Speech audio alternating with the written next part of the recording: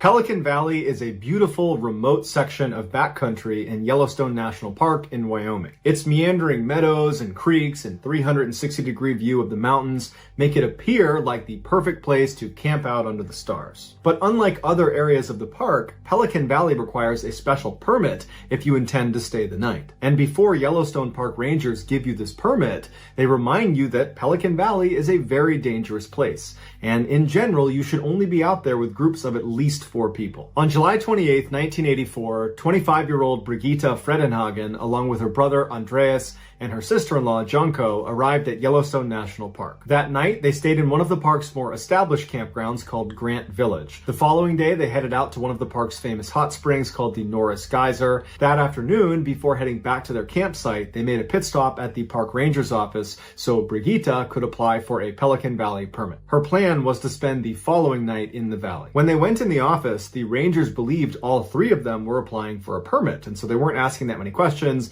They were just kind of going through the routine.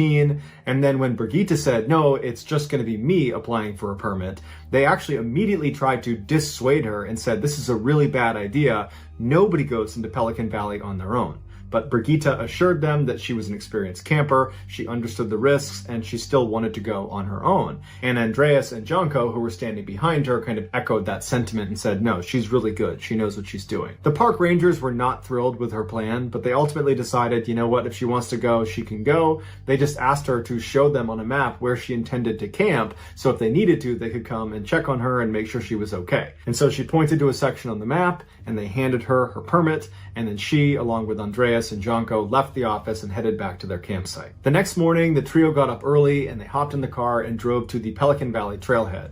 They parked their car, they got out, and they began walking into Pelican Valley as a group. After a few miles, as planned, the group stopped, at which point Andreas told Brigitte that they were going to head back now and that they would meet her tomorrow at the trailhead where they parked the car. They said their goodbyes, and then Andreas and Janko turned around and started walking back towards the car, and Brigitte carried on into the wilderness. The following day, Andreas and Janko arrived at the trailhead to meet Brigitte, but she didn't show up. And after a couple of hours, they grew very concerned, so they called park rangers and asked them, have you seen Brigitte? And they said, no, but we'll go take a look. The area Brigitte had told park rangers she was going to be camping was inside of a densely forested area right next to a large meadow, which meant as park rangers came up to check on her, they would not actually be able to see her until they were practically right on top of her. So the park rangers made their way through the meadow and into the forest before they started yelling for Brigitte, but she didn't yell back, and then at some point they reached the area where she had said she was camping, and sure enough, they found her tent. But it was a very odd scene. When they came up to the tent, they could see there was a big tear in one side. When they poked their heads down and looked inside, all of her belongings in the tent were undisturbed. There was a foam sleeping mat right in the middle, and then to the right of the mat was a flashlight that had been turned off. On the left side of the pad was a tape player with headphones that she must have been listening to before bed. It had been left on until the batteries ran out. At the foot of the pad was her backpack, inside of which were all of her clothes that had been neatly packed inside of Ziploc bags to mask her scent. Also in the pack was a wilderness survival guide with a page flipped down that was a diagram of how to string your food up into the trees so no animals can get to it. The rangers looked around the backside of the tent about 2 meters away, and they found her sleeping bag perfectly flat on the ground as if it had been laid out to dry in the sun. But upon closer inspection, they found it had 2 puncture marks, one that was up near the neck of the bag and the other that was near the torso, but there was no blood on the bag. At this point, rangers started to speculate that this could have been an animal attack, but they were confused at the general tidiness of the scene. Typically, when an animal attacks a person, it looks like a bomb went off in the area where the attack occurred, and this campsite was very, very neat. As the rangers continued to walk around the campsite looking for clues and yelling out for Brigitte, they found a barely discernible drag tail a couple of meters away from the sleeping bag that was leading west into the forest and up a hill. And so the rangers started following this trail, and they got about 20 meters away from the camp when they discovered Brigitte's cooler lying on the ground on its side, and whatever food had been in there was now gone. There was some string laying next to it, so it looked like it had been strung up in the trees, but someone or something had gotten it down. From the cooler, the rangers continue walking along this drag trail another 20 meters or so up a hill, where they discover a woman's sweater on the ground that's been torn up and there's blood on it. So at this point, the rangers get their rifles up and they keep walking another 40 meters up and over the hill down into this clearing in the woods where they find Brigitte. or what was left of her. No one knows exactly what happened to Brigitte, but the theory based on physical evidence is this. After setting up her campsite, Brigitte climbed inside of her tent, got inside of her sleeping bag, and then put her headphones on to listen to music. A little while later, a male grizzly bear discovered Brigitte's cooler strung up in the trees about 20 meters away. And apparently, Brigitte did not string it high enough because the bear was able to reach up and pull it down. After the bear ate the food inside of the cooler, it was still hungry, so it began looking around the area for more to eat. It's believed this bear was so accustomed to human traffic in the area that when he stumbled across Brigitte's tent, he wasn't scared. In fact, he thought, there's food inside of there. There's people I can eat. So this bear quietly lumbers over to the side of the tent. It reaches up and cuts the nylon with its paw, and then it puts its head inside and bites down on Brigitte's skull and begins dragging her away. There was no sign of a struggle in or near the tent, indicating that Brigitte was most likely asleep, or maybe she just could not hear the bear because she still had her headphones in. She was dragged 80 meters by her skull to that clearing where she was consumed. An attack like this is exactly the reason why Pelican Bay is considered so dangerous, because it's full of grizzly bears. And even though grizzly attacks on humans are incredibly rare, most people do not understand just how horrific they are when they do occur. Grizzly bears don't really try to kill their prey before they eat them. Instead, they focus on pinning them down and then getting them under their body weight so they can't go anywhere, at which point they can eat them at a leisurely pace. Some say grizzlies actually prefer to eat their prey while they're still living, which is why so often in grizzly attacks you see the arms and legs eaten first and then the head and torso. This is a method that keeps the victim alive a little bit longer. Unfortunately, there was so little left of Brigitte that investigators could not pinpoint a time of death. However, because this bear broke normal behavior and intentionally targeted a human, there's a good chance he savored that meal.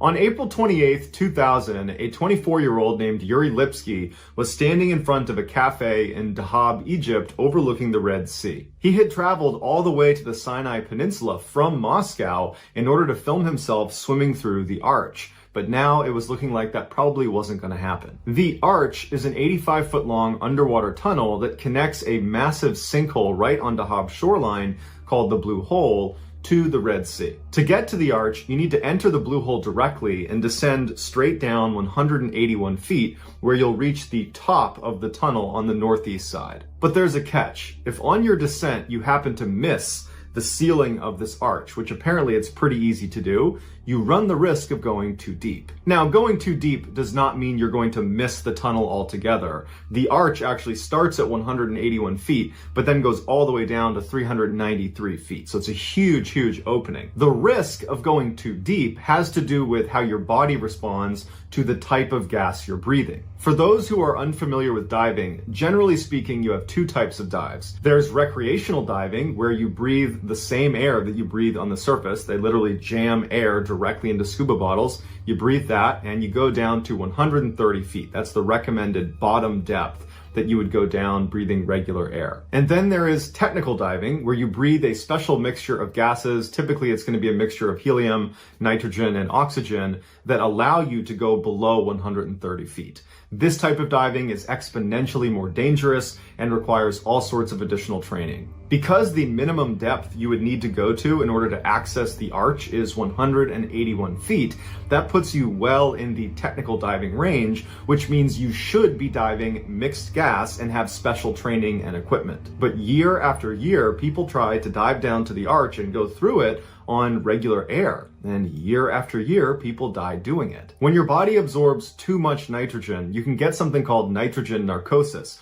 which is a lot like being drunk. And in extreme cases, divers who get this have been known to remove their mouthpiece and inhale water, believing they are actually on the surface. Below 130 feet, your body absorbs nitrogen much faster, and regular air is a whopping 78% nitrogen. So the risk of getting nitrogen narcosis is exponentially higher if you're breathing regular air below 130 feet. Also, oxygen can become toxic the deeper you go in the water column. It can lead to blackouts and convulsions that if you don't have someone there to literally physically move you up in the water column, you won't recover from it and you'll die. Regular air contains 21% oxygen, which is a lot of oxygen. So if you're diving regular air below 130 feet, you are at an increased risk of developing O2 toxicity. Now, to be clear, it is possible on regular air to dive down to 181 feet and make it through the arch and come out the other side and be just fine. But you're realistically at 181 feet pushing the absolute boundary of what you can get away with on regular air. Below 200 feet, you're probably dead. So if you're attempting to swim through the arch on regular air, you need to be paying very close attention to your depth as you descend so that you don't miss the arch and accidentally drift down below 181 feet to the very deadly 200 feet and beyond. So earlier in the day, Yuri had gone down to the edge of the blue hole and he had found one of the diving instructors that taught inside the blue hole. His name was Tarek Omar, and he asked him if he'd be willing to take him down to the arch to help him film himself going through the arch. And Tarek said, yes, but I need to train you for 2 weeks before you're going to be considered qualified to do that.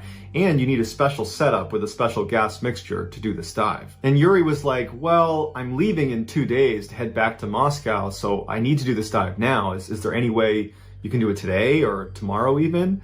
And Tarek was like, no, that's not how this works. And Tarek understood this more than anybody else, because in addition to teaching diving at the blue hole, Tarek's job was to dive down to the bottom and retrieve the dead bodies of inexperienced or overconfident divers that attempted the archway and didn't make it. Although there is not an official body count of how many people have perished inside of the blue hole, locals believe it's as high as 200 people just in the last decade. After Tarek was unwilling to take him without properly training him and outfitting him with the right equipment, Yuri thanked him and went on to a couple different other diving instructors with the same request.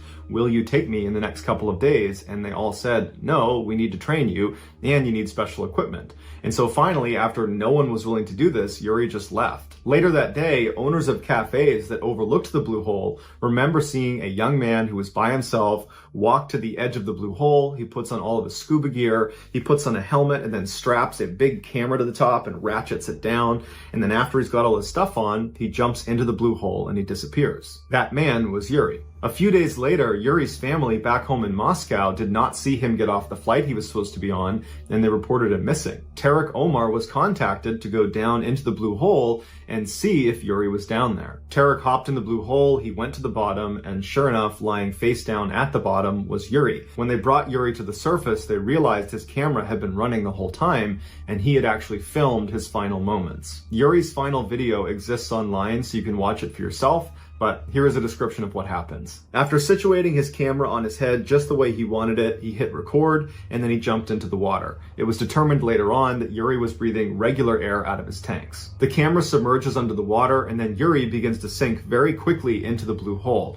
But his breathing seems normal and he's not thrashing around, so it seems like it's a controlled descent. But at some point you hear Yuri trying to activate his buoyancy compensator. Basically it's this life jacket, to describe it simply, that sits on your gear that you have a demand valve where you can inflate and deflate the air into it to neutralize your buoyancy. Or in an emergency situation, you can fully inflate it and stop yourself from sinking. In fact, you'll rise to the surface. But he's trying to activate his buoyancy compensator to slow down his descent, and the air is escaping his compensator. There's a leak, and he can't slow down his descent. Now, Yuri was wearing a weight belt, which is very common in diving. In fact, I don't really know of all that many dives that you wouldn't use a weight belt. And any diver knows that there is a quick release function on your weight belt. Specifically, if you're in an uncontrolled descent or if you're in an emergency situation and need to get to the surface, you can jettison your weight belt and go to the surface. But Yuri was panicking and he was fixated on his buoyancy compensator that he was desperately trying to activate, and it was failing.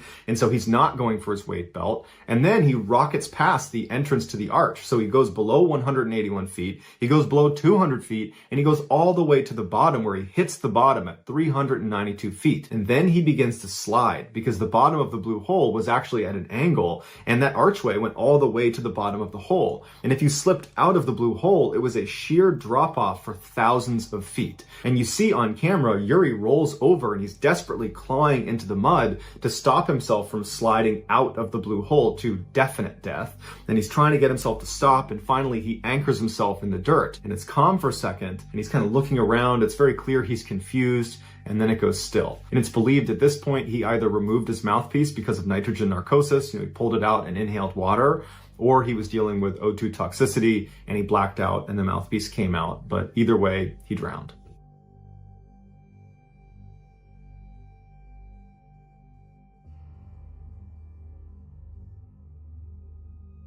On April 25th, 2003, Ralston takes a trip to Utah where he plans to explore the Canyonlands National Park. He slept in his truck that night, and the next morning at about 9:15 a.m. he gets up, and it's this beautiful Saturday morning. He hops on his bike and he bikes 15 miles to Blue John Canyon. The canyon was an 11-mile gorge that at certain places was as narrow as 3 feet across.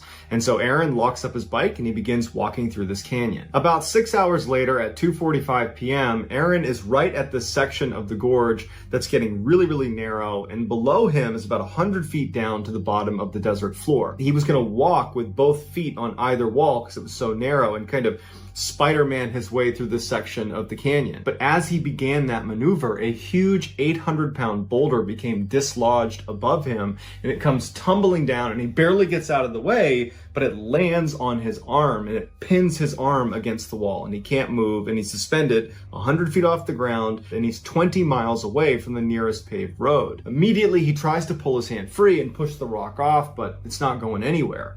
And that's when it dawns on him that he didn't tell anybody he was going to be in this gorge today. No one knows he's here, and he's so far away from anyone that can help him, and he doesn't have a cell phone, he doesn't have a radio, he's got no way to communicate with anyone who could potentially help him. Now, the position he was in was not him dangling by his arm 100 feet off the ground. He was able to position himself against the rocks where he wasn't dangling. He was able to sit fairly comfortably besides his arm being crushed, and he was able to use the rock that actually had pinned him there as a sort of table or something to lean up against. And after he calms down a little bit, after a few minutes, he reaches back and he pulls his bag out in front and he starts taking inventory of what he has. And all he had was 12 ounces of water, so just a single water bottle, and he had 2 burritos and some candy bar crumbs. That was all he had. In terms of tools, all he had was this crummy multi-tool, and it did have a little knife that extended off the end, and almost immediately he takes that multi-tool and begins chopping away at this boulder to try to see if he can maybe crack it and push half of it off.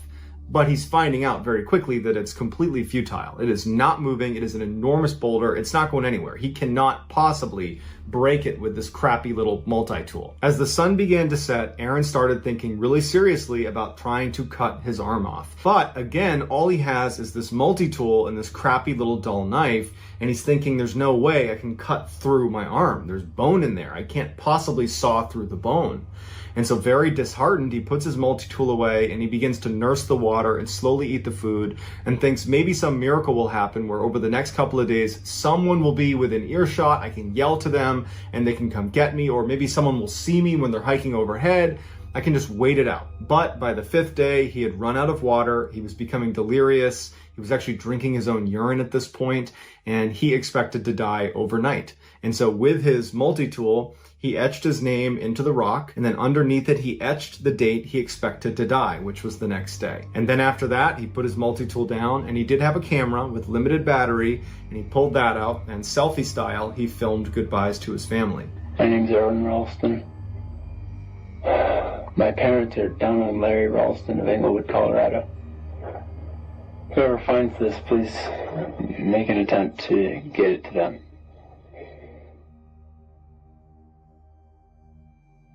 After he was done filming, he put the camera away and he leaned up against the rock and fully expected to die. But he starts to have this really intense dream where he sees himself playing with a child and he's missing his right arm. And he takes that as a sign that he's supposed to chop his arm off and get out of here alive and go start a family. And so he wakes up from this dream and suddenly all he wants to do is survive. And he looks at his arm, which is already starting to decompose at this point, and he thinks to himself, I know I can't cut through bone, but what if I'm able to break my arm clean through? I can take this blade and cut through the break in the bone. And so he began testing using the edge of the rock as a fulcrum to see if he'd be able to break his arm, using the torque of pushing it over the edge of the rock. And when he started to sense it was possible, he took a deep breath and then he broke his arm. He takes his multi-tool, and over the next hour, he would painstakingly saw through his entire arm. Once his arm was free, he couldn't believe it. He actually smiled when he saw his arm still pinned underneath the rock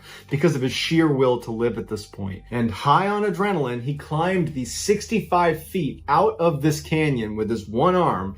He gets to the trail and he runs 6 miles, and he happens to run into a group of hikers. They give him food and water and they're totally alarmed by him, but they're happy to help him. They call 911 and medics arrive and they save Aaron's life. Following Aron Ralston's rescue, they went back to retrieve his arm. But in order to move that boulder, they had to bring out 13 park rangers, a hydraulic jack, and a winch, and all this heavy equipment, and they were barely able to move it. And they told Aron, had you still been in place, there's no way we could have placed the equipment without killing you. So basically, you had to cut your arm off in order to get out of there. There was no other way out. And so for Aron, I'm sure that felt pretty good to feel like you cut your arm off and that was the right decision. They would take his arm and they would cremate it and give the ashes to Aron. And Aron, after having his cremated arm for a couple of days, decided, no, I need to put this where it belongs. And so Aron went back out to the canyon where he had been trapped, and he scattered his ashes over the boulder that had nearly killed him. In 2010, Aron's ordeal was turned into a huge blockbuster movie called 127 Hours, where James Franco plays Aron Ralston in the movie, and it's an incredible movie, albeit it's pretty hard to watch. Aron Ralston himself said the movie, although it's a drama, is pretty much a documentary because James Franco does an incredible job portraying his emotions and what it was actually like to be trapped underneath this boulder for 5 days.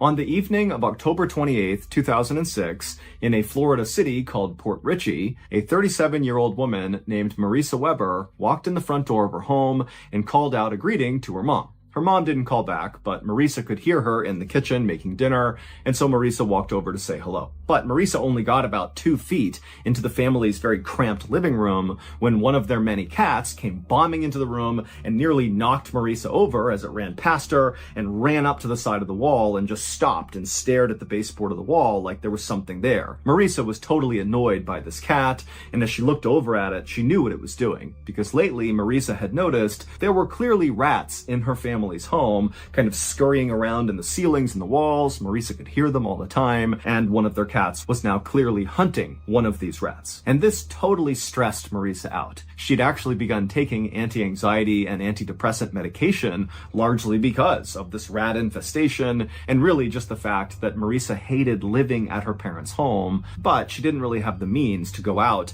and live in her own place, which she knew would solve the problem, and so she was just kind of stuck here. And so Marisa turned away from the cat and likely the rat behind the wall, and she made her way through the tight little living room into the kitchen, and she gave her mom a quick hug, and she saw her dad was also in the room as well, and he said hello to her. And then Marisa's mom offered her some food, but Marisa said, you know what, I'm not hungry, thank you, I'm just tired, I'm gonna go to bed. And so Marisa again gave her mom a hug, she said goodnight to her dad, and then she turned, walked up the stairs, and made her way to her bedroom. She went inside and shut the door. The next morning, Marisa's parents got up and they began making breakfast and getting ready for the day, but Marisa did not come downstairs, and so the parents assumed she must have left early for her job. Marisa was a secretary at a waste disposal company. And so the parents just had their breakfast and they too went out for their jobs. And then in the evening, when the parents were back home, Marisa did not come home at the time she normally would after work. But the parents were not actually that concerned right then,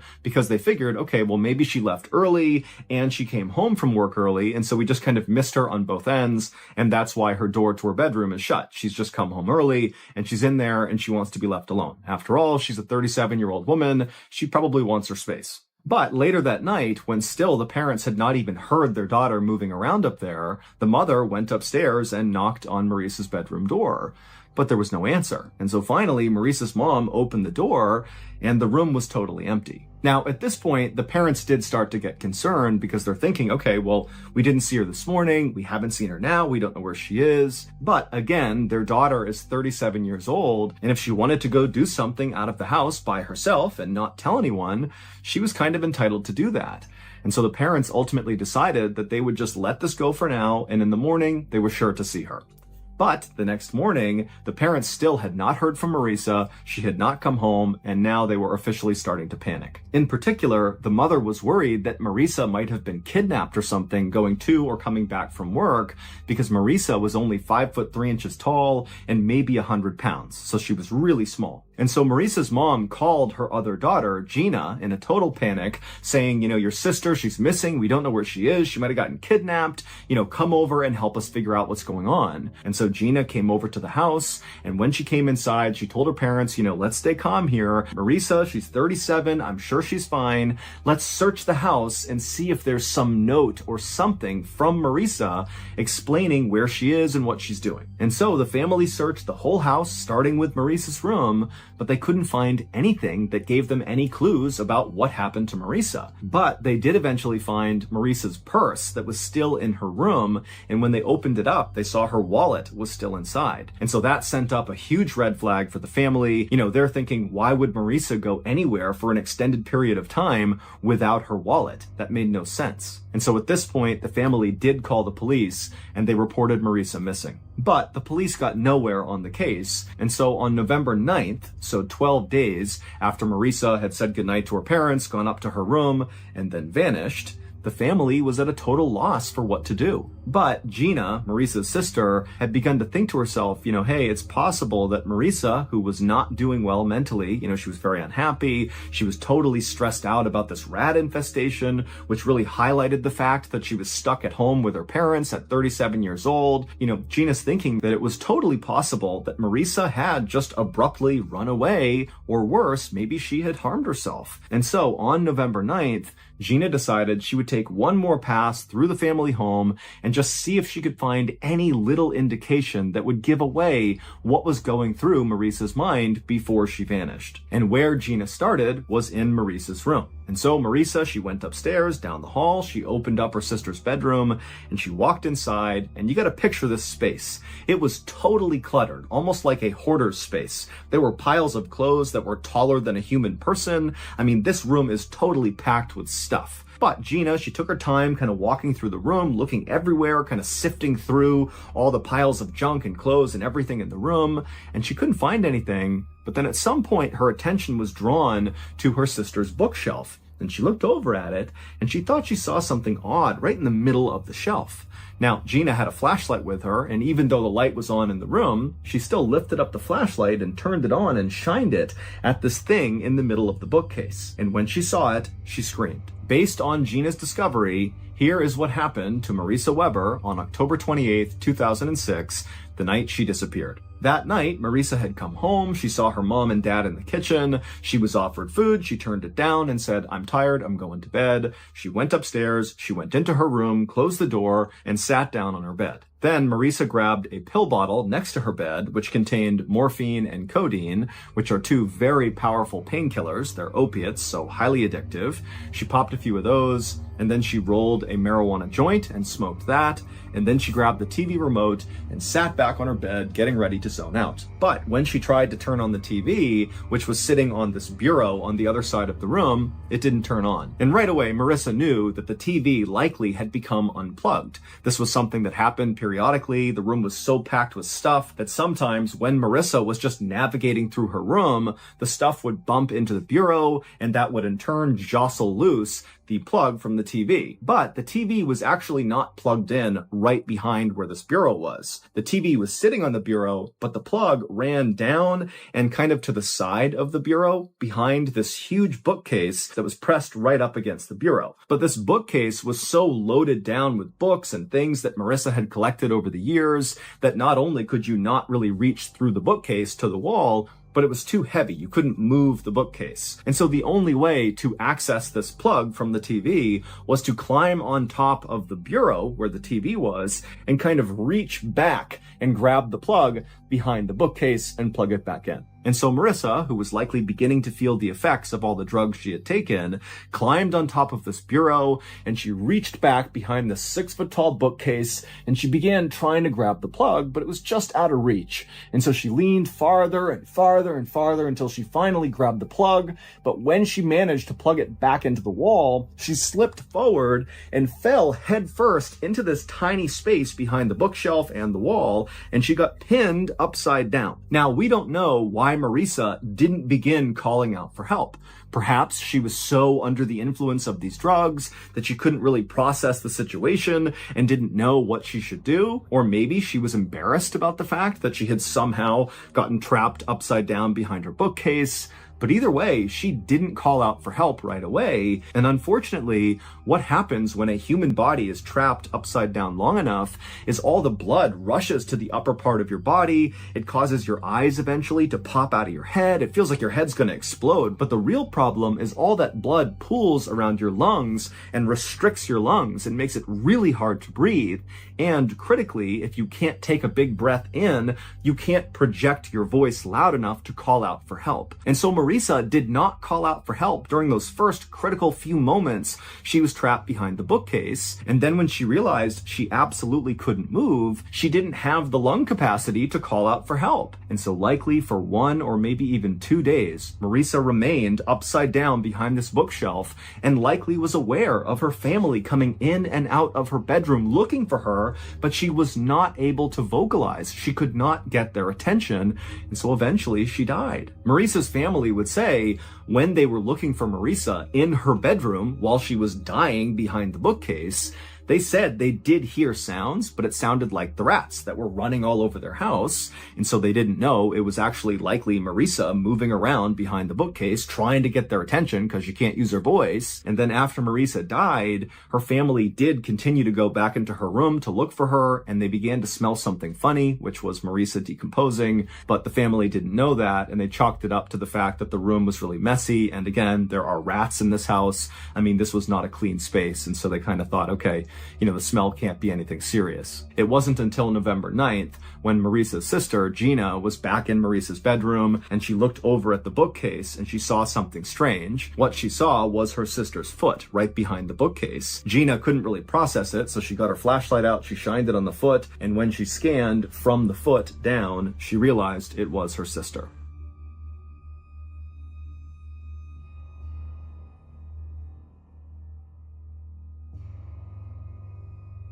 On the morning of June 25th, 2007, a 28-year-old man named Mike Barnett woke up to the sound of pounding rain on the roof of his home, which was located in Hull, which is a city in northern England. Mike groaned as he rolled out of bed. It had been raining like this for the past month, and he and the rest of the people in Hull were just totally over it. But another reason he groaned is he knew that he would have to go to his job at a tropical fish store, even though he was not scheduled to work that day. There was a street right behind the tropical fish store that always completely flooded out from all these debris getting clogged in the drain, and the owner of the tropical fish store, so Mike's boss, who was an elderly guy, he would always go out and try to clear the debris himself, and Mike just knew, he really needed help, and today he knew his boss would be out there, and so he just felt like it was his responsibility to go in and help him clear out the debris. So Mike got dressed, he had some breakfast, and then as quietly as he could, he slipped out the front door. Mike was careful not to make too much noise because he didn't want to wake his dad, who he lived with. Mike and his dad had always been very close, but after the death of Mike's mother, he and his father had become even closer, and so they actually really enjoyed living together. But Mike also knew that his dad was very protective of him and very likely would not like the idea of Mike going out in this horrible storm to go try to clear debris in a flooded out street. It just was too dangerous. And Mike just didn't want to deal with that right now, and so he was able to slip out without waking up his dad. Mike hopped in his car and he drove to the fish store, and as soon as he got there, he hopped out, he went around to the back side of the shop, and sure enough, the entire street out back was totally flooded. Clearly, debris had blocked the drainage system. Now, Mike's boss was not out there yet. Mike could see him inside the shop, kind of going about his morning, and so Mike, without even going inside, just began wading into the water to begin clearing debris. The drain that was clogged by all this debris was located just off to the side of the sidewalk. It was down in a culvert. And so Mike very carefully walked off that sidewalk into this very cold, muddy water, and he began moving in the direction of where he knew the drain was. And so as he's walking, the water is down to his ankles, maybe up to his knees at some point, but he gets closer and closer to where he knows this drainage is down in this culvert. And suddenly Mike begins feeling this unbelievable suction at his feet that began pulling him basically straight down. Mike tried to move, but his feet were anchored to the ground, and then before long, he began getting pulled forward towards this drain, and then down he went. And as he went all the way down to his neck in the water, he felt this unbelievable pain in his thigh. Mike didn't know it, but his leg had been sucked through the drainage gate that was all blocked up. There was still some holes in it, and so his leg had gone through one of those holes, and it had pulled him all the way up to the top of his thigh and brutally snapped his leg in the process. And so Mike is in blinding pain from his leg being shattered and run through this grate, and he's literally up to his neck in this frigid water, and the wind's blowing and it's raining and the water's going in his mouth. And so Mike begins to panic and he's trying to pull himself out. He can't. And then he begins screaming for help.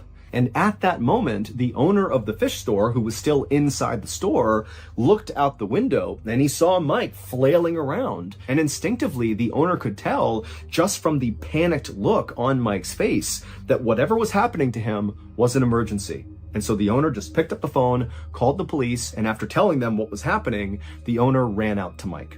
When the first police officers arrived on the scene, Mike was still in the water up to his neck, and the shop owner was right next to him. And the police officers, they assessed the situation in front of them, and they thought, okay, clearly this guy, Mike, is trapped in the water. This is serious, but we can pull him out. That's the obvious solution here. And so the two officers walked up to Mike, they waded through the water and got on either side of him, kind of pushing the shop owner out of the way. And then the two officers grabbed Mike's shoulders. These are strong police officers, and they began pulling on Mike. And as soon as they did, Mike let out this unbelievably loud scream of just pure agony. And in fact, his scream was so guttural that the two officers let go and were kind of startled by it. And very quickly, these officers realized this situation is far worse than it appears. Because not only is this guy totally stuck and he can't be moved, but, they're looking around and the rain is still coming down and it's clear the water is still slowly rising. And because Mike's body was situated over the grate, he himself was causing even more blockage, increasing how much the street was flooding. Meaning the officers knew they had to get Mike out as soon as possible or he would drown. But over the next several hours, more police officers, firefighters, EMTs, Good Samaritans, everybody showed up on the scene, and there were so many attempts to get Mike out of the water, ranging from trying to cut the grate, but the water was too muddy so nobody could see through it, and the water was so strong that nobody could set the bolt cutters on the actual grate. And then at one point, they even tied a winch around Mike and tried to pull him out with a Land Rover, but every intervention failed. The rushing water that was pinning Mike to this grate was so strong, and Mike's pain in his leg was so high, it made it nearly impossible to move him. And so finally, at the 4-hour mark that Mike has been trapped in this water, a decision was made amongst all the first responders to amputate. So the police called a doctor who was willing to perform the leg amputation. And then after doing it, Mike could sense something was up. Clearly it's not going well. And he began frantically asking the police and all the first responders, when are you going to get me out of here? When are you going to get me out of here? And they just kept telling him, soon, Mike, hold on. It's going to be okay. Meanwhile, the owner of the shop at this point had called Mike's dad to tell him what was going on. And so as all these people are waiting for this doctor to show up to cut Mike's leg off, Mike's father shows up and basically barrels through the crowd and starts screaming, "I'll get my son out of here." But as soon as he saw his son, he was totally taken aback. Mike was up to his chin in water. There was a diver behind him in the water with him, holding him up, barely keeping his head above the water. Mike's face was totally pale and his eyes were totally unfocused, and he had this weird blank expression like he wasn't even there. And then a second later, a whole wall of police came running up to Mike's dad to stop him from getting any closer. And they told Mike's father they were doing everything they could to try to get his son out. And for now, they told him he just needed to go home.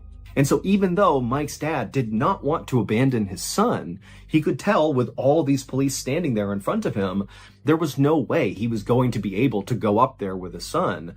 And so he would turn around and head back home without even speaking to his son. And then when Mike's dad got home, he turned on the news, and the news was showing live coverage of his son trapped in that grate. And just a couple of minutes later, Mike's dad would watch his son die on the news. By the time that doctor arrived with that special saw to cut off Mike's leg, it was already too late. Mike had passed away from hypothermia. On Monday, June 21st, 2004, 72-year-old Jane Thompson drove her car down a road through the city of Laguna Niguel, California. She was on her way home from a weekend trip to Los Angeles, which was about 50 miles north of Laguna Niguel. And because LA was so chaotic and full of activity and constant stimulation, Jane actually really appreciated this commute back home, this 50-mile drive. It was a time to be by herself and sort of decompress from being in the city. So Jane used to live in Los Angeles, where she had worked for decades in the film industry. But she had retired and moved to Laguna Niguel 7 years earlier. And this move had been like a total lifestyle change for Jane, because her career in LA had been fast-paced and exciting. She'd been an assistant to some really important people in Hollywood, and then also she was an award-winning producer, and then a decorator for various Hollywood celebrities. It was sort of very glamorous what she was doing. So even though Jane was generally a pretty quiet person who appreciated her alone time, like driving in the car right now, it still had actually been really hard to completely transition to the slow pace of life outside the glitz and glamour of Hollywood, especially because her girlfriend, Marion Reese, still lived in LA. Jane had known Marion for decades at this point. They'd started out as coworkers because Marion owned a production company and Jane had produced a lot of projects for her. Then at some point years ago, their relationship turned from a, working friendship into a full-blown romance, and they'd been involved ever since. And even though now they lived over an hour's drive apart, they still spent a lot of time together. Jane was actually going back to LA again on Friday because they had tickets to the opera, and then also Marion was going to be joining Jane on a cruise to Europe the following week. But for right now, Jane just kind of looked out her window as she drove by a cluster of houses. And she noticed outside one of those houses, she saw her friend, Mary Larkin, gardening in her front yard. Jane had known Mary for years, and she was really Jane's closest friend in town. They'd spent countless nights talking and drinking wine together, sometimes with Mary's other next-door neighbor, Karen, who had also become a close friend. So, naturally, Jane slowed down in her car, and she rolled down her window, and she called out to Mary to say hello, and to remind her that they were due for a wine night sometime soon, before she left for her cruise. And Mary, after hearing this, nodded enthusiastically and said she would for sure give Jane a call. After that, the two women said their goodbyes, and then Jane kept on driving. And a few minutes later, Jane saw her condo complex's entrance up ahead, and so she threw on her blinker and turned in. And pretty soon, she was surrounded by mostly identical units with orange-tiled roofs that were all packed really close together. But Jane loved her neighborhood. It was on this quiet hillside and less than 4 miles from the ocean, and she just felt completely comfortable there. It was the kind of place where people left their doors unlocked, and everybody seemed so warm and welcoming. And this meant a lot to Jane, because she didn't have any kids or living relatives. She was kind of on her own. So it was nice to feel like her neighbors were all looking out for her. As Jane pulled her car into the garage and got out, she looked across the street and saw her teenage neighbor, Sam Nelson, playing basketball in his driveway. Jane tried to get his attention and waved to him just to say hi, but when he looked over and saw her doing that, he kind of put his head down and quickly rushed inside his home. And Jane, she understood why. Clearly, he was embarrassed. So Sam was kind of a troubled kid. He had actually broken into Jane's house just this past Friday while she was out, and he took some of her jewelry.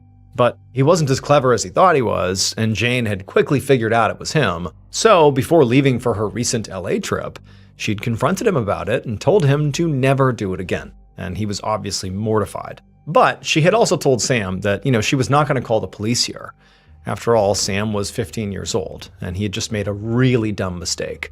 And in Jane's mind, Sam was a part of her beloved community, and so even though he had done something bad to her, she still wanted to look out for him. Plus, really, he hadn't taken anything that was particularly valuable or anything she really cared about, so she felt like she was just giving him a second chance, and this was no big deal. Now, Sam was obviously very appreciative at the time after realizing he was, not going to get in any real trouble here. But it was also clear now that he really didn't want anything to do with Jane. I mean, he was just embarrassed at the sight of her waving to him. But, for Jane, she figured maybe that was just as well. And so, after seeing Sam disappear into his house, Jane just shrugged, turned around, and headed inside her own house. Jane spent the next few days doing things around town, volunteering at the library and taking walks with her weekly walking group. And before she knew it, it was almost time to head back to LA. On Thursday evening, June 24th, so the night before she was set to go to LA, Jane stood in her kitchen making some pasta and thinking about what outfit she was going to wear for the opera in LA the next night. And then after she cooked and ate her dinner, she laid on the couch to watch some TV. Now, she had planned to only watch a little bit and then get some packing done, but pretty quickly she felt her eyelids get heavy, and soon she was fast asleep. 3 days later, on Sunday afternoon, Jane's friend and neighbor, Mary Larkin, the woman she had seen when she was driving home from LA, drove up to Jane's house with their other friend, Karen Hamara, and they jumped right out of the car. Mary had an undeniable knot in her stomach, which had only been getting tighter by the minute ever since Jane's girlfriend, Marion Reese, had called earlier to say that Jane had never showed up in LA for their trip to the opera, and now she was not answering her phone. And when she heard this, Mary immediately became very worried because, Jane just didn't flake on people without calling. And so given Jane's age, it seemed entirely possible that maybe she had an accident or medical emergency at home and needed help, and that's why nobody could get in touch with her. So after she herself tried calling Jane a few times but with no luck, Mary had gone over to her neighbor Karen's house and asked her if she would come with her to go to Jane's house just to make sure Jane was okay. And on their drive over, Mary had convinced herself, despite that feeling in her gut, that, everything would be okay. But now, as she went up Jane's driveway, she could see there were a few newspapers piled up at the end of it, which made her even more anxious that something was wrong here. And so Mary hurried right up the driveway, went to the front door, and began knocking. But as she and Karen stood there, they couldn't hear anything inside the house. Nobody was coming to the door. And so finally they left the porch and went around to the back of Jane's house to try her back door. And when the two women got into Jane's backyard, Mary froze because she could see the sliding glass door that led into Jane's living room was clearly wide open. And so Mary and Karen, from right there in the yard, just began yelling through the open door for Jane, but there was no answer. Eventually, Karen began to walk towards the open door like she was going to go inside, but Mary instinctively grabbed her and just said, "Don't." She was shaking and could barely think straight, but Mary felt like they just should not go in there, that it was not safe. And so instead, the two women ultimately backed away and went to go call the police. A few minutes later, Mary and Karen stood out on the street in front of Jane's house, watching as a police cruiser pulled up. The women immediately went over to the two deputies that got out, and they tried to explain the situation, that their friend was not responding to phone calls and that their back door was wide open, which just seemed really strange, and nobody knows what's going on. And so the officers asked Mary and Karen to take them to the back of the house where this open door was, and so they walked around the side yard, they went back there, and when they got there, Mary watched as one of the officers just walked up to the open door and stuck his head inside and began to look around. And as soon as he did that, Mary could see his body began to tense up, like he had seen something inside. Mary blurted out like, "Hey, what's going on? What's wrong?" But the officer looking in the home, he didn't respond. Instead, he turned to his partner and told him to secure the scene and call for backup. There was someone inside, and he could already tell they were deceased. Hiring sounds simple until you have to do it. First, you're waiting for the right people to apply, and then you're sorting through resumes, trying to figure out who's actually qualified. And then after that, it's emails, it's scheduling, and a lot of back and forth. And before you know it, it's turned into a full-time job on top of your actual job. Well, the future of hiring looks much brighter because ZipRecruiter's latest tools and features help speed up finding the right people for your roles, so you save valuable time. And now you can try ZipRecruiter for free at ziprecruiter.com/ballen. Over 320,000 new resumes are added to ZipRecruiter monthly, so you can easily find and connect with qualified candidates in minutes and unlock their contact info instantly. Use ZipRecruiter and save time hiring. 4 out of 5 employers who post on ZipRecruiter get a quality candidate within the first day. And if you go to ZipRecruiter.com/Ballen right now, you can try it for free. Again, that's ZipRecruiter.com/Ballen. ZipRecruiter, the smartest way to hire.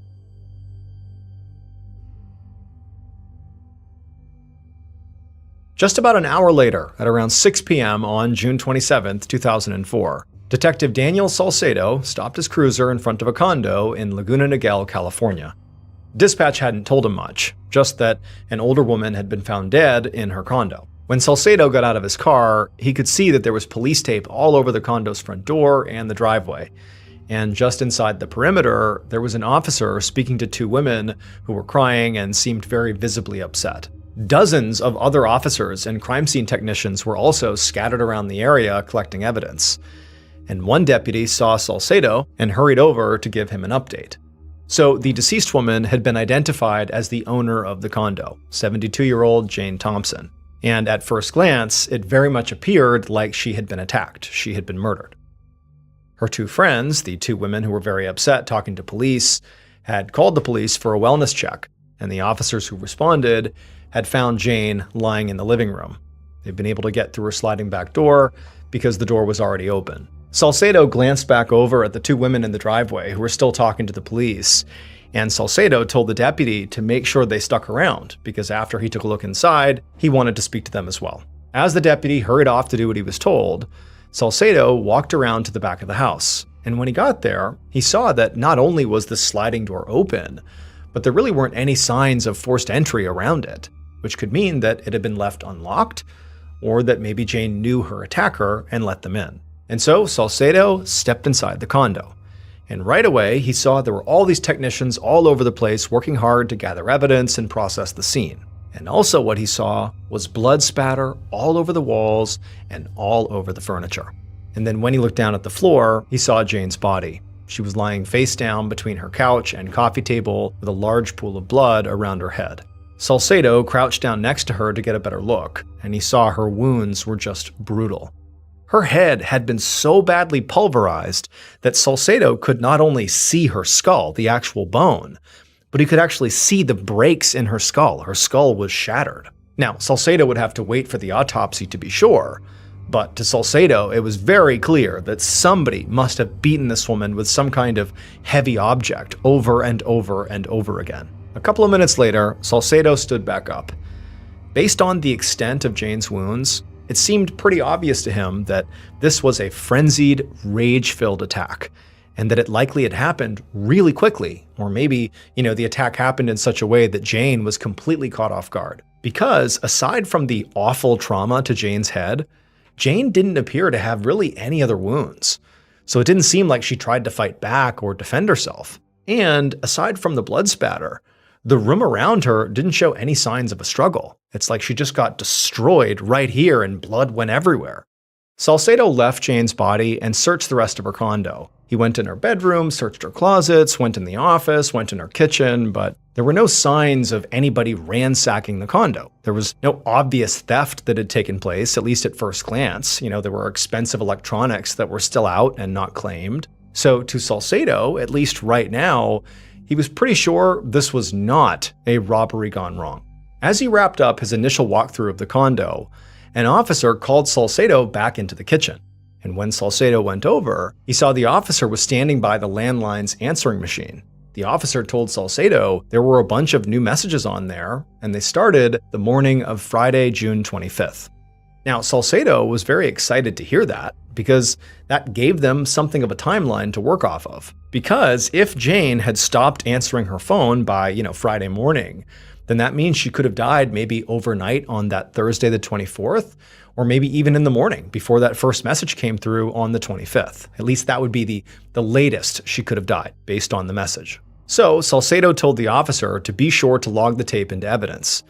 Then Salcedo went back to the living room where Jane's body was and all the texts were, and he just stood there with his arms crossed, thinking about, what's he gonna do next? Considering the attack had all the signs of being highly emotional, Salcedo felt confident that Jane's killer was someone who knew her and was deeply angry with her. So the first people he wanted to speak to were those that Jane was closest to, like family, friends, or maybe even romantic partners. Jane appeared to live alone, so he hoped other people in the neighborhood, or maybe those two women who called the police, could tell him more about Jane's personal life, her relationships, and give him a place to start. So Salcedo grabbed a few officers, and they headed outside to begin asking some questions. When he got outside, Salcedo could see there was now an audience of people, a crowd of, who Salcedo assumed were residents of this complex that were gathered at the edge of the police perimeter. And Salcedo understood why. Brutal homicides like this one rarely happened in this area, if ever. There was probably going to be a lot of panic and rumors in this community because of it. And based on the literal layout of this complex, the fact that all these condos are basically on top of each other, he knew that, those rumors would likely spread really quickly. But also, the fact these condos were tightly packed together gave Salcedo an advantage. Very likely because people are living on top of each other, somebody might have heard or seen something that could help break this case wide open. Just then, another police cruiser pulled up in front of the house, and a detective named Brian Sutton stepped out of the car. And when Salcedo saw who it was, he immediately felt relieved. Salcedo worked extremely well with Detective Sutton, and interviews were sort of like their specialty. As a duo, they had an instinct for asking the right questions that got people talking. So Salcedo hurried over to Sutton and quickly told him everything he'd learned so far. And once Sutton was up to speed, they went right over to the two women who had called 911. Salcedo was eager to interview them as witnesses, but he also was not ruling out the idea that they could also be suspects. He was sure this had to be a personal crime, and they clearly had some kind of relationship with Jane since they'd come over to check on her. When Salcedo reached the women, he could tell they had calmed down quite a bit from when he had first seen them when he first arrived. And the women, they were composed enough to tell him their names, Mary and Karen. They then explained that they were good friends with Jane and they'd come over to check on her. Because recently, Mary had gotten a call from Jane's girlfriend, Marion Reese, who lived in LA, and Marion had been worried because Jane had not shown up in LA for plans they had, and so she was trying to find out where she was she okay? And so Mary and Karen had gone to see if she was okay. This made Salcedo immediately perk up, and he asked Mary for Marion's information. As he jotted down Marion's phone number, Sutton asked the two women where they were on the night of the 24th or early morning of the 25th. So that was 2 nights ago and then also yesterday morning. And both of them said they had alibis. Now, the detectives would have to confirm their alibis because anybody can make up an alibi. But for right now, Salcedo was comfortable ruling Mary and Karen out as suspects. They both seemed genuinely stunned by Jane's murder. And while it did seem like they were good friends with Jane, he wasn't sure they had the kind of intense closeness that might have led to such a vicious attack. So he told the two women they could go home.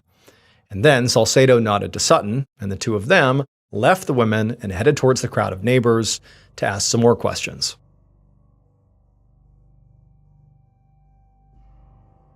The next morning, Monday, June 28th, and Salcedo was behind the wheel of his cruiser with Sutton in the passenger seat. They were almost at the end of their long drive up to Los Angeles to interview Jane's girlfriend, Marion Reese. Salcedo was eager to get her statement, because right now, they didn't have that many other leads. The forensics team hadn't found any DNA or fingerprints at the scene to test against future suspects. And the canvas of Jane's condo complex the night before really hadn't yielded much either. They'd learned that no one had seen Jane since Thursday, which backed up the timeline they'd already gotten from the answering machine.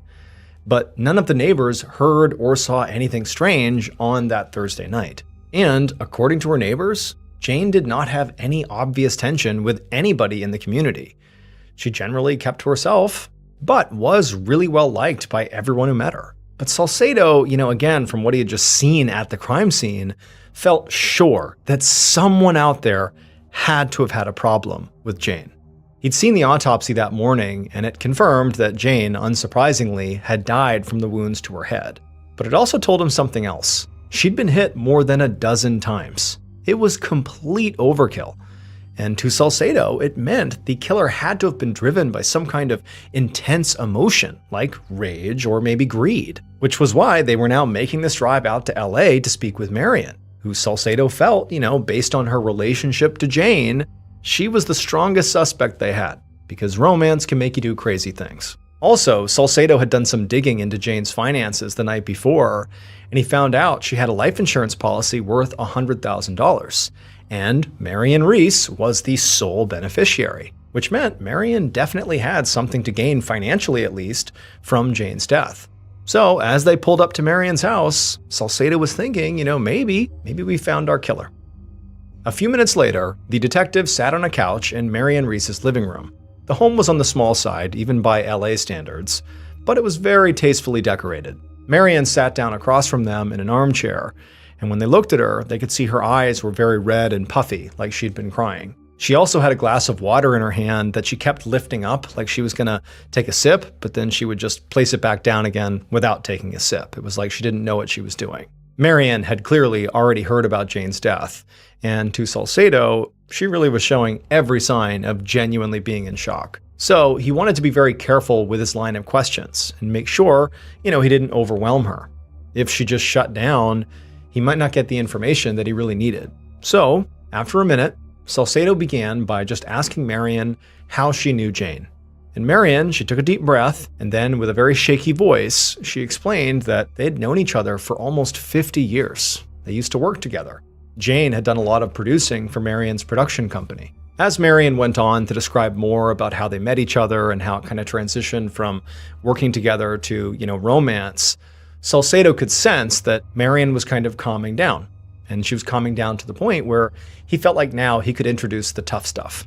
So he turned and he nodded to Sutton. And at that point, Sutton asked Marion if she knew that Jane had named her, Marion, as the sole beneficiary on her life insurance policy. And Marion immediately gasped, and she said she had no idea Jane had done that. But she also said it did sort of make sense. She said that Jane really didn't have any family, and in some ways, Marion was her family, or at least was her closest relationship. Now, Salcedo felt like Marion's reaction to this was very earnest, but he couldn't be sure.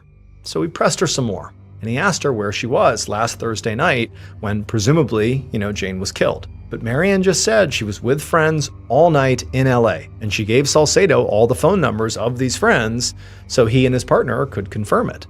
They talked for a while longer as Marion went over the details of how Jane missed their opera date on Friday and then stopped returning her calls, and it all lined up with what Jane's friend, Mary, had told them. So eventually, Salcedo and Sutton stood up to leave.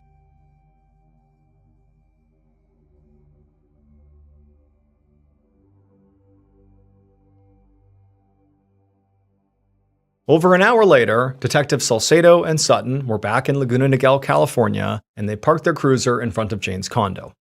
On their drive back from Marion's house in LA, the detectives had called some of Marion's friends to confirm her alibi. And they all confirmed that on the night Jane was killed, they were with her and she was in LA. And so now Salcedo had to admit that Marion was looking less and less like a suspect. So now the detectives were back at Jane's condo to look into another working theory about what might have happened here. Maybe Jane's murder was a hate crime. So remember, this was back in 2004 when being a homosexual was just not as widely accepted as it is today. And so their theory was, maybe one of Jane's neighbors had seen Marion, Jane's girlfriend, visiting, or maybe heard about their relationship and they didn't like it, and so they lashed out. And then also strengthening the idea that, one of the neighbors could have done this was the fact that it was sort of common knowledge in this neighborhood that most people left their doors unlocked. And so it sort of strengthened the idea that maybe a neighbor did this, maybe because of their hate towards Jane and her way of life. However, Sutton and Salcedo knew that actually investigating this theory was going to be extremely challenging. There were 144 houses in the complex, and so conducting a thorough investigation of every resident of all those houses was just going to take a lot of time. But they didn't have any other options, so the detectives got to work, and they went to the first house next to Jane's and knocked. A few hours later, Salcedo and Sutton returned to the Orange County Sheriff's Department. They had spent most of the afternoon talking to people who lived in Jane's condo complex. And while they hadn't talked to everyone, they already had to admit that their hate crime theory was looking sort of like a wash. Most people didn't even know Jane was in a relationship at all, since her girlfriend, Marion, lived in a different city, so they didn't see her. And also, there was just nothing anybody in the neighborhood said that made the detectives think that Jane was being targeted really for any reason. But a few people had mentioned that recently there had been some burglaries in the complex, which was completely unheard of in a place like Laguna Niguel. Still, there was a huge difference between somebody breaking in and stealing some stuff and breaking in and bludgeoning someone to death. But it was a lead. And that's what Salcedo was thinking about as he and Sutton walked towards their desks. But before they got there, Salcedo had this epiphany. And he just stopped in his tracks and he turned to Sutton and said, "Turn around. We have to go back to the evidence room. I think everything we need to solve this case might be in the building with them right now."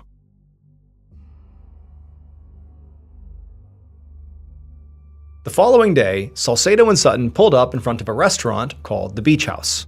The previous afternoon, Salcedo had suggested that he and Sutton go back to the evidence room and listen to Jane's answering machine tapes. Now, to be clear, they had already listened to the tapes before, but none of the messages had seemed particularly important. But now, based on what they'd learned over the course of their investigation, they realized that those messages actually told them a lot. And so Salcedo and Sutton had spent hours re-listening to the tapes and gathering even more evidence to confirm what was on it.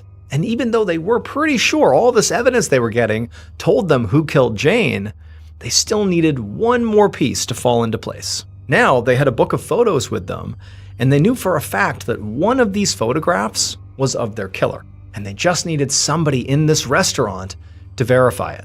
So as soon as they got inside, they found the manager and explained why they were there, and then they asked him, "Hey, would you mind looking at these photos to see if you recognize anyone?" The manager looked a bit alarmed, but he ultimately agreed and said he would. So they went into the back room, they opened up their book of photos, and the manager looked, and pretty much immediately he pointed to one picture. And when Salcedo saw the person the manager was pointing to, he knew they'd cracked the case. Based on forensic evidence and also a confession, here is what investigators believe happened to Jane Thompson in the early morning hours of June 25th, 2004.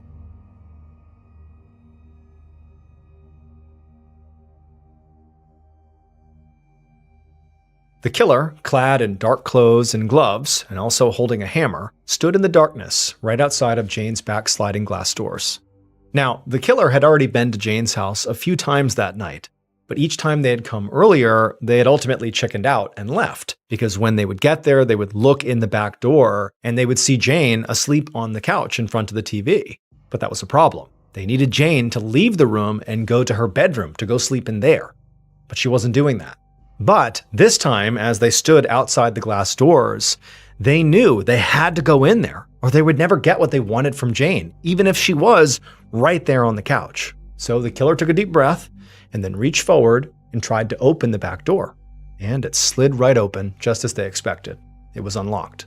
Once it was open, the killer very carefully, very quietly, stepped inside and made their way over to the couch where Jane was. They wanted to check to make sure Jane was still asleep. But as the killer is hovering over Jane, looking down at her, she's on her back on the couch, the killer practically fainted when Jane opened her eyes and looked right at them. And the killer was so surprised and so scared that they instinctively lifted up their hammer and brought it down on Jane's head. And when the killer finally stopped and kind of calmed down for a second, they just stared at Jane's destroyed body in total shock. Then they backed away and realized the hammer, the murder weapon, was dripping blood everywhere. So they grabbed the head of the hammer with their gloved hand to kind of stop it from dripping and then ran right back out the sliding door. The killer hurried across the street outside, tossing the hammer into the trash as they went. And when they finally got to their home, they stripped off their clothes, balled them up, and then tried to decide where to hide them. And as they thought about that, they looked out their bedroom window at the house across the street, where they'd just killed the one person who had given them a second chance. It would turn out Jane was murdered by a child, her 15-year-old neighbor, Sam Nelson. Sam had actually broken into Jane's house more than once. He'd broken in repeatedly and stolen a lot of things from her, including her credit cards. That was what the phone messages had been about. Jane's credit card company had called her back after she had reported a series of fraudulent charges. And one of those charges was at that restaurant that the investigators visited with the photo lineup. And the manager, when he looked at the photos, recognized Sam, because Sam had been in there recently. The reason Sam was stealing from Jane, and also from other people in the neighborhood, was ultimately just because he was trying to keep up with his appearance. He used these stolen credit cards and money to buy food and items that would, in his mind, impress his wealthy classmates. On the night of Jane's murder, Sam did not go in there with the intention of killing her. He went in there with the intention of robbing her. But for whatever reason, when, she opened her eyes and saw him, he sort of panicked, hit her once with a hammer, the blood went in his mouth, his mind went blank, and then suddenly he's beating her to death. Sam was arrested and eventually sentenced to 25 years to life in prison for Jane's murder and also for multiple counts of burglary. His earliest eligible release date is in 2027.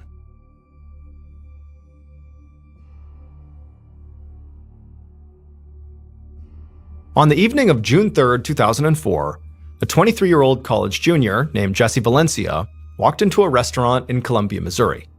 His friends were already there. They were sitting at a table in the back of the restaurant, and as soon as they saw him, they waved him over. And so Jesse made his way over to sit with them. Jesse was a student at the University of Missouri, and he was majoring in journalism and pre-law. The spring semester had just ended a few weeks ago, and as much as Jesse had loved the semester and he really had enjoyed what he was studying, he was looking forward to some time off. He wanted to see his friends and go to some good parties. Jesse had always been a very outgoing person with a very active social life, but sometimes that characteristic sort of got him in trouble. In fact, just a couple of weeks ago, he'd had to go to court over a charge of obstructing a government operation, which he'd picked up 2 months earlier when he refused to leave a house party that the cops were breaking up. And as soon as he sat down at the table with his friends, one of them immediately asked him, hey, how'd that court hearing go? And Jesse had said, it didn't go too well. He thought the whole thing was kind of ridiculous, and he had hoped the charge would have been dropped already. But when he had gone to the courtroom, he found out the charge had actually been upgraded. The prosecutor had changed it to obstructing a government operation by physical interference, which was worse. But Jesse said, he still wasn't that worried about it.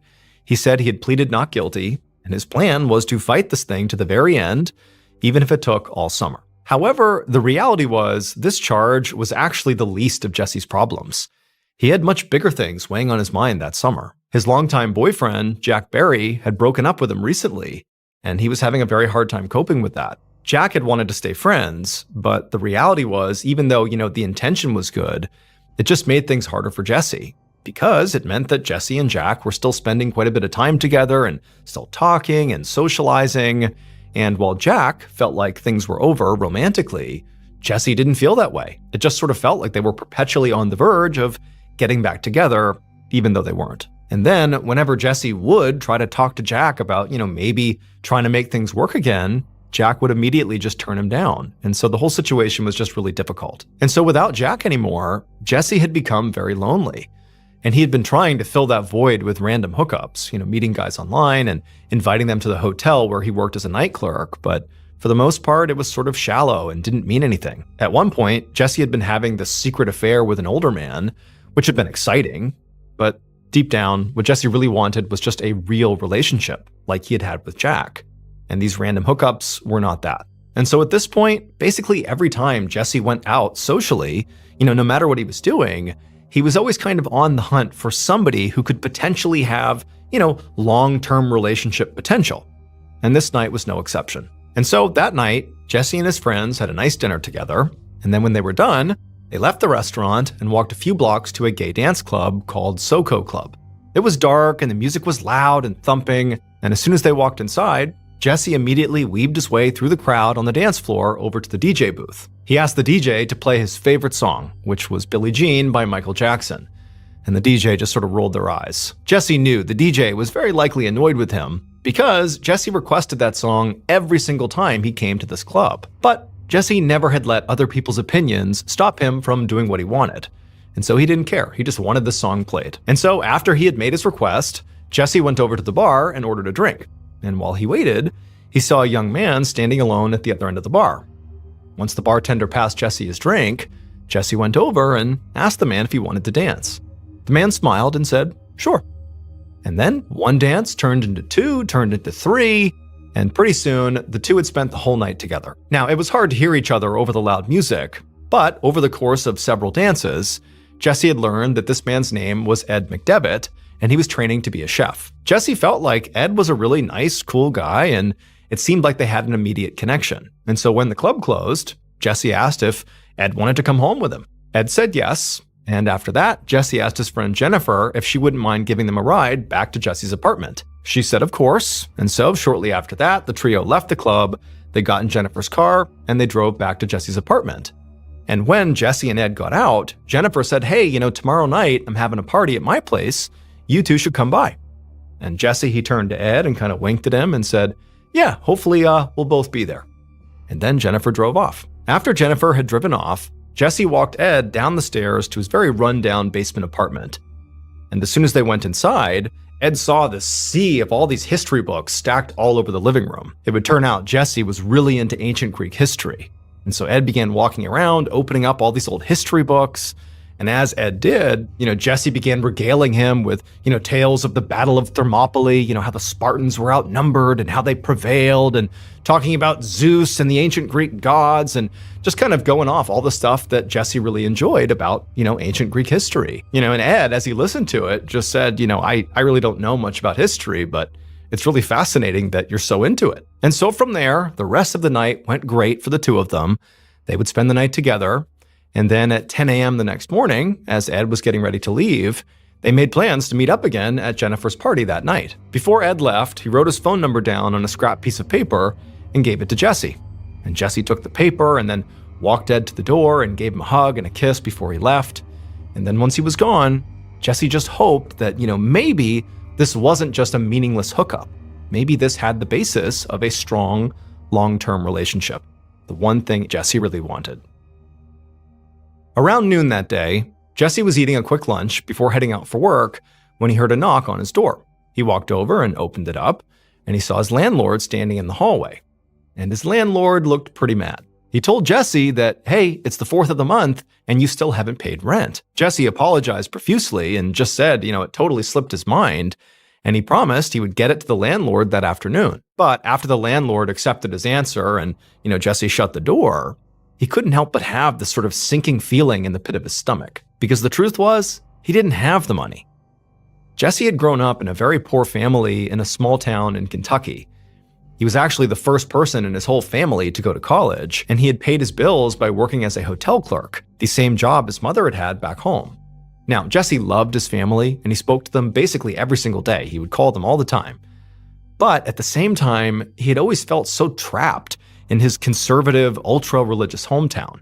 So he had left and tried to sort of reinvent himself as someone new, the kind of person who can do anything and go anywhere. And so even though he had done that, it would turn out that making real money was something that he just hadn't quite figured out yet. Before Jesse left for work that afternoon, he scrounged up all the cash he could find, but it still wasn't enough to make rent. He dropped the cash in the landlord's mailbox anyway, with a note promising he would get the rest of it together in a couple of weeks. Then he walked to his job at the campus inn and spent an uneventful evening behind the front desk, counting down the hours until the end of his shift.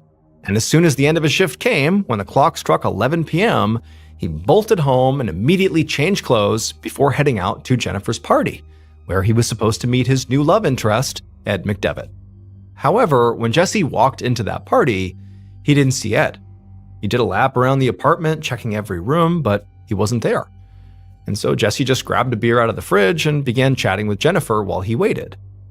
But after a while, he checked his watch and realized that either Ed was running really late or he just was not coming. So, trying to tell himself that it was not quite time to be disappointed, maybe there was an explanation here, Jesse went outside and called the phone number that Ed had written down on that piece of paper that morning. Now, this phone number was for a landline phone, and so, Jesse, he punched it in and he listened and it rang for a few beats. And then somebody picked up, and it was a guy, but it was not Ed. It was somebody whose name was Mark Butler, and Jesse had never heard of this guy, and he asked, where's Ed? And Mark explained that he was Ed's roommate, and that actually Ed was asleep right now. He had to work in the morning, and so he had decided actually not to go to the party, to Jennifer's party. He just wanted to sleep. Now, as Mark was telling him this, Jesse was trying to make sense of okay, is Mark like Ed's boyfriend or something? Are they together, or are they just roommates? And also, Jesse couldn't help but feel like Mark clearly did not want to be talking to Jesse right now. It was pretty clear in his tone that he was trying to just get off the phone. But Jesse was not ready to just, mail it in here. He wanted to see Ed. And so he told Mark, well, hold on a minute. Can you please go wake him up? I need to talk to him. And at first, Mark was like, no, he's asleep. He has work in the morning. Like, he does not want me waking him up. But Jesse was relentless and just begged Mark to please, just for a second, put him on the phone. And eventually, Mark relented. About a minute later, a very groggy-sounding Ed hopped on the phone, and as soon as Jesse heard his voice, he was so excited, and he basically pitched Ed hard on why he should not go to bed and come out to this party, and that he really wanted to see him. And also, hey, bring your friend Mark too. That was fine. Now, it's not really clear if Ed was excited about this idea, but he would eventually say, fine, I'll come out and meet you, and I will bring Mark. When they got there, Mark would only stay at Jennifer's party for a little while before he headed out on his own. But Ed and Jesse, they would stick around until about 2 a.m. And then at that point, they would leave Jennifer's house and go to another party across the street. At around 3 a.m. though, Ed said he really did have to get going. It was so late, he had to get up in the morning, like he had to go. And so at this point, Jesse understood that this was reasonable. And so he walked him out to the sidewalk and then asked him if, hey, do you want to come over to my place? But Ed said, no, really, I have to get home. I have to go to bed. However, before Ed did finally leave, the two of them would make plans to see each other in just a couple of days. After Ed had taken off, Jesse wandered across the street to say goodbye to Jennifer, and then after that, he began making the walk to his own apartment. And as he was making this short walk to his own place, he began to think that he didn't want to go home alone. If Ed didn't want to come over, well, he was going to find somebody else who would. And so his first thought was to call his ex, Jack. And so Jesse called Jack a few times, and when Jack did not pick up, after all, it's 3 a.m, and they are no longer in a relationship, it's sort of reasonable that he wouldn't, but at that point, Jesse still wanted to see him, and so he walked a few blocks out of his way to make an actual stop at Jack's apartment. Jesse went right up to the door and banged on it, but nobody came to the door. Jack didn't answer. At this point, Jesse began to wonder if, maybe Jack's out with somebody else right now, and he suddenly felt so jealous. Or worse, maybe Jack is here and he knows I'm here, but he doesn't want to see me and he's ignoring me. After a couple of minutes of standing there and knocking a few more times and still not hearing anything from Jack, Jesse finally gave up and stumbled back to his own apartment, drunk and lonely, and a bit heartbroken. Jesse finally stepped foot inside his apartment and shut the door behind him at about 3:45 a.m. However, right after he'd gotten undressed and flopped down on his bed, he heard a knock at the front door. At 2 p.m. the following day, so Saturday, June 5th, 2004, a college student walked out of an apartment just down the street from Jesse's building, and they were carrying a backpack and a cooler. His friends had just pulled into the parking lot, and they were about to head out for a weekend trip to St. Louis. But while he was loading his stuff into the trunk, he noticed somebody lying in the grass nearby, wearing nothing but a pair of running shorts. Now, at first, he assumed, this was just somebody passed out drunk from a crazy Friday night party, which sort of happened all the time in a college town like Columbia. But when he took a few steps closer to be sure this person was okay, he saw flies buzzing around their body.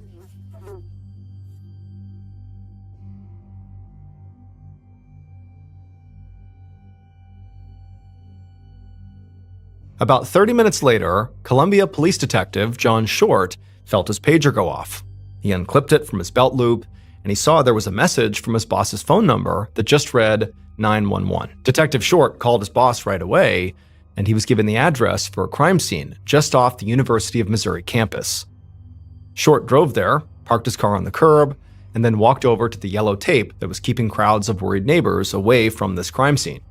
Another detective, Tim Geiger, waved to Short and led him over to the patch of grass where the victim was lying. It was a young man sprawled out on his back, and he was wearing a pair of light blue running shorts with no shoes, no socks, and no shirt. And across his throat was this very deep gash. The medical examiner was already there, and she was crouched down next to the body, and she told Detective Short that a few things were already standing out to her. She pointed to the bruises that were all over the victim's face, their arms, and their torso. But when she lifted the victim's hands, there were no defensive wounds on them. She told Short that that was pretty unusual for a knife attack, where the victims usually got their hands up, trying to defend themselves, and as a result, they got their hands cut up. She also pointed out that the blood had run down both sides of the victim's neck and pooled under his body. But there was no blood at all on the front of his body, which meant he was probably lying down right there in the grass when his throat actually got cut. Finally, the medical examiner pulled back the victim's eyelids and showed Short the hemorrhaging in his eyes, which they both knew was typically a sign of strangulation. And so putting it all together, Short theorized that, the victim's killer had likely choked him out and then laid him on the grass and then slit his throat while he was laying there unconscious, unable to defend himself. The detective looked down at his victim's bare feet and noticed they were covered in dirt, like he had been running at some point outside. Short doubted that the encounter between his victim and the killer began on the lawn where the body was found, and now he just wondered if maybe there had been some sort of a chase here, and that this was just where the killer had finally caught up to the victim. But since there was no ID on the victim, Short had no idea who he was or where he'd been running from. And so Short stood up and stepped away from the body so crime scene techs could load it into a body bag. Just then, another squad car pulled up and 2 more officers got out, Sergeant Kenneth Smith and Officer Stephen Rios. Rios was the beat cop who typically patrolled this neighborhood, so another sergeant on scene had radioed for him to come over and see if maybe he could help identify the victim. And so at this point, Short told the crime scene techs to go ahead and unzip the body bag and let Officer Rios take a look. And Rios came over and he looked inside, and after a second, he said that he did recognize this young man. He said it was a college kid that he'd actually arrested at a house party just a couple of months ago. He said his name was Jesse Valencia. And so, less than an hour into his investigation, Detective Short now had a name for his victim and some pretty good guesses about how his victim was killed. His next task was figuring out who might have wanted Jesse Valencia dead. So, Short looked up Jesse's address, and he found his apartment building was only a block away. So, he walked over there. And while the forensics team went inside the apartment to look for evidence, an officer was posted outside the building to make sure no one came or went until the crime scene was officially cleared. Short walked into the building and headed down the stairs to Jesse's unit. And there, the crime scene tech who was dusting the doorway for prints told him that when they'd arrived, the door was actually already open. And so Short went inside the actual unit and began looking around. There was no blood anywhere, and nothing was broken or overturned, so there was no clear sign of a struggle. But the door being left open suggested that Jesse must have left in a hurry. And this certainly matched Short's theory about the fight between Jesse and this killer starting in one location and ending on the lawn. Short figured that, Jesse must have run out of his apartment in a panic and made it a block away to that grass before his killer finally overtook him. And so as Short began to consider this, he also started to think, okay, well, Jesse, who appeared to be in reasonably good shape for his age, if he was chased down and tackled and killed only a block away from his apartment, it sort of suggested that his killer likely was pretty strong and pretty fast. So we're talking about somebody who is in relatively good shape. That's the killer. At least that's the profile he's developed in his mind. And also, the way that Jesse was actually killed, having his throat cut open so violently, it just seemed kind of personal, which suggested that whoever killed Jesse likely was somebody Jesse actually knew. And so with that in mind, Short finished his sweep of Jesse's apartment and then asked a crime scene tech to prioritize getting access to the cell phone and computer that he saw on Jesse's desk. Then he walked out of the apartment and across the hall to the door of Jesse's closest neighbor, and he knocked. A moment later, a very confused-looking young man poked his head out and asked Short what was going on. Short told him that he was investigating a murder and wanted to ask him a few questions. The young man at first just seemed totally shocked and appalled to be hearing this, but then it was like this look of realization washed over his face. He told Short that the previous night, he had actually woken up to the sound of very clearly 2 grown men fighting in Jesse's apartment. And one of those men was clearly Jesse, because this neighbor heard Jesse clearly saying over and over again, "No," and "Stop it," to this other man. Now, the neighbor kind of sheepishly said, they didn't actually do anything about this. They actually just kind of banged on their own wall and said, "Hey, stop it over there." And then shortly after that, the noise had stopped, and the neighbor had kind of forgotten about it and gone to sleep, not realizing what he was likely hearing was the beginning of Jesse's murder. The neighbor told Short that when they had woken up that afternoon, he'd actually gone across the hall to apologize to Jesse for being so rude the night before. But the neighbor said he found Jesse's door was open, and he didn't look inside. He felt like that was kind of rude. But what he thought was, okay, maybe Jesse was so drunk the night before, that was part of the reason that he must have been having this fight. And so perhaps he was so drunk, he just forgot to close the door. The neighbor said he did try knocking on the opened door a couple of times, but Jesse never came to the door, and so the neighbor just kind of left it at that and went about their business. And so after hearing this, Detective Short asked this neighbor if he had any idea who the other man was that Jesse was fighting with. But the neighbor said he didn't. Jesse, for the most part, kept to himself, and really the neighbor didn't know Jesse well at all, so he did not know who this other person was. After that, Short thanked the neighbor for the information, then he turned around and headed back inside of Jesse's apartment.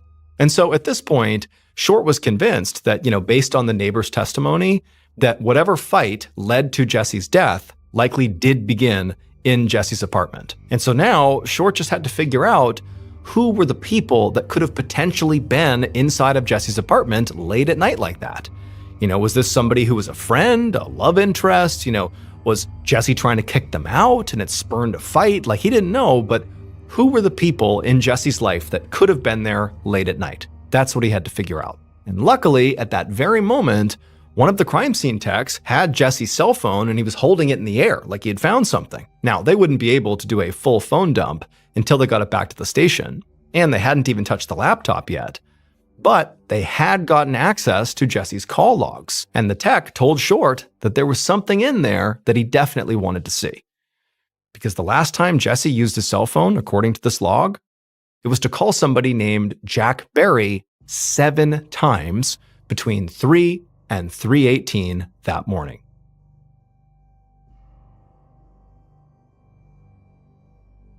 So right away, Detective Short looked up Jack Berry's information, and he found his apartment's address and saw it was not far from Jesse's, and so he drove right over there. Short knocked on the door, and just a moment later, a young man answered, and he had very red, puffy eyes like he'd clearly been crying.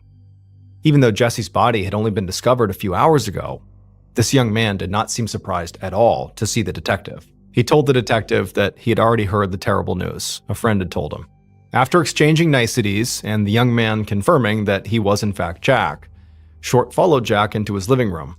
And as they sat down, Short asked Jack about all those 3 a.m. phone calls from Jesse. Jack looked like he was really struggling to hold it together as he told the detective that Jesse was his ex-boyfriend, and Jesse had kept badgering him, Jack, for them to get back together, and Jack didn't want to. And so those phone calls were very likely a product of more badgering from Jack. Jack said the night before, he had been woken up by his phone ringing over and over and over again, and before he could even look at the caller ID, he heard a knock at his front door. And he saw it was the middle of the night, and then he leaned over and saw the caller was Jesse, and he sort of figured that, okay, he's calling me. It's very likely him at the front door.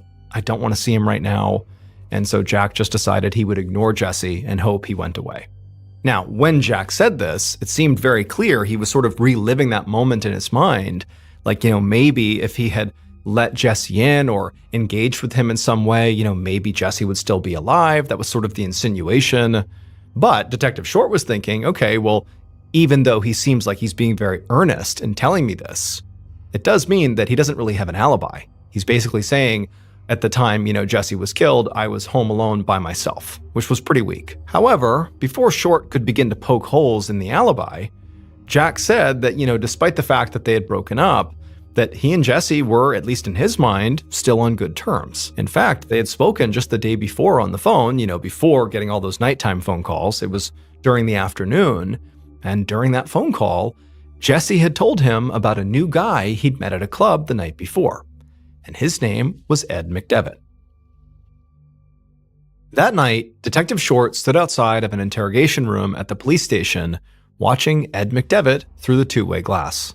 Short knew his investigation was moving basically at lightning speed here, but there was still quite a bit of pressure on him to get this case solved even faster, because Columbia was a college town where kids were used to feeling safe, and the murder of a student just a few blocks off campus had sort of shattered that sense of trust. And so, students and parents and, staff of the university really wanted Short to get this thing done. And now, looking at Ed through the glass, Short wondered if maybe this was the killer. Maybe this was the guy. After all, Ed was shaking and fidgety looking. He seemed sort of like an emotional wreck, which could mean, of course, he was just upset because he was connected to the murder victim. That's traumatic. Or it could mean he's hiding something, and now he's about to be interrogated by the police, something that would certainly cause a big emotional reaction. Eventually, Short went inside and sat down across the table, and he asked Ed to explain exactly what he had done the night before. And Ed, in a very nervous, shaky voice, told the detective that he and his roommate, a guy named Mark Butler, had met Jesse at a party a little after 11 p.m. He said he ultimately went back home again around 3 a.m., leaving Jesse on the sidewalk, still very alive and well. Ed said his roommate Mark had actually seen him return to his apartment at 3 a.m., and Ed said when he went inside, he went straight to bed, and then he had gotten up early for work. Ed said he was at work when he got the call from police, telling him that Jesse had been found dead. Detective Short listened to Ed's story and asked a few follow-up questions, and then also took a DNA sample from Ed. And then after that, he told Ed that he was also going to get a warrant to search Ed's home. Ed was already such a wreck that, when Short told him about this, search of his home, Ed didn't even really react. However, when Short left the interview room, despite feeling pretty confident that Ed could absolutely be a suspect, he also went and, followed procedure and looked up Ed's roommate, Mark Butler. And he discovered in the police department system that there was Mark Butler, and sure enough, he had a criminal record. So, overnight, while a forensics team was searching Ed and Mark's home, Short actually brought Mark down to the station for an interview. But in reality, Short wasn't expecting Mark to become this primary suspect here. He just wanted to be thorough and rule out anybody who'd seen Jesse that night, and obviously Mark was one of those people. But almost immediately in their interview, Mark started saying some very odd things. He told Short right out the gate that he did not like Jesse, and actually he said point blank that he didn't really care that Jesse was dead. But he also clarified to Detective Short that, he was just Ed's roommate. He was not seeing him romantically, so this had nothing to do with jealousy. He just did not like Jesse. Mark confirmed that he did see Ed when he returned from the party around 3 a.m., just like Ed had said, but Mark had actually not stuck around. He said that after Ed had come back to the apartment, Mark had left to go on a date of his own, and he actually didn't know what time he got back. And so as he was saying this, Short realized that meant Mark was out and about, sort of unaccounted for, at the same time that Jesse was killed. And so obviously, something seemed off about Mark. And so Short took a DNA sample and added Mark to the suspect list. The next morning, Sunday, June 6th, after catching a few hours of sleep, Detective Short gathered his team for a meeting. The mood was tense. Everybody was exhausted and very much on edge from spending nearly 24 hours straight working on this case. But when they went around the room and talked about the flood of leads they'd all followed up on yesterday, it didn't actually seem like they had much to show for it. There were now several suspects in play, but none of them seemed to have a good reason to want to kill Jesse Valencia. Jesse apparently had been hounding his ex-boyfriend Jack about trying to get back together, which Jack did not want, and the multiple late-night phone calls and the knocking on the door unannounced, it just seemed like harassment. So it was possible that maybe Jack had gone over to confront Jesse and things got out of hand. But Jack had told Detective Short that he and Jesse had remained friends after the breakup, and some of the other detectives said that Jesse's friends had said the same thing. The two had remained friends. So it seemed pretty unlikely that things between them would have escalated so much that, somebody got killed. Then there was Ed McDevitt, Jesse's new lover, who had seemed pretty nervous during his interrogation. One of the detectives told Short that while searching Ed's house, they'd found a bag full of chef's knives, and some of them were large and sharp enough that they could easily have been the murder weapon. But Ed worked in a restaurant and was training to be a chef, so owning kitchen knives was hardly a smoking gun. And then as for Ed's roommate, Mark Butler, he did have a criminal past and openly said he did not like Jesse and didn't care that he died. But they'd only met one time, and very likely they would never have seen each other again.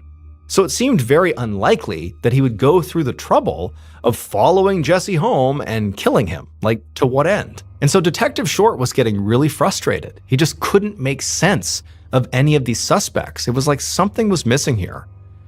And so he turned to two of his detectives, Jeff Westbrook and Barbara Cook, and told them to go to some local bars that Jesse frequented and just sort of ask around about Jesse, in case there were other leads that they had not uncovered yet. However, right after Detective Short walked out of that meeting that morning, another detective ran up to him and pulled him into a quiet corner and told him a tip had just come in. And it was so sensitive that they were going to have to keep it under wraps even amongst the investigators. The detective told Short that a friend of Jesse's who lived in St. Louis had called the tip in through Crime Stoppers. He said that he and Jesse chatted online all the time, and that Jesse at one point had told him about a secret affair he was having with an older man. And this older man was actually an officer in the Columbia Police Department.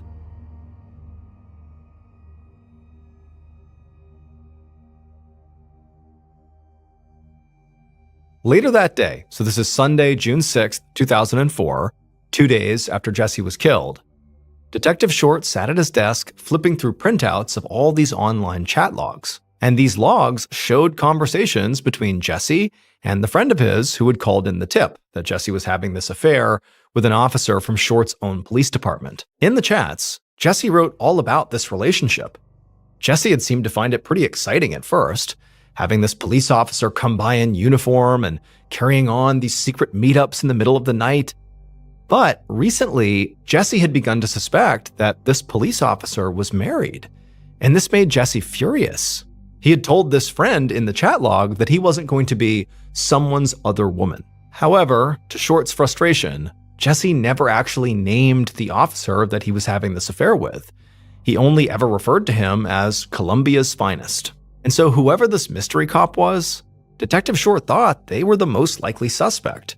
Because unlike Jesse's other lovers, this officer had something to lose if this relationship went south. If Jesse told anybody about this affair, well, the police officer's career could be on the line because they clearly were carrying on this totally illicit affair while on duty. That's not okay. And also they were using their position and power potentially to actually land this relationship. And then also on top of that, the police officer's marriage would likely be destroyed. But Short also knew that he had to move very carefully here, because now he was investigating his own department, which meant that the killer could literally be in the room with him at any time. And so as he walked through the office to refill his coffee, Short found himself scanning the face of every officer he passed, and he realized there wasn't a single person here he could actually trust. Short brought all the files on Jesse's case into his office, and then he told his secretary to find him a roster of the department's entire staff. Then he locked the door, sat at his desk, and pulled out the records on Jesse's friends who had been interviewed already. And he went down the list himself, calling each and every one of them to dig for more information. Quite a few of them said that Jesse had told them about this cop he was sleeping with, and one of them remembered Jesse referring to this officer as just Anderson. And so when Short's secretary came back with the staff roster, Short began looking through it, and he discovered out of the 200 plus officers in the entire department, there were only 2 officers that had the name Anderson: Brad Anderson and Ted Anderson. And so the next step was trying to figure out if either of them had a connection to Jesse Valencia. And so Short pulled out the records from Jesse's arrest at the house party back in April, and as he flipped through it, he realized Brad Anderson was one of the 3 officers who responded to that party. The pieces fit together perfectly. Jesse and Brad Anderson, the police officer, would have met around the same time that Jesse began messaging his friend in St. Louis about this secret affair with a cop. And so at this point, Short felt like he had just found the killer. So he grabbed a manila folder off his desk, stepped out of his office, locking the door behind him. Then he did a lap around the whole station, and eventually he spotted Brad Anderson in the locker room, chatting with a few other officers as he put on his uniform. Now, Short wanted to be very careful here, because if Brad Anderson was the killer, he certainly didn't want him to realize he was under suspicion right now. So Short waited in the hallway until Brad walked out of the locker room, and then as casually as possible, Short caught up with him and pulled him aside. Short opened up the manila folder he had brought with him and showed Brad a photo of Jesse Valencia, asking if he recognized him. And Brad squinted at the photo for a second, and then after thinking, he said, "Yeah, that's the kid I arrested at a party a few months ago." Short asked Brad if he had seen Jesse at all since the arrest. And Brad nodded and said, yeah. He said that about a month ago, Jesse had called in a noise complaint, and Brad had been the one sent out to check on it. But by the time Brad got there, the noise had stopped, so he was only there for a couple of minutes before leaving. And that was it. To Short, nothing about Brad's demeanor seemed nervous or suspicious.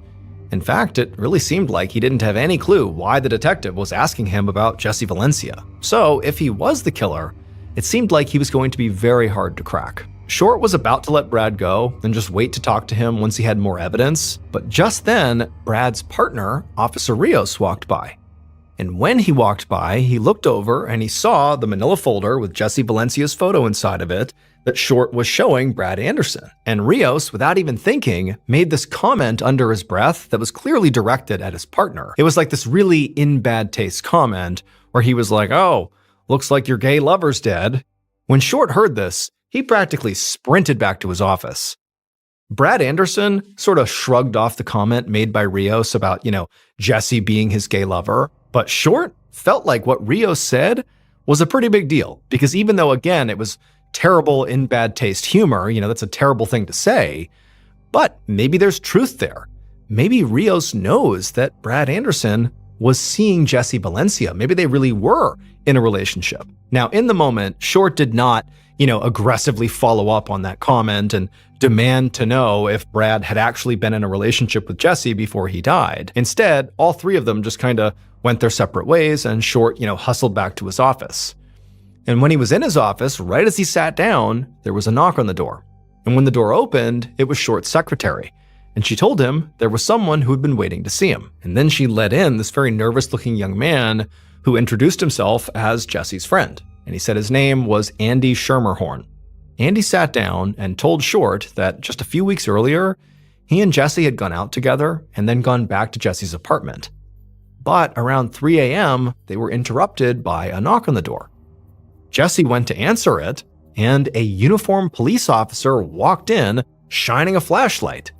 And to Andy's surprise, Jesse led this officer right into the bedroom, and he joined them for a threesome. And then after they were done, the cop told Andy, "You better keep this a secret." Detective Short couldn't believe it. The final piece of evidence he needed had just fallen into his lap. Andy said he did not know the officer's name. So Detective Short got out a department yearbook and told him to flip through it to see if maybe the guy he saw that night was in there. But Andy just held up his hand and said he didn't need to do that.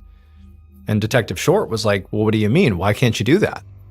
And Andy said, "Well, because when I came in here, the guy I met, he was out in the hall." Based on the investigation that would follow this revelation, the following is what happened to Jesse Valencia in the early morning of June 5th, 2004.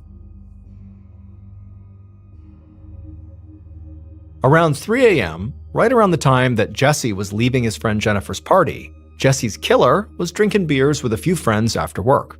And then, just before dawn, the killer wrapped up, got in their car to drive home. But as they were driving, they decided to make a stop along the way at Jesse's apartment. They were expecting another quick, no strings attached, late-night secret hookup. But when they got there, Jesse was very drunk and in a terrible mood. Jesse told the killer that he had figured out they were married, and so now he was not interested in them at all. He didn't want to see him anymore. But when he told the killer to leave and the killer refused, Jesse said, "Fine, I'll go to your police chief and I will tell them about our affair." And that's when the killer snapped. If their secret got out, it would cost them everything. So in their mind, they had to silence Jesse before he could ruin them. Jesse tried to run, but he only made it about a block before the killer caught up with him, wrapped an arm around his neck and put him in a vicious chokehold until his body went limp. And then the killer laid Jesse out on the grass, took out a pocket knife, and brutally slashed his throat. And then, on the way home, the killer very skillfully disposed of the murder weapon, ensuring nobody would ever find it, because they knew the knife was the only piece of hard evidence that could ever link them to the murder.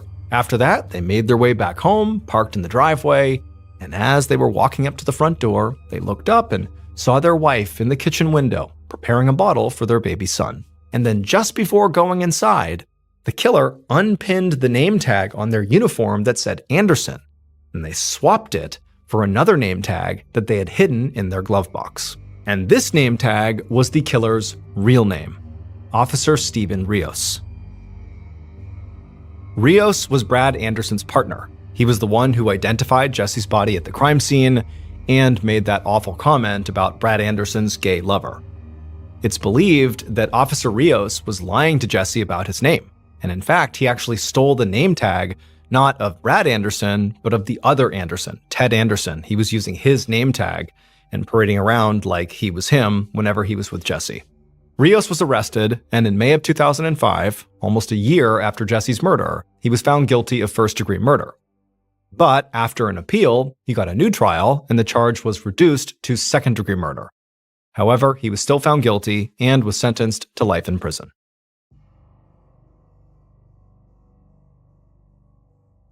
At about 8:20 in the morning on June 29, 2025, an 83-year-old woman named June Baxter shuffled her way down the hallway of her small home in Attleboro, which is a quiet town in eastern England. As she walked, she had to keep one hand on the wall to keep her balance. She was pretty frail these days and also just had a lot of medical problems. But she also really valued her independence, and so she was determined to keep living alone, even if it was kind of risky. So June used to live with her husband and their dog. But about 7 years earlier, her husband had gotten really sick, and so because of that, they'd had to give their dog to their granddaughter because they just couldn't take care of it anymore and also care for him. And then unfortunately, June's husband did pass away, and so she was left all alone. But even though she was, all alone in terms of living in the house by herself, she wasn't completely isolated. Her granddaughter, who she had given the dog to, lived close by and visited a whole bunch, and almost always brought along June's old dog, which June loved.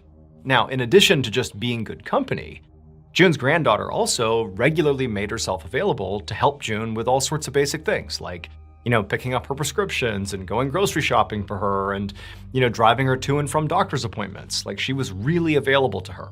But despite June knowing that, knowing she could always call on her, she tried hard not to call on her granddaughter, because again, she just really liked being independent. So on this particular day, she, continued slowly walking down the hallway, guiding herself by holding onto the wall, and then she turned the corner to go to the bathroom. And when she stepped inside, she slipped on the tile. And as she was falling to the ground, her leg scraped the corner of the bathroom counter. Immediately, June's leg started bleeding, and June's yelling out in pain, but she lives alone, nobody can hear her. And so June quickly went from, just reacting to the pain and the blood. June was scared. I mean, this is the exact scenario that she was so worried about, getting hurt when she was all alone, because she didn't really have a plan. It was like, I'm gonna live alone, so help me. But fortunately for June, she had installed throughout her house all these emergency call bells that would allow her to basically, hit the bell, and they were programmed to contact both her granddaughter and also the local emergency services. And in the bathroom, there was one of these bells. And so once she kind of composed herself a little bit, grabbed the string for this bell, and she pulled it. About 10 minutes later, June was still in the bathroom on the ground, holding onto her leg wound, when she heard the front door of her house swing open. And immediately she heard the sound of her granddaughter calling out for her. And June, as best as she could, even though her voice was a little bit weak, she called out and said where she was. A moment later, June's granddaughter, along with June's old dog she'd brought along, came bombing around the corner, and they looked into the bathroom and they saw, June and her horrible leg wound, and clearly the granddaughter is really worried right away. I mean, this was a very bad cut. But, for June, she's looking at her granddaughter and she's just flooded with relief because she knows no matter how bad this is, her granddaughter is here, everything's fine, and also her dog was here, which made everything better already. And so while June's granddaughter began rummaging through the bathroom to look for some bandages, June just kind of relaxed and just began petting her dog, who was clearly very worried about June. This is her dog previously. They had a very strong bond. And so she's just petting her dog, and then, June's granddaughter did find some bandages, and she wrapped up June's leg. And then by the time the paramedics got there, June actually was feeling basically okay. I mean, her leg definitely hurt, but she was very calm at this point. A couple of minutes later, the paramedics arrived, And by this point, June was actually feeling basically back to normal. I mean, her leg definitely still hurt, but again, her granddaughter had put that dressing on it and basically stopped the bleeding. And also June has her dog that she's petting, like her comfort animal. And so she was very calm. Paramedics come in and they assess her and they take off the dressing to check the wound. And after they cleaned it, they said, look, this is a pretty minor cut. You don't even need stitches. I think you're okay. Just be careful and maybe have your granddaughter stay here for a little bit just to make sure you don't fall again. But you're okay. Like, we're going to go. And so June, she thanked the paramedics as they walked out the door. And then she and her granddaughter and the dog just sort of sat there feeling grateful that this fall wasn't more serious. However, the next morning when June woke up, she knew something was wrong because, all she's doing is laying in bed, but her heart is racing, she's sweating, she's lightheaded, like clearly something is off here. Now, the day before, after the paramedics left, her granddaughter did stick around for a little bit, but really, June was okay, and so June was alone. And that night, she had some soreness around the cut, but it really wasn't that serious. She really felt like dodged a bullet there. But now, 12 hours later, something's going on here. Now, June had no way of knowing if her current symptoms were indeed connected to her, minor cut on her leg. But her concern that maybe this was serious and could potentially spiral really quickly made her not pull on one of those emergency bells, but instead she just picked up the phone and called an ambulance to take her to the hospital. When she got to the hospital, doctors immediately began running all these tests on her. And very quickly, they determined that she did have a very severe bacterial infection, which she must have gotten after cutting her leg. And unfortunately, that infection had already spread into her blood, which would explain why she was feeling sweaty and lightheaded and why her heart was racing. Now, the medical staff definitely had some questions, like how in the world could this have developed so quickly, especially after the paramedics the day before had, at least according to them, properly cleaned this wound before they left. But, their issue now was not how did this happen, but instead just stabilize June, treat her. And so right away, they began treating June with general antibiotics to try to fight off this infection. But it just wasn't working. And June was 83 and already in relatively poor health, and her condition was clearly deteriorating rapidly. So the doctors began running more tests to try to determine exactly what type of bacteria was causing this infection. Because if they knew that, they might be able to give her more targeted treatment than just general antibiotics, which clearly were not working. And they did eventually identify this bacteria. But by the time they did, June had unfortunately already developed sepsis, which is a life-threatening condition that occurs when a person's body tries so hard to fight off an infection that it basically ends up damaging their vital organs in the process. Medical staff did everything they could, but it wasn't enough. And so eventually, 1 week after going to the hospital, June passed away. It would turn out the deadly bacteria that found its way into June's open wound was introduced to her by her granddaughter, completely by accident. The bacteria is called Pasteurella multicida, and it's found in a very specific place, inside the mouths of domestic dogs. While June laid on the bathroom floor waiting for her granddaughter to find bandages to wrap up her leg, June's old beloved dog, who her granddaughter had brought over, was trying to comfort June, and June was allowing the dog to do that. But what the dog was actually doing to comfort June, was licking her open wound. And so that led to the bacteria going in, and it would kill June 1 week later.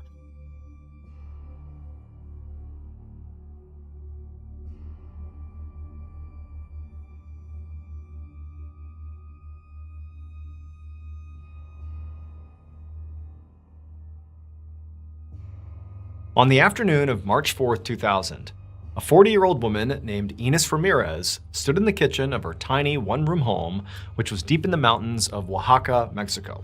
Ines had a whole chicken on the counter right in front of her that she had just killed and plucked, and now she was using a 6-inch-long knife to butcher it for their dinner. And as she did this, every once in a while, she would look out the window to check on her 7 kids who were playing together out in the yard. So Ines and her large family lived in a very isolated rural community of about maybe 500 people. They didn't have running water or electricity or a phone, and they lived miles away from their closest neighbors. They mainly lived off of corn and vegetables that they grew themselves, chickens they raised, and then wild animals that Enos's husband would catch. Her husband was actually gone that day because he was out in the mountains hunting for deer. And so as Enos is just kind of going about her fairly typical evening routine here, making dinner, she suddenly felt this really intense, very painful cramping sensation that was kind of ripping through her abdomen. And it hurt so bad that Enos stopped what she was doing and kind of doubled over and grabbed the counter and just tried to steady her breathing. I mean, this was really shocking. And for about a minute, Enos just stood there, holding onto the counter, just waiting for this pain to pass, and eventually it did. And once it eased up, it was like, okay, she was back to normal and she could stand up again. But this was sort of alarming. But at the same time, Enos was used to dealing with basically all medical crises on her own. They lived in this isolated part of the world, and the nearest medical clinic was 50 miles away, and they didn't have a car. So, like anything that happened, they basically had to deal with it themselves, and that was routine. And so for Enos, despite how incredibly painful this was, she just told herself, now that it had passed, the pain was gone, she said, you know what? It's probably fine. I'm good. And so pretty quickly, she just kind of forgot about it and went back to butchering the chicken. But several hours later, this is after midnight now, the pain came right back. And at this point, Enos, she's in this one common room in her house where all her kids are fast asleep. It's past midnight now, and she's sitting on this bench and she's gripping her abdomen, rocking back and forth as this pain just rockets back and forth across her abdomen constantly. There's no relief, nothing. And she's trying so hard not to make a sound because she doesn't want to wake her kids up, nor does she want to scare her kids. Her husband is still off in the mountains hunting for deer, so she is alone. She just has this little flickering candle nearby. That's the only light she's got, and she's just isolated, dealing with this excruciating pain. And so at this point, Enos really felt like this could be a real problem. This might not be something she could just brush off and let pass on its own. This was real. This was an actual emergency. But what can she even do? There's nowhere to go. She can't do anything. She is just completely trapped here with this excruciating pain that's making it hard to even have coherent thought. It's so bad. But the one thought that kept going through her mind was she had to do something, or whatever this was. It felt like it was going to kill her. And so Enos felt like she really only had one option here, and it was a horrible, horrible option. But she knew she had to do it. And so she got up and she's hunched over in pain, and as quietly as she could, she walked over to a cabinet and she opened it up and she grabbed a small bottle of alcohol. And she took a few sips to kind of numb the pain a little bit. And then after she had done that, she turned around and, still with this blinding pain, she hobbled into the kitchen and she grabbed that 6-inch knife she had used earlier to butcher the chicken. And then she walked right back over to the bench near that candle that she'd been sitting on earlier. And once she was there, she reached down and she pulled up her shirt, exposing her abdomen, where this pain was coming from. And then she took the knife and she plunged it into her abdomen. And immediately she let out this blood-curdling scream. She couldn't help it. And she was sort of vaguely aware of all her kids waking up and sort of making their way over to her, but she was so focused on what she was doing, and she began slowly dragging this blade down her abdomen all the way to her belly button. And then she pulled out the knife and she can barely think. It's so painful. Her kids are crying. And then she plunged the knife back into her abdomen and raked it down the other side, creating this massive gash in her stomach. And then she kind of dropped the knife and she's screaming. She can't even help it. And her kids are all crying.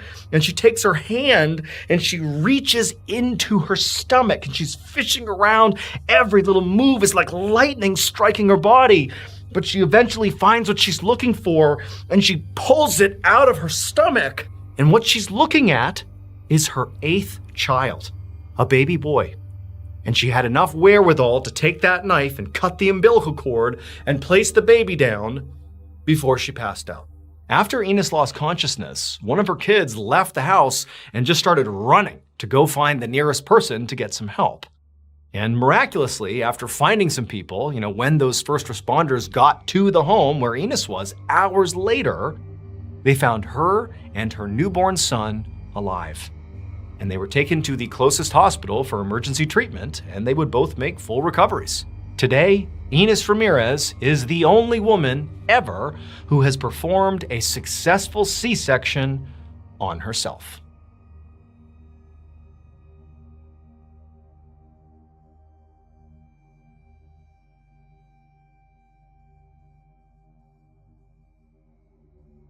In the early morning hours of December 3rd, 1921, a 62-year-old woman named Augusta Mrballen lay awake in her bedroom inside of her daughter's house in Pittsburgh, Pennsylvania. Augusta had lived with her daughter now for about a year. She had moved in after her husband had passed away. She just really hated being alone, and at night in particular, it was difficult to sleep sometimes. Just the weight of the loneliness was very intense. And also, Augusta was known to have really visceral bad dreams, and so that, combined with loneliness, made living alone really awful. So here she was, living with her daughter. But on this particular night, Augusta, she was wide awake in bed because she had had one of these awful nightmares, but she knew she could not tell her daughter about it. Now, normally one of the ways that Augusta would cope with these terrible nightmares, even when she was living alone, is she would get in touch with her daughter and they would talk about it. They would try to figure out if there was meaning in this awfulness of these nightmares. And sometimes they felt like they did find deeper meaning, and it sort of was cathartic for Augusta. But on this night, the dream she had just had, this nightmare, this visceral, awful nightmare, she knew, based on what she believed it meant, she absolutely could not tell her daughter anything about it. She had to hide it at all costs. In the dream Augusta had just had, she kind of came to and she was in her daughter's basement. So in the basement of the house she was in right now. And in front of her on the ground were these two perfectly circular, very, very deep holes, just that went straight into the ground.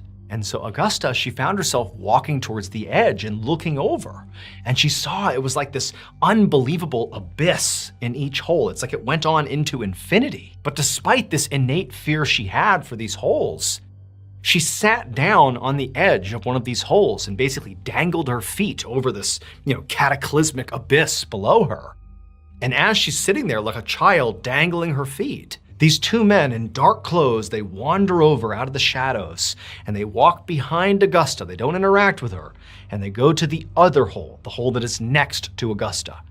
And she looks at these men and they're not looking at her. They're doing something. They're clearly in the middle of some sort of act. And they pull this huge carpet seemingly out of nowhere. And the two men stretch it out over this other hole next to Augusta. And they lay it over the hole. And as soon as Augusta saw that, she suddenly understood what was happening here. And she was horrified. So she woke up.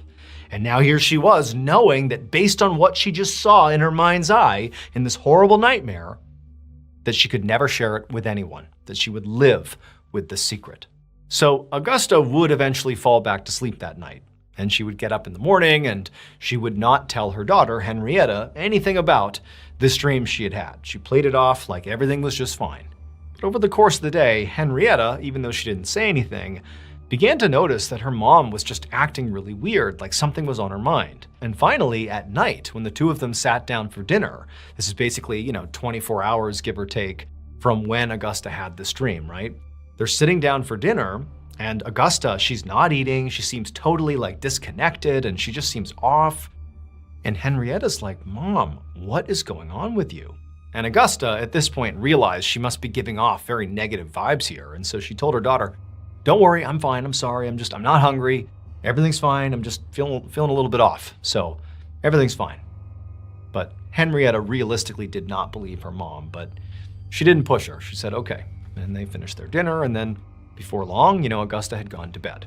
But the next morning, when Henrietta got up, she went downstairs expecting to see her mom, but Augusta was nowhere to be found. And so again, feeling kind of concerned about her mom's behavior, she went to Augusta's bedroom to check on her, and she found her mom seeming really weak and lethargic and just totally out of it, laying in bed. And she asked her mom, really, what's going on with you? Are you not feeling well? What's happening here? And her mom just said, I just don't want to get out of bed. I'm feeling under the weather. I'm going to stay here. But even though Henrietta could see her mom was clearly downplaying this, she just felt like there's too many red flags. So she called a doctor.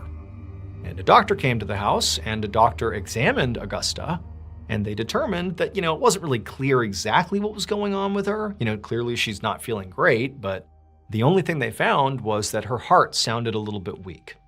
And so the doctor suggested that Augusta just, rest, have some water, eat some food, and just stay in bed, and you should get better. But despite Augusta doing what the doctor said and basically remaining on bed rest, she didn't get better. And in fact, Henrietta, her daughter, is watching, and she's clearly seeing that not only is her mother deteriorating physically, but she was also becoming more and more despondent and sort of disconnected emotionally. It was like she was drifting off into some other world that Henrietta was not a part of, and she was just so worried about her mom. And so finally, on December 7th, so this is for reference, 5 days after Augusta had that visceral nightmare that she felt like she couldn't share with anybody, Henrietta went into her mother's room and she sat on the edge of the bed and she said to her mom, "You gotta tell me what's going on. It seems like there's something else here that you're not sharing with me. You gotta tell me. I don't care what it is, but I gotta know." Augusta, when she heard her daughter saying this, she sort of thought about trying to keep doing the same thing she was doing, which was, basically say everything's fine and push her daughter off. But she could tell Henrietta was not going to take that for an answer. And so Augusta sighed and she said, "I had that dream again. Except this time, I watched the procedure." Now, to us, this is, cryptic and weird and doesn't really mean anything. But to Henrietta, who understood what her mom was talking about, she was completely horrified. It would turn out Augusta really did have horrible nightmares that plagued her for at least the last year or so. But it was like a recurring nightmare. She didn't have different variations. It basically was the exact same nightmare that just really upset her. The way it went is, she would open her eyes in this nightmare, and in front of her would be these two bottomless pits, these huge holes in the ground. Now, she wouldn't know what these holes are, but she'd be able to tell that she was in an environment that she recognized. One time she saw that she was in her sister-in-law's garden. Another time she saw she was in her neighbor's backyard. She knew where she was, but she didn't understand these holes. But in this nightmare, she would always walk up to the holes, and then she, not two men who walked in, but she would take a rug out and cover up one of those holes, and then she'd wake up. Now, on its face, this does not sound like a particularly frightening dream. But there's a connection to the real world that made it frightening. Every time Augusta would have these nightmares, the person who lived at the property where the dream took place, the sister-in-law's garden, the neighbor's backyard, when she would have that dream, she would come to, and then within a couple of days, that person would die, usually inexplicably. It was like a harbinger of doom that these dreams represented who was going to die next. And so every time she had this dream, she knew someone's going to die. But in that last dream she had, the one, 5 days earlier that scared her so badly, she knew she couldn't tell Henrietta. In that dream, it was the first time she, Augusta, didn't perform the procedure, i.e. putting the rug over one of the holes. Those two men came over and they did it. And Augusta realized she's sitting with her feet in the other hole, and she's realizing she's in her daughter's basement. That's where this dream's taking place. This must mean she, Augusta, is next. And wouldn't you know it, just days after telling her daughter about this, within 2 weeks of having this dream, Augusta died of heart failure in her daughter's house.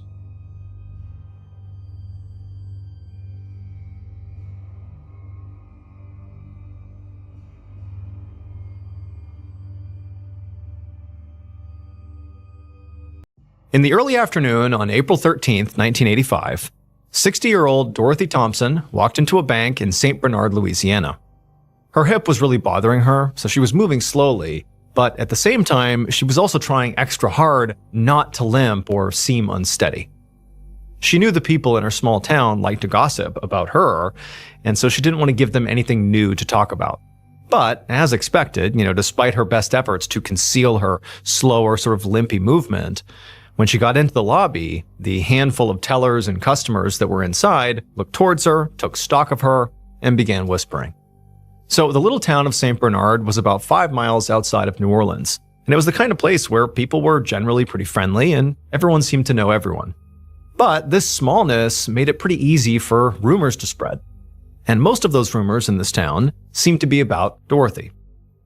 Dorothy did have to admit, though, that she had given people a lot to talk about. Dorothy, who had lived in this town for 39 years, was the owner of the town's pet cemetery. Now, this pet cemetery was actually a true business. Dorothy made her income from pet owners, buying plots of land in the cemetery. But that wasn't really the thing that made, Dorothy stand out as the centerpiece of gossip. It was the fact that she not only owned this pet cemetery, but she lived on the cemetery by herself. And considering the fact that the cemetery also had a rumor of being haunted, it just seemed like, how could anybody do that? How could she live there full time? And these ghost stories, surrounding this pet cemetery were not just, to do with animals that had been buried there, but they were about people.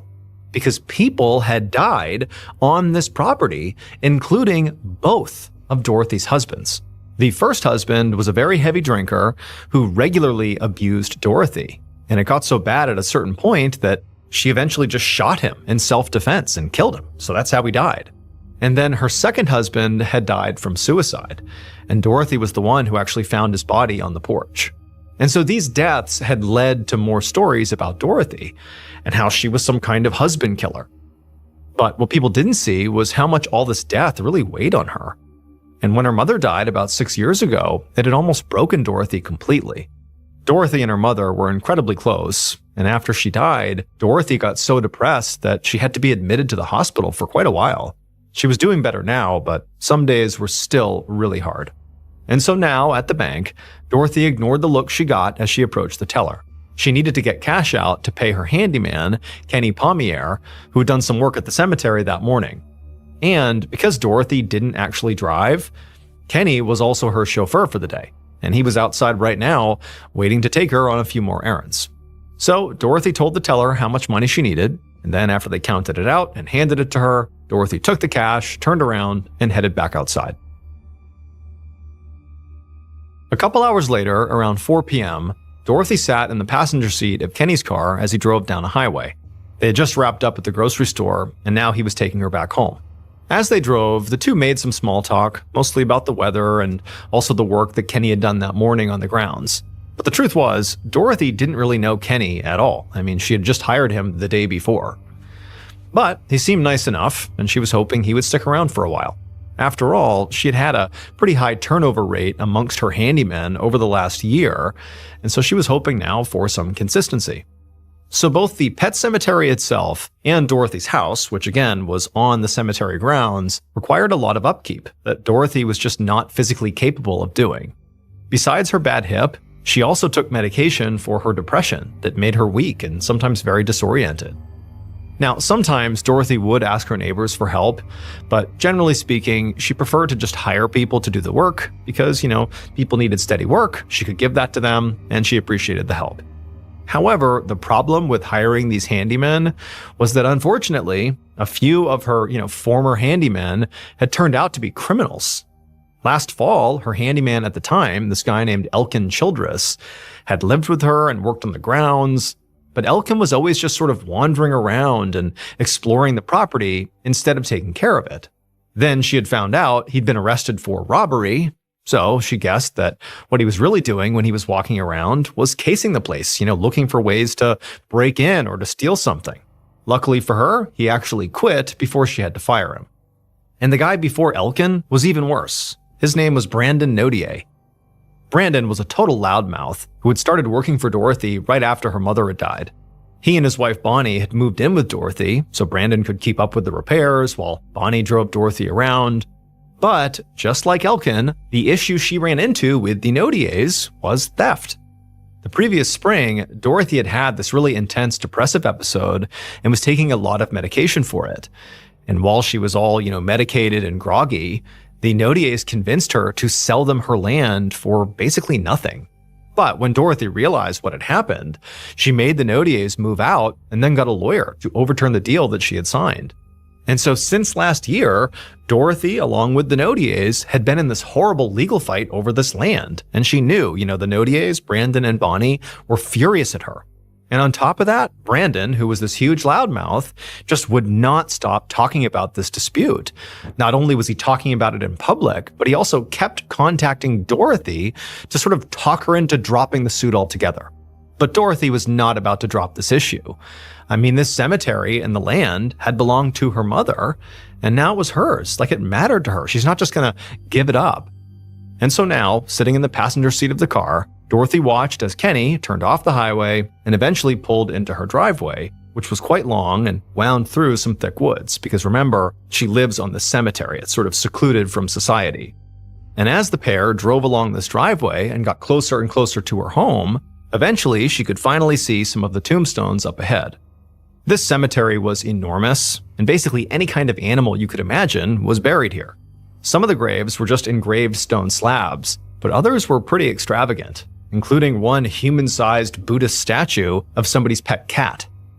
Kenny finally pulled up in front of the house and got out to help Dorothy carry in the groceries.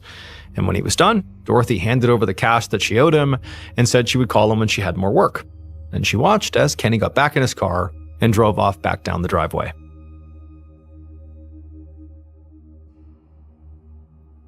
Around 9 p.m. that night, Dorothy poured herself a healthy glass of wine and went to her bedroom to turn on the TV.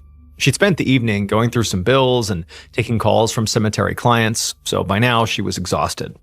But as soon as she got into bed, she heard her phone ring on the other side of the house. Dorothy groaned and took her wine with her as she shuffled down the hallway to the kitchen to answer the call. And when she answered it, she heard her friend's voice, a woman named Patricia Newman. So Patricia was about half Dorothy's age, and the two of them had been introduced by a mutual friend 3 years earlier. Patricia had started out as more of a caretaker for Dorothy, since Patricia had experience working with the elderly. But they'd gotten along really well and became quite close, to the point where they had sort of a mother-daughter type of relationship. And since Patricia only lived about 10 minutes away, Dorothy did depend on her pretty much daily for things like supervising her medication and driving her to appointments. In many ways, Patricia was like the one person outside of the hired help that she did spend a lot of time with. And so that's actually why Patricia was calling now. She wanted to know if Dorothy still needed a ride to the pharmacy the following day. And Dorothy said that she did and said thank you. And then the two talked for a bit longer before ultimately saying goodnight. After that, Dorothy hung up the phone and then poured herself a bit more wine. And then she just kind of stood in the kitchen for a bit, listening to the crickets outside. And then, when she was about to finally leave and go back to bed, she heard something. It was the sound of a car making their way slowly up her long driveway.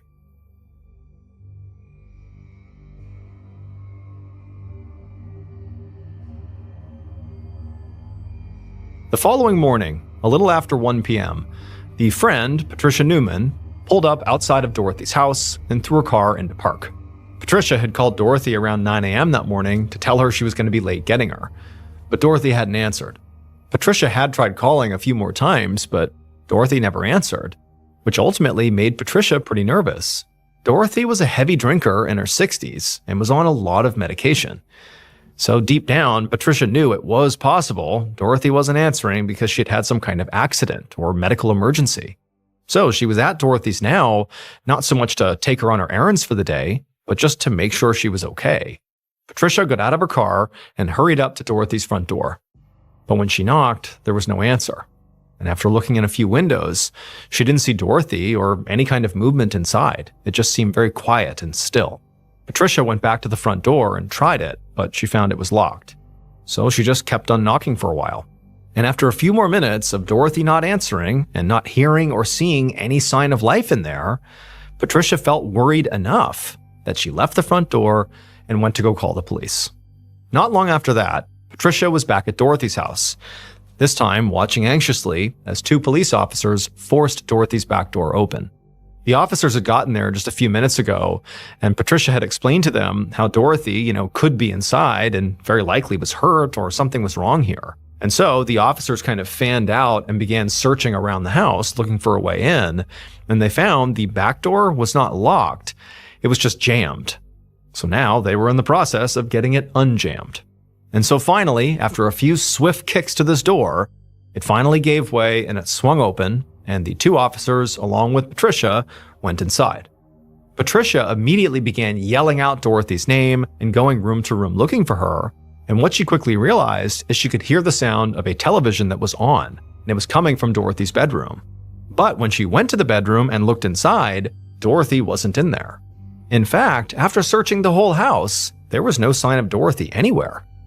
And there wasn't any sign of any kind of problem in the house, like there was no disturbance anywhere, no struggle, no accident where somebody fell over. It was just like Dorothy was gone, and that was it. Now, for the two officers, they didn't really know what to make of this, because to them, it didn't appear like anything horrible had happened. There was no active emergency here. It's just that, this person has left their TV on and they're not here when they should be. And that was concerning, but not enough to warrant a big reaction from authorities. But Patricia, she knew, based on what she was seeing, that this was so uncharacteristic of Dorothy that something definitely had gone wrong here. But even though Patricia really adamantly communicated that concern to the two officers, they just told her that, let's wait, give it a few days, and give Dorothy another couple of calls, and if she doesn't show up in the next few days, come talk to us. And so after the police left, despite Patricia having this sense that something's off here, she did what she was told. She went home, she continued trying Dorothy, but never got an answer. She called around town to see if anybody had seen her or heard from her. But no, nobody knew where she was.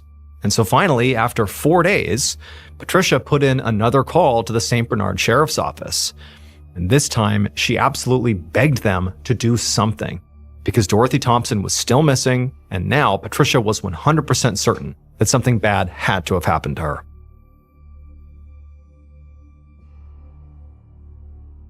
At around 10:30 a.m. on the same day that Patricia has made this plea for help 4 days after Dorothy had inexplicably gone missing, Detective Brian Vallelongo drove his cruiser through Dorothy Thompson's pet cemetery along with Sergeant Terrence Strada. Both men worked for the St. Bernard Sheriff's Office, and they had been tasked to look into Dorothy's disappearance. Vallelongo hadn't even gotten to the scene yet, but he was already uneasy as he drove past the animal tombstones and grave sites. This place had always creeped him out. Finally, the officer's cruiser made their way all the way to the end of the driveway, and they reached Dorothy's home. And right away, Vallelongo could see there was a woman, maybe in her 30s, who he guessed was Patricia, who was standing by the front door. She seemed visibly anxious and impatient as she stood there waiting for Vallelongo and Strada to get out of their car. And when they did get out and walked over to her, she got straight to the point. She said the last officers had not actually done a real search of the place, just a sort of basic welfare check. And so now she needed them to do a full search of Dorothy's house and her grounds to make sure Dorothy really wasn't somewhere on this property. Vallelongo and Strada assured her that they would do that. But first, they needed her to start from the beginning and tell them about the last time she saw or spoke to Dorothy. Patricia seemed pretty irritated by this and said she'd already told the officers everything she had known, both on the phone call and then previously with those other officers who had done the welfare check. Can we please just get into the search? But Vallelongo insisted and said, look, I don't fully know the whole story, so please, give me some information. And so, begrudgingly, she would tell Vallelongo what she knew. Basically that she had called her friend on the 13th at night to ask if Dorothy would need a ride to the pharmacy the next day. She had said yes. And then the next day comes around and Patricia calls her friend to confirm she's going to swing by and pick her up that morning. But Dorothy doesn't answer. And so eventually Patricia goes to the house. Dorothy apparently isn't there. She knocks on the door. Dorothy doesn't come out. It just seemed off. And so Patricia calls the police. They show up. They find the back door is unlocked but jammed. They force it open. They go inside and, nothing's disturbed. And Dorothy is just missing. And there was no rhyme or reason to it. And so now Patricia was convinced that something bad had happened to Dorothy. And she really was hoping that they could help her. Vallelongo nodded and then asked Patricia if maybe Dorothy had friends or family that she might have just gone to stay with. But Patricia immediately shook her head and said no. Dorothy was pretty much alone in the world and almost never left her house. And she didn't have a car because she didn't drive. Also, Patricia said she had already called around and nobody had seen her. Friends, family, no one. And then at this point, Patricia was very clear. She told the officers that she believed the only reason Dorothy would have left her house that day or that night before was if somebody else had forced her to. Vallelongo shot Strada a look. He didn't doubt that Patricia was worried about her friend, But they need to look around before they jump to any conclusions here. So he asked Patricia if she could show them the unlocked door, and they would begin their investigation. Moments later, Vallelongo stepped into the home through that back entrance, followed by Strada and Patricia. As he walked around the house, he saw that, like Patricia had said, it was very neat and tidy. There really was no sign of anything that had gone wrong inside the house. No sign of a struggle or a fall of some kind. It was just like the house was left exactly as is. That sort of contradicted Patricia's theory that, the only way Dorothy would have left the house was if she had been forced, suggesting some form of a struggle. But at the same time, what Patricia was saying about Dorothy is that she was kind of frail. And so Vallelongo thought, okay, maybe it's possible that she was forced and, she didn't put up any kind of a fight, and that's why we don't see any disturbance. He didn't know, but it just seemed odd that nothing had been displaced if we're talking about some form of an abduction. Also, as Vallelongo continued his walk around the house, he could see that items of value, like Dorothy's TV, were still there. So it didn't seem like this had been a robbery. But unlike the first officers who had done that initial welfare check with Patricia a few days earlier, Vallelongo did agree that something wasn't right here. Because as he continued to walk around, he kept seeing signs that Dorothy had clearly not planned to leave her home or had left in a hurry.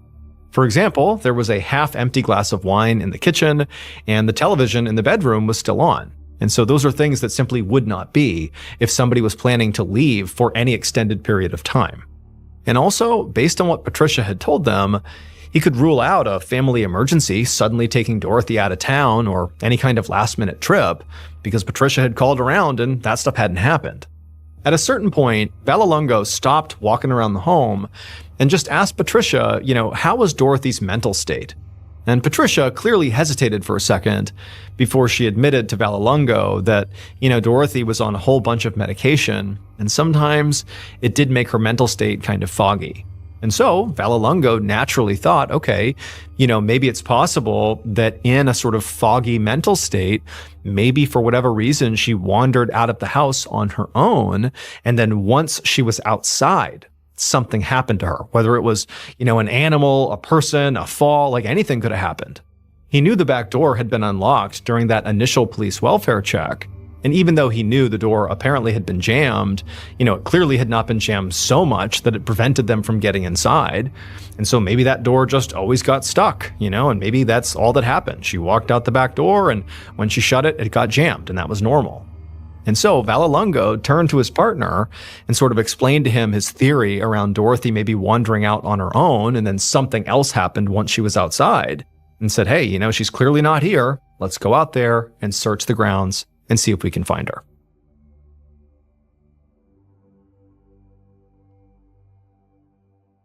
"15 days later, a little past 7 a.m. on May 3rd, 1985, Vallelongo stepped into Strada's office to give him an update on the case. At this point, Vallelongo thought it was extremely likely that foul play was involved here, because they had searched Dorothy's house and her property a few times at this point, and they had not found Dorothy anywhere, or any evidence to explain what had happened to her. Patricia had mentioned that Dorothy had a tattoo of a cross on her left index finger. So Vallelongo had spent the last couple of weeks calling around to local hospitals and morgues to see if any women had been brought in with that marking. Vallelongo also interviewed Dorothy's neighbors and the tellers at that bank that she had gone to shortly before she vanished, and also he had interviewed some people in town who just knew who she was. He'd also tracked down Dorothy's new handyman, Kenny Pommier, who the bank had said was with Dorothy on the day she vanished. He apparently was driving her around. But none of these people had heard from Dorothy since she vanished 20 days earlier, same as Patricia. Even though nobody knew where Dorothy was and really couldn't offer all that much information to help the investigation, it was like everybody Vallelongo spoke to had a pretty strong negative opinion of Dorothy. Like that she was this recluse and that she was kind of crazy, and people thought she had murdered her husbands and buried their bodies in the pet cemetery, and also her house and her land were haunted. But, none of these rumors were going to do anything to advance the case. But it was interesting to Vallelongo that people felt this way about her. The only real lead that Vallelongo got was something he got from speaking to Dorothy's lawyer a few days ago, who had mentioned that Dorothy was in the middle of this very contentious lawsuit over the rights to her property with a pair of former employees named Bonnie and Brandon Nodier. And since Dorothy's case was looking more and more like an abduction or even homicide, the fact that there was this active lawsuit that Dorothy was embroiled in was a big red flag. So Vallelongo naturally knew he had to speak to Bonnie and Brandon. But as Vallelongo sat across from Strada at his desk and filled him in on all this, Strada's phone rang. Strada picked it up and listened to the person on the other end, and immediately there was this look of shock that came over his face. Strada thanked the caller and then hung up, and then told Vallelongo that a body had been found in the Mississippi River the day before, about 40 miles downriver from here, and they thought it could be Dorothy. Just a few hours later, Vallelongo and Strada stood with Patricia Newman inside of an exam room at the coroner's office. In front of them was a long metal table, and lying on this table was the body of the woman who had been found inside the river. Patricia had been asked to come in here and see if this was Dorothy. But as Vallelongo looked at the body, he didn't see how Patricia was going to be able to do that, because the body was already incredibly decomposed and very bloated. The medical examiner had said this woman had likely been in the water for weeks, and they hadn't done an autopsy yet, but any findings would probably just be a guess because of how badly damaged and decomposed the body was. The only thing they did know for sure was that this definitely was a homicide. The woman was found with a plastic bag tied over her head, and she was wrapped in a lot of very heavy chains, probably to weigh her down so her body would not float up and be found. And so Vallelongo looked over at Patricia, who looked visibly anxious as she stared at this body. She seemed kind of overwhelmed by the moment. She was shaking and she was just staring, sort of shocked. But eventually, after looking at the body, she spoke. And she actually said that she didn't think this was Dorothy. And for a second, Vallelongo was actually disappointed, not because he was hoping Dorothy was dead, but for the sake of the case, to figure out where she had gone. But then he remembered something. He stepped up to the body, he put on a glove, and gently examined the woman's left hand. And there, just visible on her index finger, was a tattoo of a cross. This was Dorothy.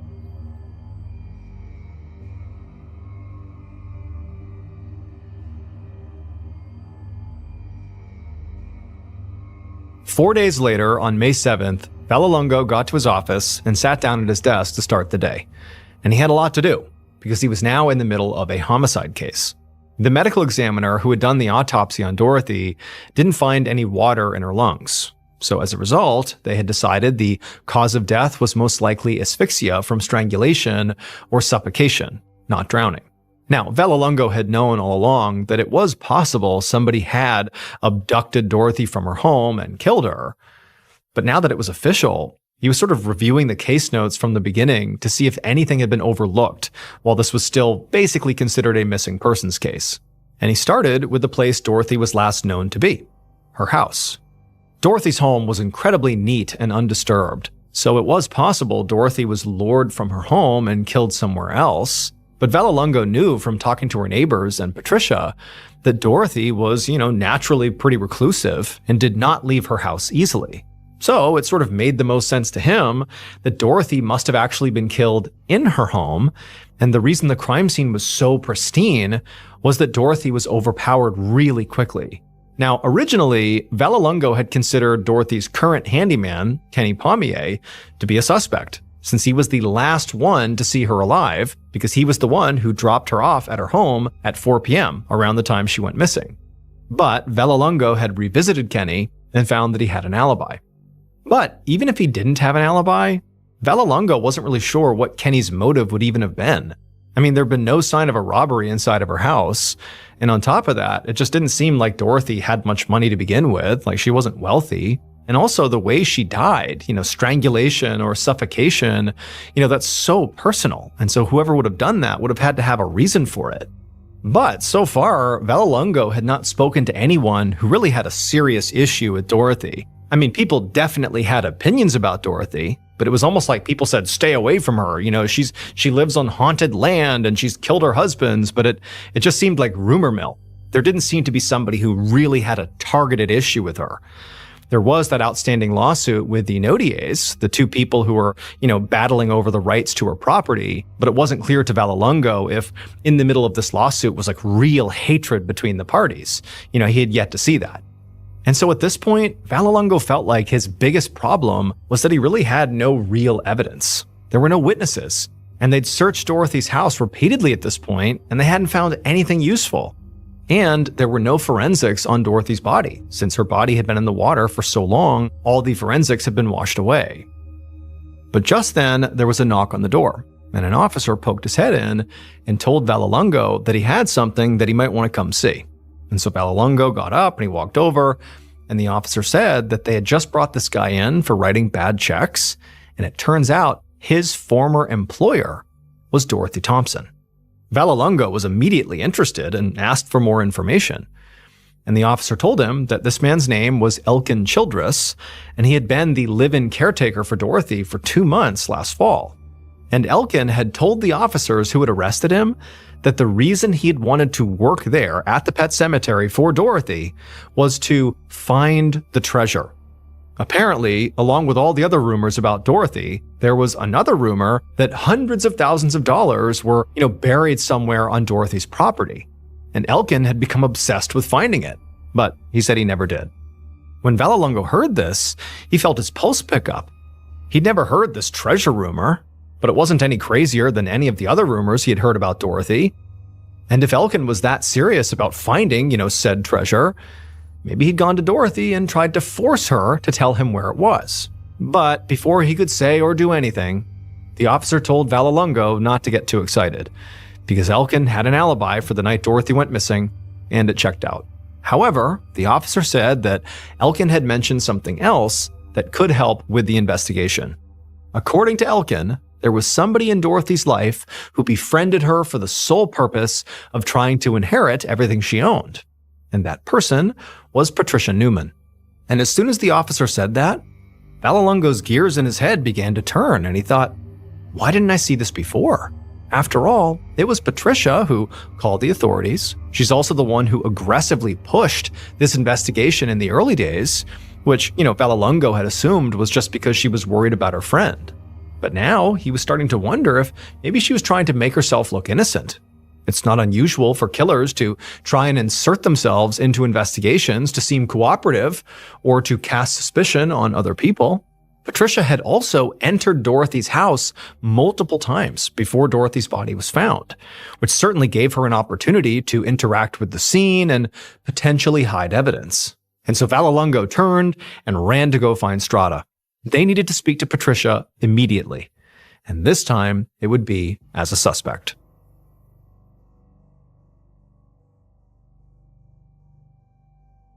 On May 8th, so 6 days after Dorothy was found in the river, Vallelongo once again met with Dorothy's close friend, Patricia Newman. But this time, the meeting was inside of a police interrogation room. And as Vallelongo sat at the interrogation table looking at Patricia, he was watching her very carefully. She did seem somewhat annoyed that she had been called in for this, but she also seemed very nervous. In particular, she kept fidgeting with her hands. Now, Vallelongo had really considered his approach here. Since Patricia could have been lying to him this whole time, his plan was to start off pleasant and kind of lull her into a false sense of security that he believed everything she had said was true so far. And then at some point he would surprise her with a sharp left turn and see how she reacted. So he started with some background questions about Patricia's relationship with Dorothy and nodded appreciatively as Patricia explained how she and Dorothy were good friends and Patricia also took care of her. But then, kind of out of nowhere, Vallelongo asked her about Dorothy's estate and if it was valuable or not. She did say that Dorothy owned the house and the land it was on outright, so no mortgages or anything, so it had to be worth something, but she didn't know how much it was worth. Vallelongo responded to this by saying, okay, forget the financial worth of the property. Is the property worth something to you, Patricia? At that point, Vallelongo could clearly see, Patricia realizing what was happening here. She had this alarmed look on her face, like she was starting to see that she was not being treated like a witness, but rather a suspect. And so Patricia quickly said, no, the property was not worth anything to her. She didn't want it, not at all. But she kind of turned it around on Vallelongo and said, look, if you're looking for someone who does want that property, well, you ought to speak to the Nodiers. Now, Vallelongo knew who she was referencing. These were the folks who were embroiled in that lawsuit with Dorothy before she went missing and was found dead. But Vallelongo didn't say anything. He just sort of gave Patricia a look like, oh, explain what you mean. And so Patricia took the cue and told him that the Nodiers had been Dorothy's live-in employees for years, and they were complete monsters. She said that Brandon had been verbally abusive towards Dorothy while he worked for her, and also he was one of the main people spreading all these rumors about Dorothy in town, about how he thought she killed her husbands and how her land was haunted and she was crazy. But she said that wasn't even the worst of it. She said Brandon was also a thief. She said the year before, when Dorothy was on a lot of medication for depression, like more than normal, and she was not of sound mind as a result of it, she said that Brandon and his wife Bonnie had convinced her to sign over her property to them for basically nothing. And that's when it hit Vallelongo. Like, he was aware that there had been this lawsuit over the land, but he didn't really have all the details about it. He just knew there was some dispute. And he also knew that Dorothy's lawyer had mentioned the Nodiers days ago, but that was also right before Dorothy's body had turned up and things had been sort of hectic, and so Vallelongo had not followed up with her lawyers yet. And so he didn't really have the context of, how nasty this legal fight really was. Patricia said she had convinced Dorothy to get a lawyer and to fight this, that it was not right they were doing this to her. And Dorothy had done that. She'd gotten a lawyer, and in fact, her and the Nodiers' court date had happened just 10 days before Dorothy went missing. As Vallelongo was listening, it was like he couldn't believe it. This was so obvious, and it was right in front of him the whole time. The Nodiers would clearly benefit from Dorothy's disappearance, and pretty clearly, there was real beef between the parties. So at this point, Vallelongo kind of shifted tactics and was less interested in looking at Patricia as a suspect, and instead assured her that, he would speak to them. Now, Vallelongo did speak to Patricia for a bit longer. I mean, she was still a suspect. She was very close to Dorothy, who was this older woman with no obvious heirs. And Vallelongo had not seen Dorothy's will yet, but, he wouldn't be that surprised if Patricia was in there. And if she was, that would prove she would have also benefited from Dorothy's demise, just like the Nodiers would. But regardless, Vallelongo knew he was well overdue for a conversation with the Nodiers. So they were going to be his next call. 3 days later, in the afternoon on May 10th, Vallelongo found himself back in the precinct's interrogation room, but this time it was a bit more crowded. He'd managed to track down 31-year-old Brandon Nodier for an interview, and while Brandon had agreed to talk to Vallelongo, he had also insisted on having his lawyer present as well, which immediately signaled to Vallelongo that Brandon likely had something to hide here.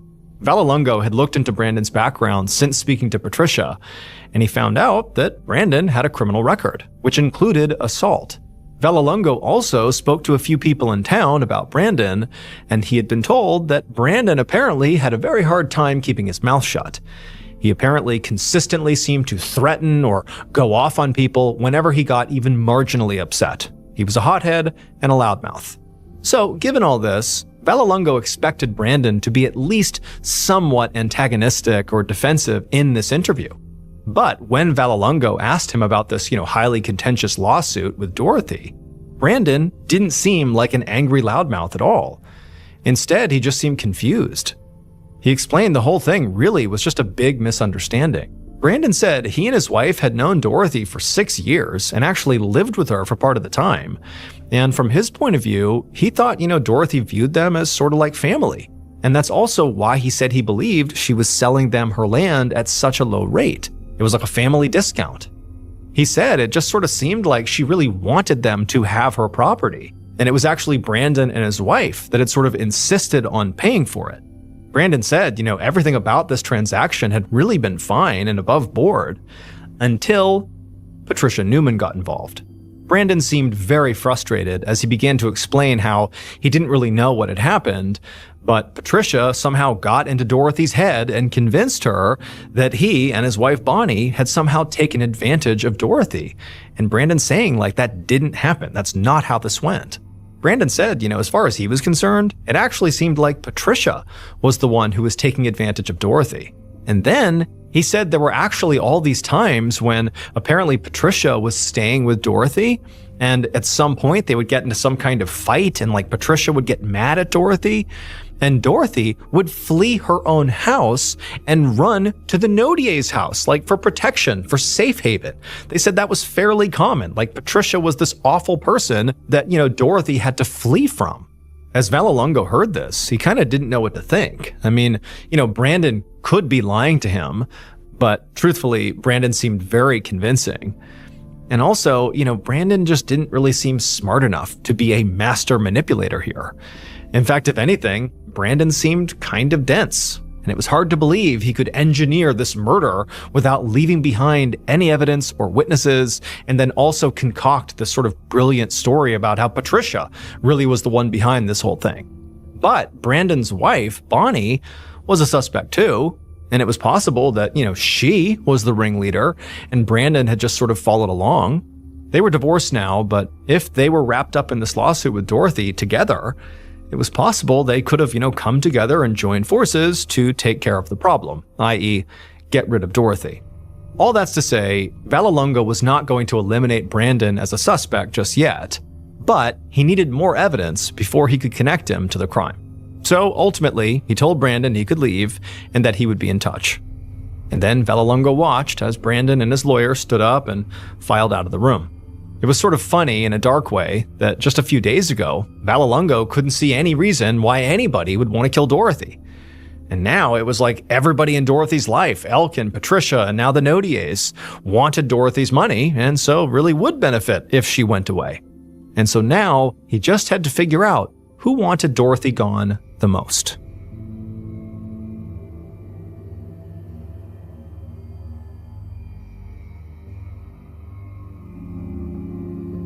About 5 months later, in October of 1985, Vallelongo stood in the middle of Dorothy's pet cemetery along with Sergeant Strada in total disbelief. Because all around them, almost every single tombstone had been completely smashed. Now, Vallelongo had no idea who had done this, but it was sort of oddly fitting, because just like this cemetery, Vallelongo's homicide case was a complete and total mess. Since May, Vallelongo and some other investigators had questioned both Patricia and Brandon Nodier multiple times, but all they ever did was point the finger at the other one. And now, the two primary suspects in Dorothy's murder were essentially at war over her property. After Dorothy's will was read, it would turn out that Patricia Newman had inherited a huge chunk of her estate, including whatever proceeds came from the cemetery business. But the Nodiers were saying that no, you cannot just give that to Patricia because the property is theirs and so the business is theirs because Dorothy had signed it all over to them. And the lawsuit to overturn that sale, despite it being very contentious, it had not been resolved yet. So you can't just shuffle it over to Patricia. And on top of that, Bonnie Nodier, Brandon's ex-wife, had literally moved into Dorothy's house, making it even more complicated. And so that was why the St. Bernard Sheriff's Department and the state police were at the pet cemetery right now. Patricia was there and trying to get access to the house since she needed to get some of Dorothy's things, and Bonnie wouldn't let her in. Now, the uniformed officers had just gone there to make sure everybody played nice, but Vallelongo and Strada had tagged along specifically to try to ask Bonnie a few questions. Now, Bonnie was still very much a suspect in Dorothy's murder, but so far, investigators had actually not been able to interview her, and Vallelongo had hoped that maybe this was their chance. However, when they arrived, Bonnie was extremely angry and she refused to speak to anyone and told all the officers and Patricia to get off her property. And even though the officers, along with Patricia, had eventually gotten inside and Patricia took what she needed, the officers had not been able to get Bonnie to say anything to them. She refused. And so now, Vallelongo and Strada walked back to their cruiser, past all these shattered tombstones, feeling very frustrated that they had multiple suspects here and no way to eliminate any of them. Brandon Nodier would directly benefit from Dorothy's death, because if she was dead, then the lawsuit he was embroiled in would get dropped and he would by default take control of Dorothy's land. He also had a criminal record and, according to Patricia, had been horrible to Dorothy when they lived together. Brandon's ex-wife, Bonnie, could have helped him do it too, since after all, she was named in that lawsuit as well. And she had taken full control of Dorothy's house after she died, so clearly she was intent on living there. But Patricia also could have been highly motivated to get Dorothy out of the picture, since she was named in the will. And she'd seemed really controlling of Dorothy and had repeatedly inserted herself into the investigation. And then there was the handyman, Elkin Childress, who had been eliminated through his alibi, but Vallelongo felt like he deserved another look. He had admitted that he was obsessed with finding treasure on Dorothy's property. And now all the gravestones were mysteriously smashed, which could indicate that maybe he had come back and this was, part of his attempt to find the treasure. Maybe they were inside the gravestones. Then again, if they're going to treat Elkin like a suspect, well, then anybody who had heard rumors about the treasure on Dorothy's land was also a suspect. And considering how the residents of St. Bernard clearly gossiped a lot about Dorothy, it seemed like that would mean basically everyone in town was a suspect. But without any forensic evidence or witnesses, Vallelongo didn't see how they would ever be able to connect anybody to this crime. Still, he and Strada got back in the cruiser and headed back to the station to keep at it. The investigative team kept working this case diligently for weeks and then months, interviewing and re-interviewing suspects and speaking to people who knew Dorothy. They even met with a psychic who claimed she knew who the killer was. And some people even called in with tips that they had seen Dorothy's ghost in the area and they would even go follow up in case maybe Dorothy was there. But none of that went anywhere. None of it amounted to any new, meaningful evidence that the police could actually use to bring somebody to court. And as time went on, Dorothy's case changed hands multiple times before finally going cold.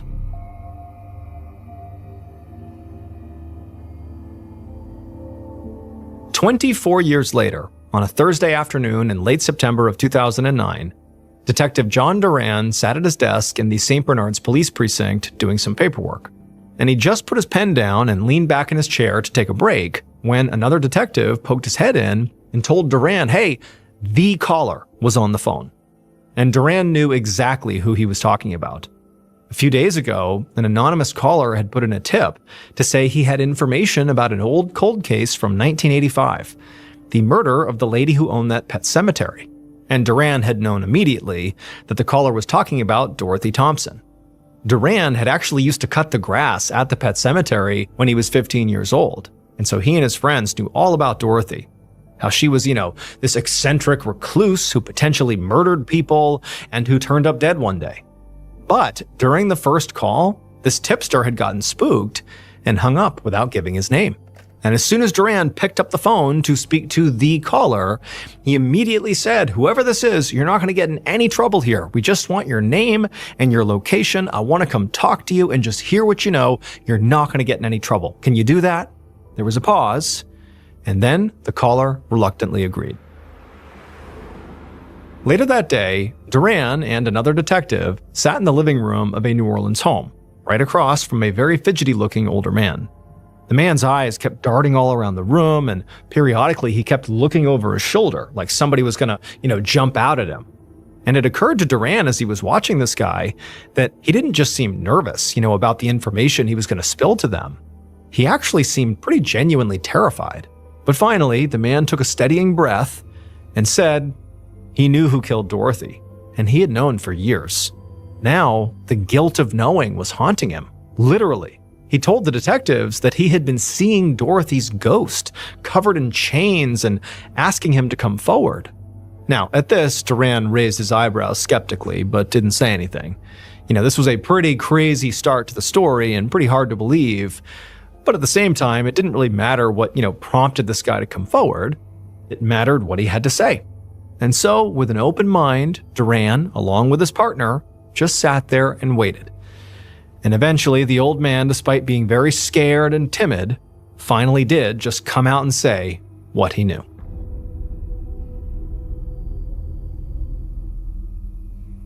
Based on a decades-long investigation and multiple confessions, here is a reconstruction of what police believe happened to Dorothy Thompson on the night of April 13th, 1985.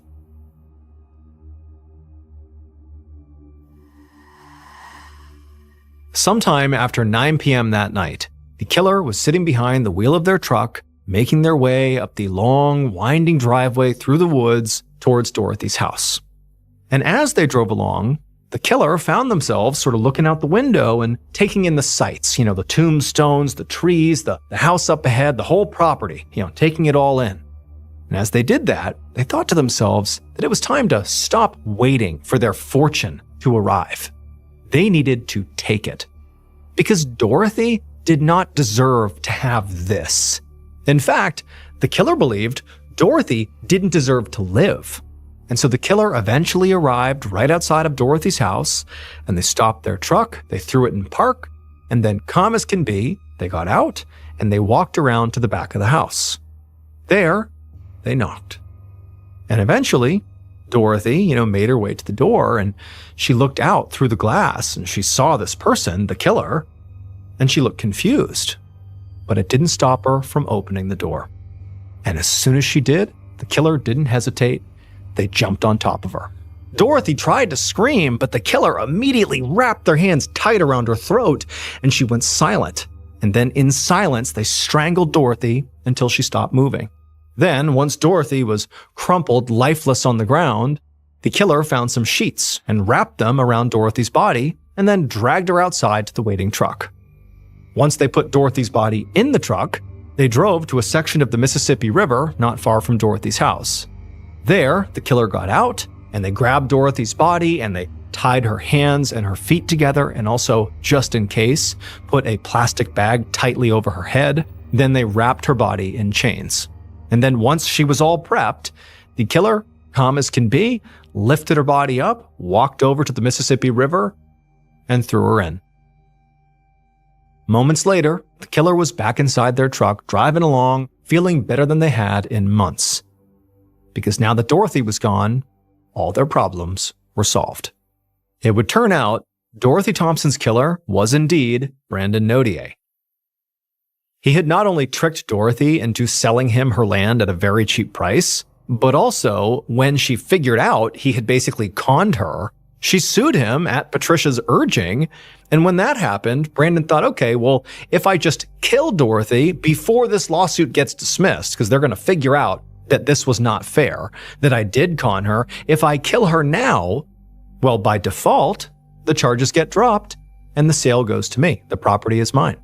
On the night of the murder, Brandon was not alone. He actually asked another one of Dorothy's former handymen, a guy named James Tregler, to come along with him and basically just wait in the car. And so he had done that. Now, Brandon was an incredibly violent person, and he did not think twice about murdering Dorothy to make sure the lawsuit got dropped. But Brandon also had a famously big mouth, and he told his entire friend group what he had done. And so basically, all of Brandon's friends were aware of this horrible crime, and they totally believed what he said because they were fully capable of him being able to commit extreme violence, but they were scared of him. And that's why none of the friends came forward to say, what they knew. But finally, one of these friends was so haunted by their knowledge of this crime that they did eventually come forward. That was the caller who, told the detectives what happened. And in their rendition of what happened, they said Brandon didn't act alone. There was somebody else, a guy named James Tregler. And so as a result of that tip, it would take another 4 years, but they would ultimately speak to James Tregler, and he would confess to having been there on that night. And with that, they had enough evidence to finally charge Brandon for the murder. Brandon ultimately surrendered to authorities in 2012, and he would get a 10-year sentence for pleading guilty to Dorothy's murder.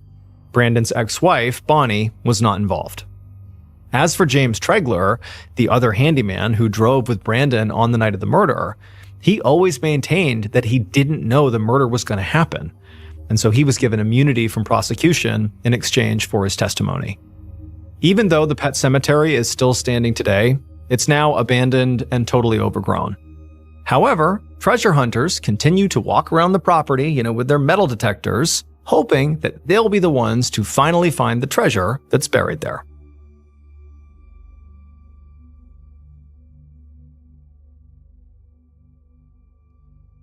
On March 11th, 1974, 22-year-old Barbara Rocky sat at a desk in her bedroom in Provo, Utah, writing furiously. And as she was writing, eventually she paused for a minute to reread what she had written, but she wasn't quite happy yet, so she added a few more lines. The letter she was writing was for her roommates, and she knew it had to be perfect, because Barbara was saying goodbye. So Barbara was a junior at Brigham Young University, or BYU, which was a very religious school where most students were practicing Mormons, but not Barbara. She had chosen to go to BYU because of religion, but really just because she was fascinated by it and thought going to a school structured around faith would be very interesting. But when she actually got there, she immediately felt out of place because her classmates went to church every week for hours at a time, and they all followed a pretty strict set of behavioral rules and values, which wasn't really Barbara's thing. Barbara was from California and considered herself more of a free spirit who liked exploring new ideas and trying new things. So over the last 3 years, Barbara had felt both frustrated and also alienated by the other students' very rigid lifestyles. She'd been hoping that that would change with her new living situation. She'd just moved in with 7 other girls in January. But now, just 2 months into that, it was already very obvious that those girls did not like her. They were just as religious as the rest of the kids at BYU, and they seemed to think Barbara was weird for doing things like dating around and experimenting with different religions. It just didn't make sense to them. So Barbara had decided that instead of trying to change her roommates' minds, she would just lean into this kind of weird behavior, as they called it. Barbara basically started making them uncomfortable on purpose, like by saying she prayed to the devil, which totally shocked them. And after a while, Barbara had really got the sense that these girls, they weren't just weirded out by her, they were now actively scared of her, which really alienated Barbara a whole lot more. And so all of that was why Barbara was now writing this letter. She was telling her roommates that she was just going to go ahead and leave campus for a while to be with people that actually understood her. And the people she was thinking of were people like Richard Finder, a self-proclaimed psychic that Barbara had connected with after she had called into a radio show where Richard had been giving psychic readings. And the two of them had connected immediately, because even though Richard was almost a decade older than her, he understood Barbara in a way that no one else in her life did. And ever since, they'd had this really intense relationship that felt both romantic and spiritual at the same time. But since Richard lived far away, most of their relationship so far had been over the phone. And so Barbara thought it might be nice to be physically closer to Richard and also his circle of friends. But there was another reason Barbara wanted to get away from BYU. And that was because she had started to feel unsafe being a young woman on a college campus. So recently there had been some scary national news stories about college women being attacked on campus. One student in Washington State had been beaten and almost killed in her dorm room in January, and another woman had gone missing the following month. And even though these attacks had not literally happened to BYU, it still freaked Barbara out. I mean, especially because these women who had been targeted just looked a lot like her physically, with long dark hair and sort of similar features. And so as a precaution, Barbara had been taking judo classes at school, and even got her best friend, Jerry Hicker, to help her buy a gun. Except Barbara had actually lost her gun recently. She'd not been able to find it for the last few weeks. She'd reported it missing to the campus police, but she really had no idea where it went. But for now, Barbara forgot about the gun and just took a deep breath and finished up her goodbye letter. Then she glanced over at the clock and saw it was almost 10 a.m., and so she had to get to class. So she grabbed the letter and put it inside of her purse, where she also was holding a turquoise necklace, which she planned to sell that day. It was the single most valuable thing that she owned, and she was going to pawn it to get some seed money to leave town. She'd figure out her actual destination based on how much she got for it. As Barbara threw her bag over her shoulder and got ready to leave, she heard a car pull into the driveway outside, which was a relief because she'd actually let her best friend Jerry borrow her car to go skiing the other day, and she had been hoping he would drop it off before she left for class, and so clearly that's what he was doing. And so Barbara hurried out her front door, and sure enough, there was her car, and there was Jerry climbing out and waving her keys, basically being like, "Hey, I'm back." As Jerry handed the car keys back over to Barbara, he asked her if they were still on for hanging out later. But Barbara was busy thinking about getting to class and the logistics of selling her necklace. She had decided that Salt Lake City would have more pawn shops that would pay better, and it was also less than an hour north. And so now that Jerry had dropped her car off, she could drive up there right after class. And so, Barbara just kind of nodded at Jerry and whatever he was saying, and then she took the keys, jumped in her car, and she was off. Over an hour later, Barbara was sitting in her social work class waiting for the teacher to dismiss them. And as she was sitting there, she began to hear some students whispering behind her. And as they did, even though she couldn't quite hear what they were saying, she began to feel her face get red. Because even though she didn't know if they were talking about her, if they were, it certainly would not be the first time. People talked about her a lot. So Barbara just did her best to try to ignore them, and then as soon as the teacher said they could go, she jumped up and shoved her books into her bag. And then she hurried out of the building to where her car was parked, she got in, and pulled out of the lot. And as she made her way down the street, she actually felt a wave of excitement. She couldn't wait to sell this necklace and finally get out of this place. About 3 hours later, Barbara's best friend Jerry walked up the sidewalk to Barbara's house.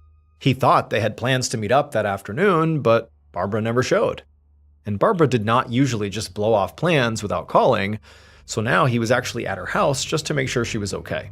And now Jerry noticed that her car was not in her driveway. So he just stood there for a minute, wondering if maybe he should go in and ask her roommates where she was. But he ultimately decided against it and just instead headed back to his place. But after beginning the walk back to his place, he passed by an apartment complex down the street from Barbara's place, and he stopped because he could clearly see Barbara's car parked in the lot, which was definitely out of the ordinary, because Jerry was sure she did not know anybody who lived there. And so now, really starting to worry about Barbara, Jerry walked up to her car to check it out, and when he looked inside, he saw there was a note. And so he just opened up her car because he found it was unlocked, and he grabbed the note and he began to read it. And as he did, he felt his heart rate start to pick up. An hour later, Jerry ran into the campus police station with Barbara's roommates following right behind him. After finding the note inside of Barbara's car, Jerry had gone back to Barbara's house to show it to her roommates and ask if they had seen her, because now he was worried that this note was some kind of suicide note. The note was a goodbye letter that Barbara apparently had written, and it said that she was leaving to be with her people, and the tone of it was just kind of alarming. Now, Jerry could tell her roommates thought that he was overreacting to this note, but they had ultimately agreed to come with him to the police to just make sure everything was okay. And so as soon as the officer on duty came out, Jerry explained to him that he had had plans with Barbara that day and she had not shown up, which was very uncharacteristic. And then he explained how he found her car and then also this letter and his concerns about this letter. And the officer on duty said, okay, we'll look into it. And so over the next few hours, the campus police did look into it. They reached out to some other kids on campus and also to Barbara's family, but nobody had seen or heard from Barbara since that morning. And so the police continued to look into this, realizing this could be a missing persons case, but technically not enough time had passed to officially call it that. So in this first day, it was all just kind of preliminary.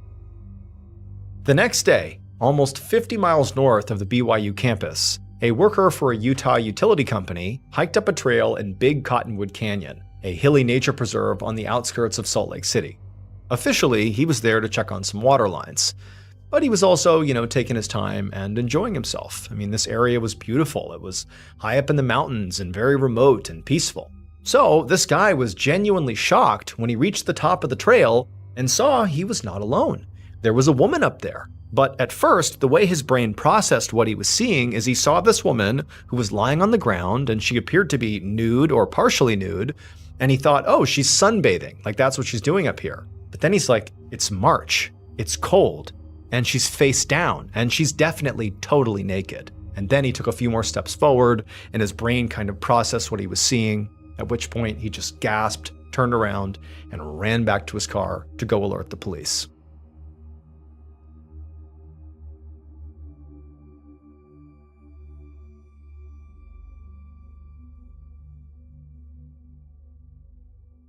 Within the hour, Captain Pete Hayward with the Salt Lake City Sheriff's Office drove his cruiser along a remote access road that led to Big Cottonwood Canyon. So Hayward normally loved being in nature. All he really did in his spare time was hunt and fish. But right now, the scenery and remote location were actually kind of an inconvenience because he needed to get to his destination quickly, and that was just very hard to do out here. Hayward had just gotten a call about a woman who had been found dead in the canyon by a worker for a utility company. And while a few responders were actually already there securing the scene, Hayward knew they wouldn't be able to really do anything until he got there. Because when he worked a murder case, every single detail had to go through him.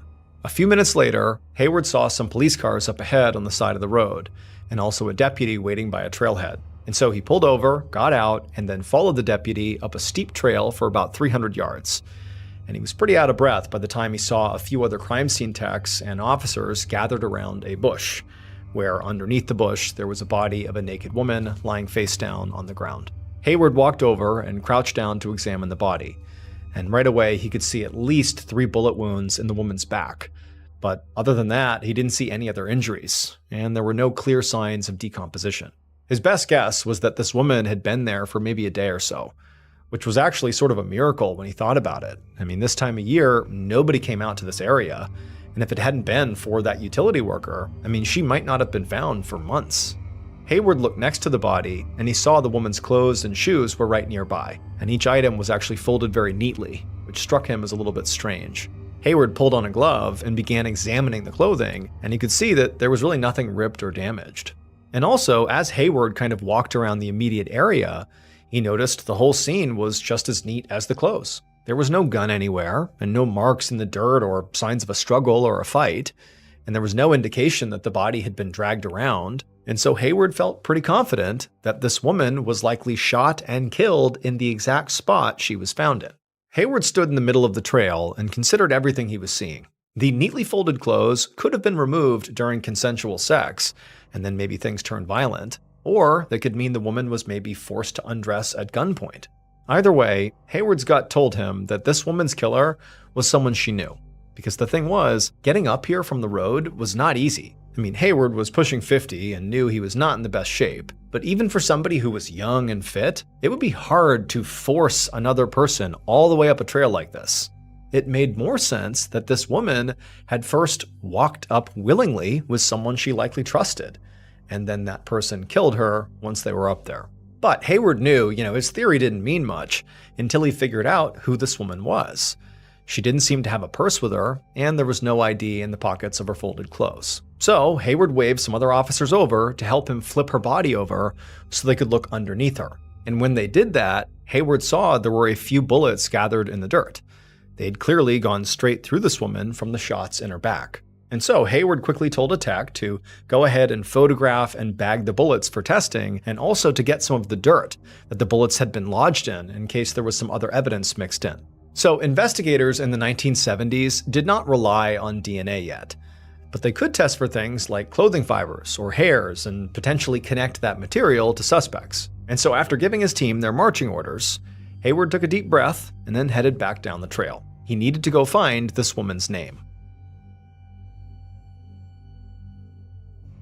The next day, Wednesday, March 13th, Hayward hustled down a hallway towards a meeting room at the Salt Lake City Sheriff's Office. He was bleary-eyed and basically running on adrenaline because he'd been working this case non-stop since the day before. And he'd just come from a meeting with the ballistics expert who told him the gun that killed this woman was likely a .357 caliber. Now, this was obviously great for the investigation. However, a .357 was not particularly uncommon, so it didn't really narrow things down a whole bunch. However, Hayward had uncovered something that was major for the investigation, and that was the victim's identity. It was 22-year-old Barbara Rockey.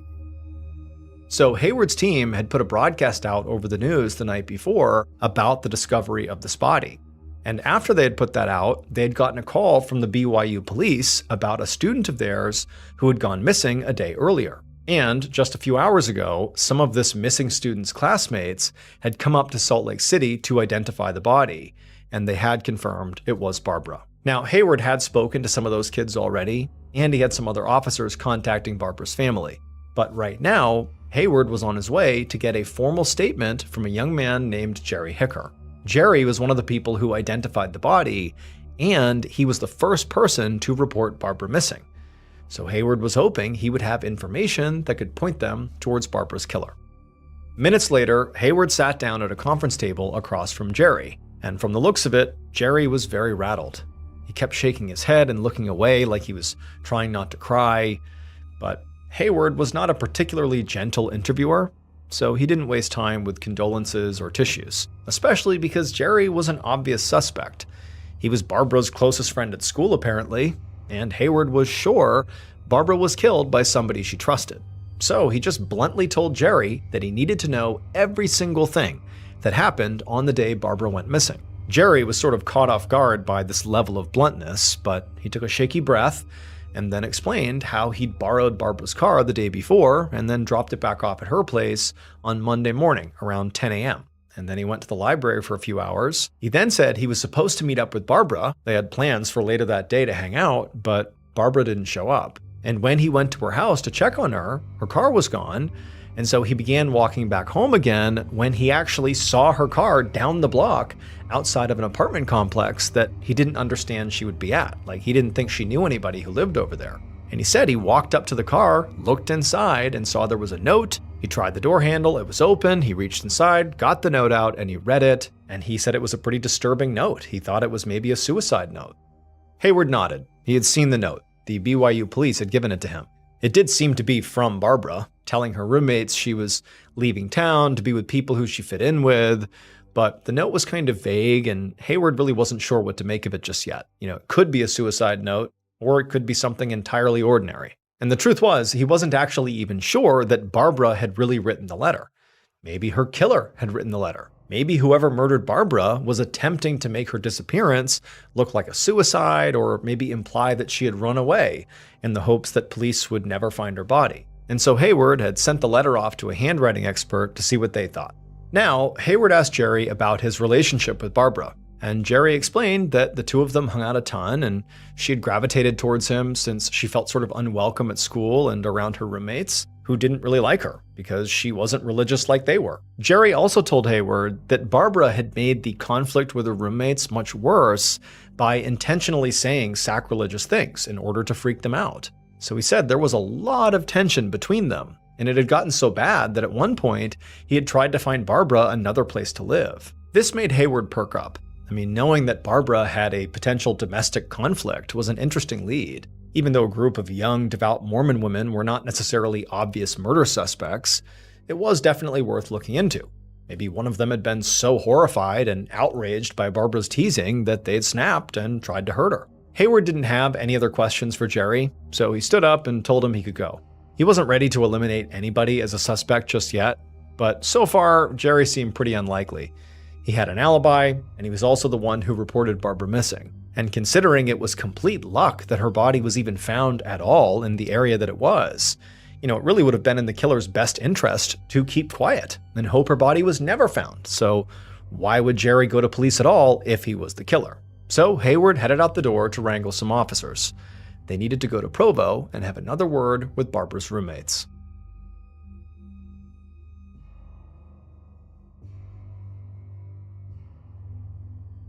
The next afternoon, just 2 days after Barbara was found in the canyon, Hayward pulled up to a pawn shop on the outskirts of Salt Lake City. If he thought he was tired yesterday, well, he was absolutely exhausted now, because a lot had happened in the last 24 hours.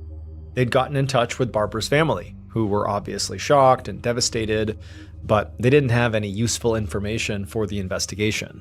They didn't know much about Barbara's friends or life at school, so they couldn't say if anybody would have wanted to hurt her. And they'd had no idea if she had been planning to leave campus for any reason. But apparently, she was, because the handwriting expert had come back and confirmed the note was authentic, and Barbara did write it. So her plans to leave appeared to be genuine, which is what the note basically was about, if you read it literally. But for Hayward, after speaking to Jerry, who talked about the tension between Barbara and her roommates and how she didn't fit in, and also after Hayward literally spoke to all 7 of Barbara's roommates, and they all actually admitted they did not like Barbara, it made Hayward think that the letter from Barbara should be interpreted literally, that she was just trying to flee campus and get away, in particular from her roommates. But the roommates all had solid alibis for the day Barbara went missing. So for now, Hayward basically had to rule out the roommates. But Hayward was not that upset about this, because the roommates had actually given him another lead. According to one of the roommates, right before Barbara had disappeared, she had mentioned that she planned to pawn a turquoise necklace that she owned in Salt Lake City. So Hayward and some other officers had spent the whole day canvassing pawn shops in that area to see if maybe she had actually gone through with it. Now, so far, Hayward had not found the necklace or, found the pawn shop that maybe Barbara went to, but he was very hopeful, maybe too hopeful in some ways. Because, aside from this necklace lead, the investigation really was kind of losing steam. They had searched and fingerprinted Barbara's car, but had not found anything significant. They'd also gotten the autopsy back, and it was mostly unhelpful. The medical examiner had actually counted 5 gunshot wounds, not just 3, so more than Hayward had thought, but they couldn't confirm whether or not Barbara was sexually assaulted. And also, the forensics report had come back, and they had not been able to collect any fingerprints at the scene. And so all of this was swirling around in Hayward's head as he stepped into this particular pawn shop, and he asked the woman behind the counter if they had recently purchased a turquoise necklace. And to his shock, the woman said yes. And then she gestured towards a glass case behind the counter where Hayward could see a long white necklace lined with turquoise stones on a red felt pad. About a half an hour later, Hayward was back behind the wheel of his cruiser, and his heart was pounding and his mind was racing so fast he could barely pay attention to the road, because Hayward finally had a real trail here. The shop clerk's description of the person who had sold that turquoise necklace matched Barbara perfectly. Not only that, the shopkeeper also had a receipt for the sale that showed Barbara was at the store on March 11th at 12:50 p.m., the same day she went missing. But the most incredible part of this new lead was that Barbara had apparently told this clerk that she was in a hurry, because her boyfriend was circling the block outside. And this was huge because Hayward and his team had spoken to a lot of people in Barbara's life, and no one had mentioned a boyfriend. Now, unfortunately, the pawn shop worker had not gotten a look at this person, this boyfriend that Barbara was talking about. So Hayward had just taken the necklace and the receipt for evidence, and now he was rushing back to the precinct to make some calls. He needed to see if anybody in Barbara's life knew about this boyfriend and maybe had just failed to mention it for some reason. But as soon as Hayward parked and hurried inside the precinct, he was stopped by a deputy, and this deputy seemed as excited and frazzled as Hayward felt. The deputy told Hayward that he wasn't going to believe this, but they had been continuing their background interviews, and some of Barbara's friends said that Barbara had mentioned a boyfriend named Richard. This was great news for Hayward. I mean, he was literally looking for exactly this information. But this actually was not the reason why the deputy was so worked up, just the fact that she had a boyfriend. He explained that Richard was Richard Finder, a supposed psychic from California who just happened to be in town on a ski vacation at the same time Barbara was killed. And the reason they knew that was because Richard had just called the station completely out of the blue and offered to help. A few hours later, Hayward sat down across an interrogation table from 30-year-old Richard Finder. Richard had on glasses and he had a goatee, and he seemed very confident and also quite eager to help. But to Hayward, he just felt like he was putting on an act. He felt certain that Richard had to be Barbara's killer. After all, it actually was not unusual for murderers to actually insert themselves into the murder investigation to sort of, see what's going on and maybe deflect blame away from themselves. And so for Hayward, he felt like that was exactly what Richard was doing, calling in to offer up his supposed psychic services. But also, Hayward had spent the last couple of hours digging into Richard, and he also discovered that he owned a .357 pistol, the same kind of gun that had killed Barbara. And on top of that, he found out the place where Richard was staying was in Salt Lake City, very close to Big Cottonwood Canyon, where Barbara's body was found. It was just too many coincidences, and so Hayward was prepared to get extremely tough with Richard to get a confession. But Hayward got a few of his background questions out of the way first. And after asking Richard how he knew Barbara, Richard explained that they had connected after she had heard him speak on the radio.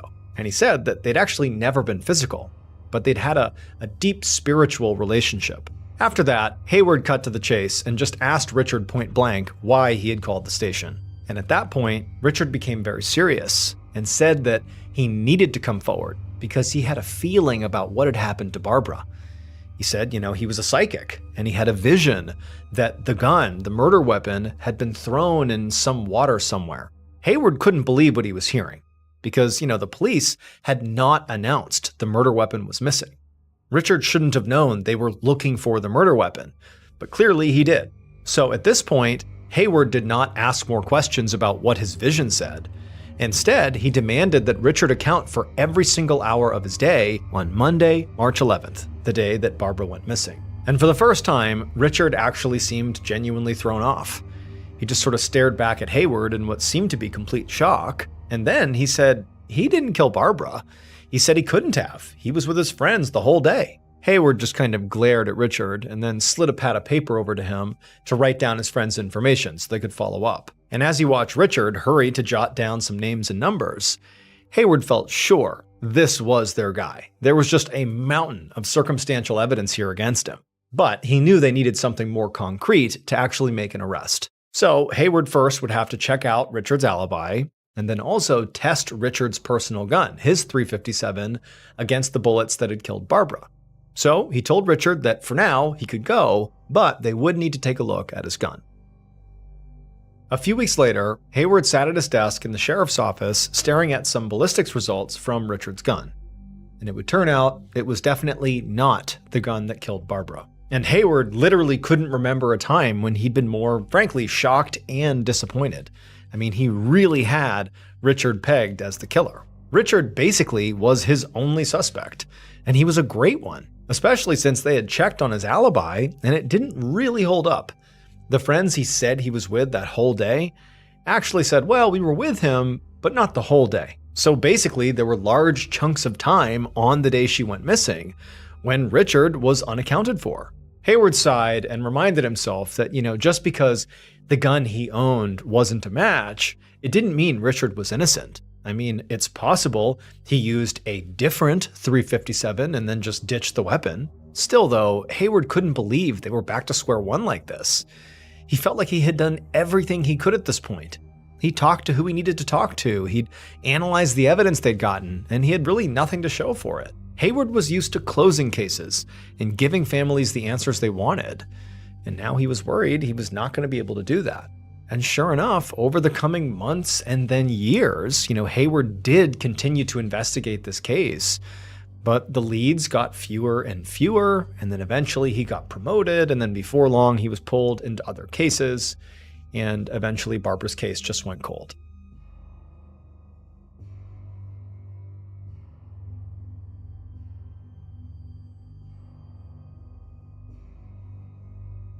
In the fall of 2005, so over 25 years after Barbara's murder, Detective Todd Park sat on the floor by his desk in the Salt Lake City Sheriff's Department. Around him on the floor, it was covered with crime scene photos and interviews and evidence logs from the 1974 investigation of Barbara Rocky's murder. Park was a brand new homicide detective, and he had taken on this case after getting a call from one of Barbara's sisters, begging the sheriff's office to reopen it. And Park wasn't sure if it was maybe just new guy enthusiasm, but he was already pretty obsessed with trying to solve it. He really wanted to find some answers for the Rocky family, since they'd been wondering what happened to Barbara for now over 2 decades. And Park actually felt pretty optimistic about it. Because even though during the original investigation, they hadn't relied on DNA testing, they couldn't really even do DNA testing. Despite that, the investigators at the time had done a rape kit and saved all the evidence from the scene, like Barbara's clothes and even the dirt that was underneath her body, which meant that with the current advancements in DNA technology, there was a good chance they could actually solve this thing. Park had already sent a few items over for testing, but while he waited for the results, he was going over the details of the case to get a sense of how it was investigated back in 1974. And he found it was a pretty unusual case. The murder had initially been investigated as a personally motivated crime. But while the case was cold, police had also begun to consider the idea that maybe Barbara had been murdered by the notorious serial killer, Ted Bundy, that this was not personal, that she was just one of many victims. Ted Bundy had been arrested less than an hour away from where Barbara lived in Salt Lake City in 1975, just 1 year after her murder. And he had been killing college women all over the West Coast, including several in Utah, the same year Barbara was killed. But investigators in the late 1970s had ruled Ted Bundy out after determining he'd been committing a different murder in Washington state at the same time Barbara was killed, so he could not have been her killer. But it was still possible that Barbara had been killed by a different serial killer in the area. 1974 is notoriously known as the Year of Fear because there were so many killers operating in the United States at that time. But as Park read through the notes, he found himself agreeing with the original investigators' first instincts, that Barbara's murder must have been personal. Also, just the amount of times Barbara was shot seemed emotionally charged. And so Park believed Barbara's boyfriend, Richard Finder, had to be the killer. I mean, after all, Richard had been in the area at the time of the murder. He basically had no alibi. And, he brought up the fact that there was a missing murder weapon when the public didn't even know that. So he knows things about the crime scene that he shouldn't know. But Park felt like there were some other people in this case that also deserved a second look, like Barbara's best friend, Jerry Hicker. It was true he did have an alibi, and Barbara had told that pawn shop owner, before she was killed, that she was with her boyfriend, which she would not have referred to Jerry as. But if this was as emotional a crime as Park thought it was, Jerry had to be considered. After all, he was Barbara's closest friend at school, and maybe he heard she was leaving town and got mad at her. And then Barbara's roommates, they all seemed to have solid alibis, but maybe one of them had gotten somebody else to kill Barbara. Park knew the original investigators hadn't found any evidence of that, but they also hadn't seemed to spend much time on the roommates one way or another. They just kind of quickly ruled them out. But Park also knew it could be someone that they hadn't even considered yet, like the utility worker who actually found the body, or maybe another student at BYU who didn't like Barbara and considered her an outsider or a weirdo. Park wasn't sure yet, but he was confident that they'd be able to pick up some DNA somewhere in the evidence, and once they did, they'd find their killer.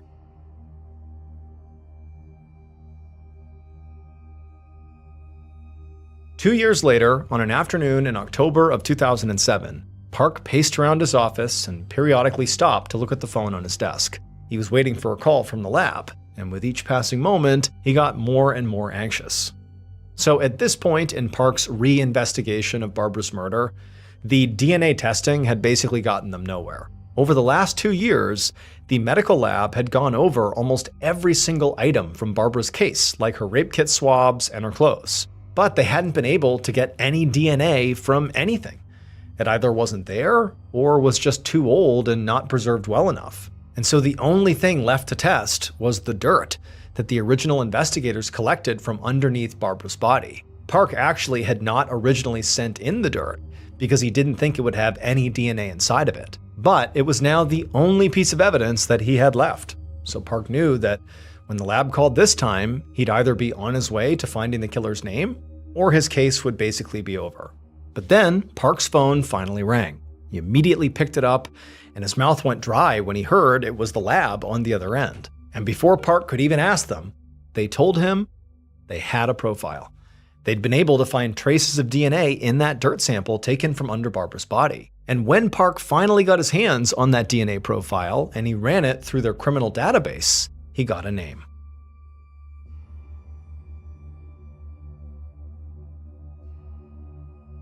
Based on DNA evidence and a decades-long investigation, here is a reconstruction of what police believe happened to Barbara Rockey on March 11th, 1974.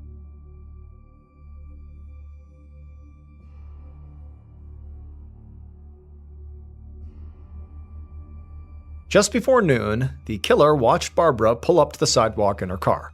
The killer immediately walked over and jumped inside and smiled at Barbara, and she smiled right back. And together, they drove to the pawn shop in Salt Lake City that Barbara wanted to go to. When they got there, Barbara hopped out of the car and went inside. And once she was inside, the killer moved over to the driver's seat, and so they basically were going to drive the car from that point forward. And as the killer sat in the driver's seat waiting for Barbara, their heart was racing. They couldn't wait for her to get back outside and get in the car because the killer was in love with her, and they had decided that today they were finally going to make their relationship physical. So when Barbara came outside and hopped in the passenger seat of the car after selling her necklace, the killer very excitedly turned to her and said, "Hey, there's some trails nearby. Why don't we go for a hike?" Barbara clearly hesitated, like she didn't really want to do this. But the killer knew Barbara was leaving Utah, and they knew she had written a goodbye note and was selling the necklace for funds to leave for good, so they kind of guilt-tripped her. They said, look, let's go enjoy the beautiful countryside before you leave town. Barbara shrugged and said, okay, fine. And so the killer very excitedly drove the car over to the canyon and parked near a picnic area. Then the two of them got out, and as they began walking towards the trail, the killer reached down and touched the outside of their pocket, just to make sure the gun that they had stolen from Barbara was still there. Now, they didn't know if they were going to use the gun or not, but they just wanted to make sure it was there and ready. And so for a while, the killer and Barbara just hiked along this trail, just chatting and making their way up and enjoying the scenery. But at some point, the killer they couldn't wait any longer. They had to make their move. And so they stopped Barbara, and the killer, after making sure nobody else was around, they moved forward and kind of made their move. They touched Barbara in a way that was very clearly meant to be romantic. But immediately Barbara kind of recoiled and jumped back and told the killer that she didn't want that, which immediately made the killer incredibly angry. And so the killer stepped towards her again and could see Barbara had this alarmed look on her face, which made them even more angry. So they pulled out Barbara's gun and they aimed it at her and then told her to take off her clothes. And Barbara, she was horrified, but, she did as she was told, but she intentionally was taking her time. As she took off a piece of clothing, she would painstakingly fold it very neatly, all the while begging the killer not to do this. And then after taking off all of her clothes and stacking them next to her, she continued to plead with the killer. But the killer was so humiliated and so angry that they decided enough was enough. And they shot Barbara right in the chest. And she crumpled to the ground, and they fired wildly several more times until Barbara went still. And then once Barbara was either dead or dying on the ground, the killer just panicked and turned and ran back down the trail, back to Barbara's car. They hopped in and they drove back to Provo and the BYU campus. But on the way there, they stopped and ditched Barbara's purse and the gun. And then when they actually got to Provo, the reason they parked Barbara's car down the road near that other apartment complex was so that when the killer got out of the car, Barbara's 7 roommates would not see them doing so. Then they fled, leaving Barbara's note in the car. Barbara's note was not a suicide note. It was a literal goodbye note that she had written for her roommates. But the killer figured it sort of seemed like a suicide note, so if they left it here, when they came back to find the car and find the note inside of it, they could tell the police that this seems like maybe Barbara has killed herself. It would send the police in a direction that would hopefully not lead back to the killer. It would turn out Barbara's killer was her best friend, Jerry Hicker. The original investigators didn't suspect Jerry at first, mainly because of his cooperation, and since he was the one who also first reported her missing. But they did begin to get suspicious of him when he eventually revealed his violent streak. The year after he killed Barbara, he was connected to a few different rape cases on campus. But they didn't have enough evidence to make an arrest until decades later when the lab finally found DNA in the soil from the 1974 crime scene. They were able to match that profile to Jerry's DNA, which they had on file from his involvement in another unrelated crime. And so ultimately, Jerry killed Barbara with her own gun, which he had helped her buy so she could protect herself from killers just like him. By the time Jerry was arrested in 2007, he was dying of cancer. He confessed to Barbara's murder for a reduced sentence and served 5 years before he was released. He died in 2014.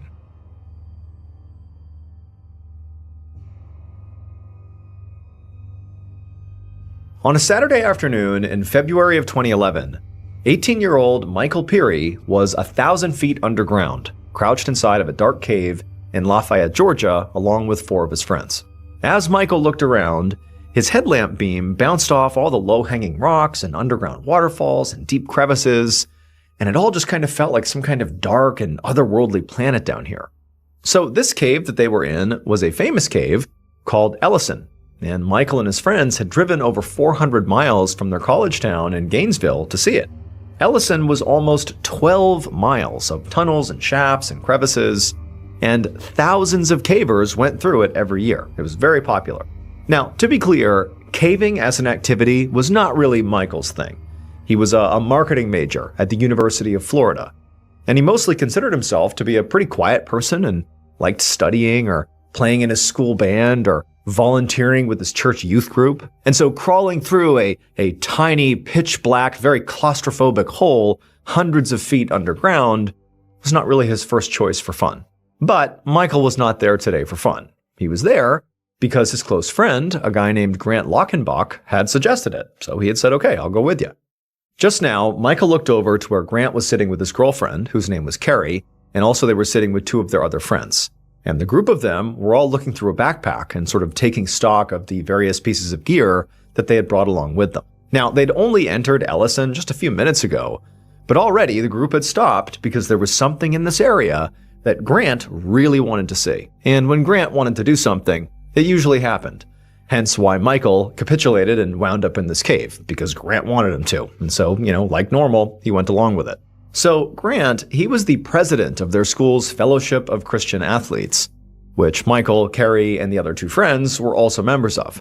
And when Michael had joined the fellowship, Grant had sort of taken him under his wing and told Michael that he had tons of potential. In fact, he said Michael had enough potential to be the next president of the fellowship. And this had given Michael a ton of confidence because he really looked up to Grant. I mean, a lot of people did. Grant was just cool. He was a few years older than Michael and was basically like a 6-foot-tall ball of positive energy who was always looking for some adventure to go off and do. Grant had been exploring caves as a hobby for the last 3 years, and he was actually really the only member of their group with any real caving experience. And it was actually this lack of experience amongst the other people that were with Grant, including Michael, that was the reason they were going through an easier tunnel within Ellison that was basically a straight shot through the mountain and did not require much gear like rope or climbing equipment. It was like very beginner. But despite that, despite the low level of difficulty of the caving route they had chosen, they'd brought that stuff anyway, all that extra equipment, because along this easier route, at the place where they were now stopped, was the entrance to a vertical shaft that Grant specifically wanted to climb down, even if he went alone. This shaft was 125 feet deep. So think of like a 10-story building. That is how deep this pit went. But it was actually called the warm-up pit because compared to the other, deep pits in Ellison, it was nothing. Some were way deeper, like over 500 feet. So this was definitely not beginner. This was an advanced thing to be doing, so Grant was going to do it. But again, it's sort of a novice level, more advanced thing to be doing in this cave.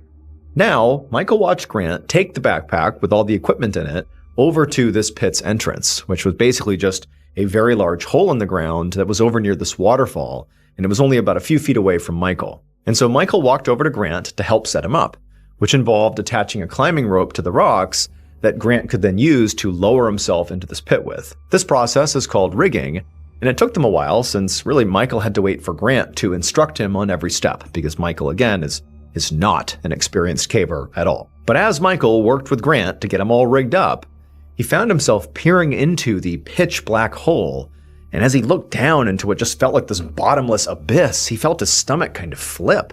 He was glad he had not promised Grant that he would go into the pit too, because, seeing it now up close in person, this was terrifying. He did not want to go into this thing, but Grant clearly did. He was excited. And so Michael and Grant continued to get Grant all set up, and then eventually, finally, when Grant was rigged, Michael heard the sound of something pretty heavy sliding off of a rock, and then moments later there was this loud, echoing thud from deep inside of this hole, the warm-up pit. For a moment, Michael was just confused. He didn't know what the sound was. Maybe it was a rock falling into the pit, but he looked over at Grant, and Grant had a very unhappy expression, and he was looking at the ground right next to the pit hole, and that was where their backpack had been, with all the equipment inside of it, at least the equipment that they weren't using, and the backpack was not there anymore.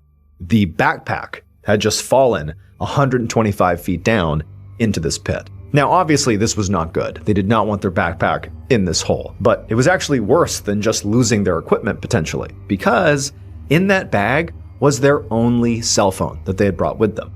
And it was also where they had put all their ropes and other climbing gear. They'd taken some stuff out, to get Grant rigged up here, but still, losing this bag felt really bad. Without its contents, they could easily get stranded or trapped inside of this cave, and they wouldn't be able to call or text anybody. They'd be stuck. And so Michael could actually feel himself starting to panic, but then Grant cut in and played it cool as always. And he said, look, it's no big deal.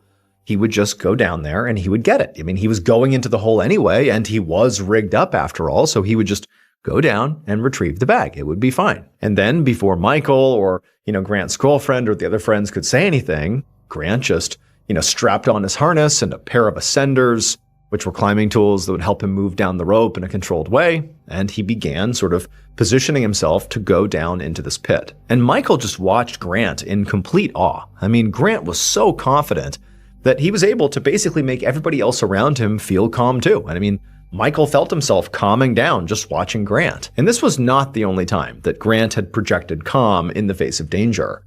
During Grant's freshman year, he'd casually climbed up the exterior of one of their school's dormitories just to see if he could do it.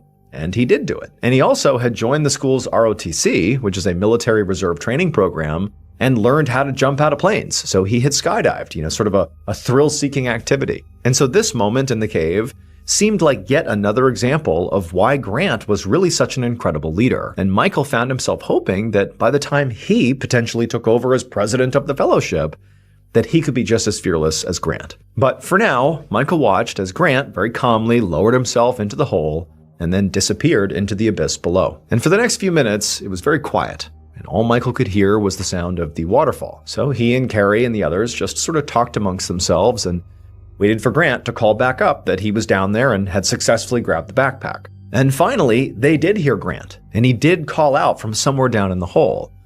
But Michael couldn't really understand what Grant was saying because the waterfall that was kind of blasting nearby was really loud, and also Grant's voice echoed around the cave, which made it hard to tell what he was saying. So at this point, Michael and Carrie and the others were not worried. They figured that this was just an acoustics problem, not a safety problem. So Michael just walked over to the edge of this pit and kind of leaned over and just looked down. But, he couldn't see Grant. He was too far down and it was too dark. And so Michael called out, asking Grant to repeat himself because they couldn't understand what he was saying. And Grant did yell back. He clearly replied to Michael, but Michael still couldn't really make out what he was saying. However, this time, there was something really different about the way Grant sounded. Again, even though he doesn't know what Grant's saying, one thing was definitely clear. Grant no longer sounded like the calm, cool, and collected, fearless leader that he normally was. He was talking really fast, he was repeating himself, he was saying something really, really quickly, very urgently. And even though, again, it wasn't clear what it was, the tone was very clear. Grant was scared. There was a problem.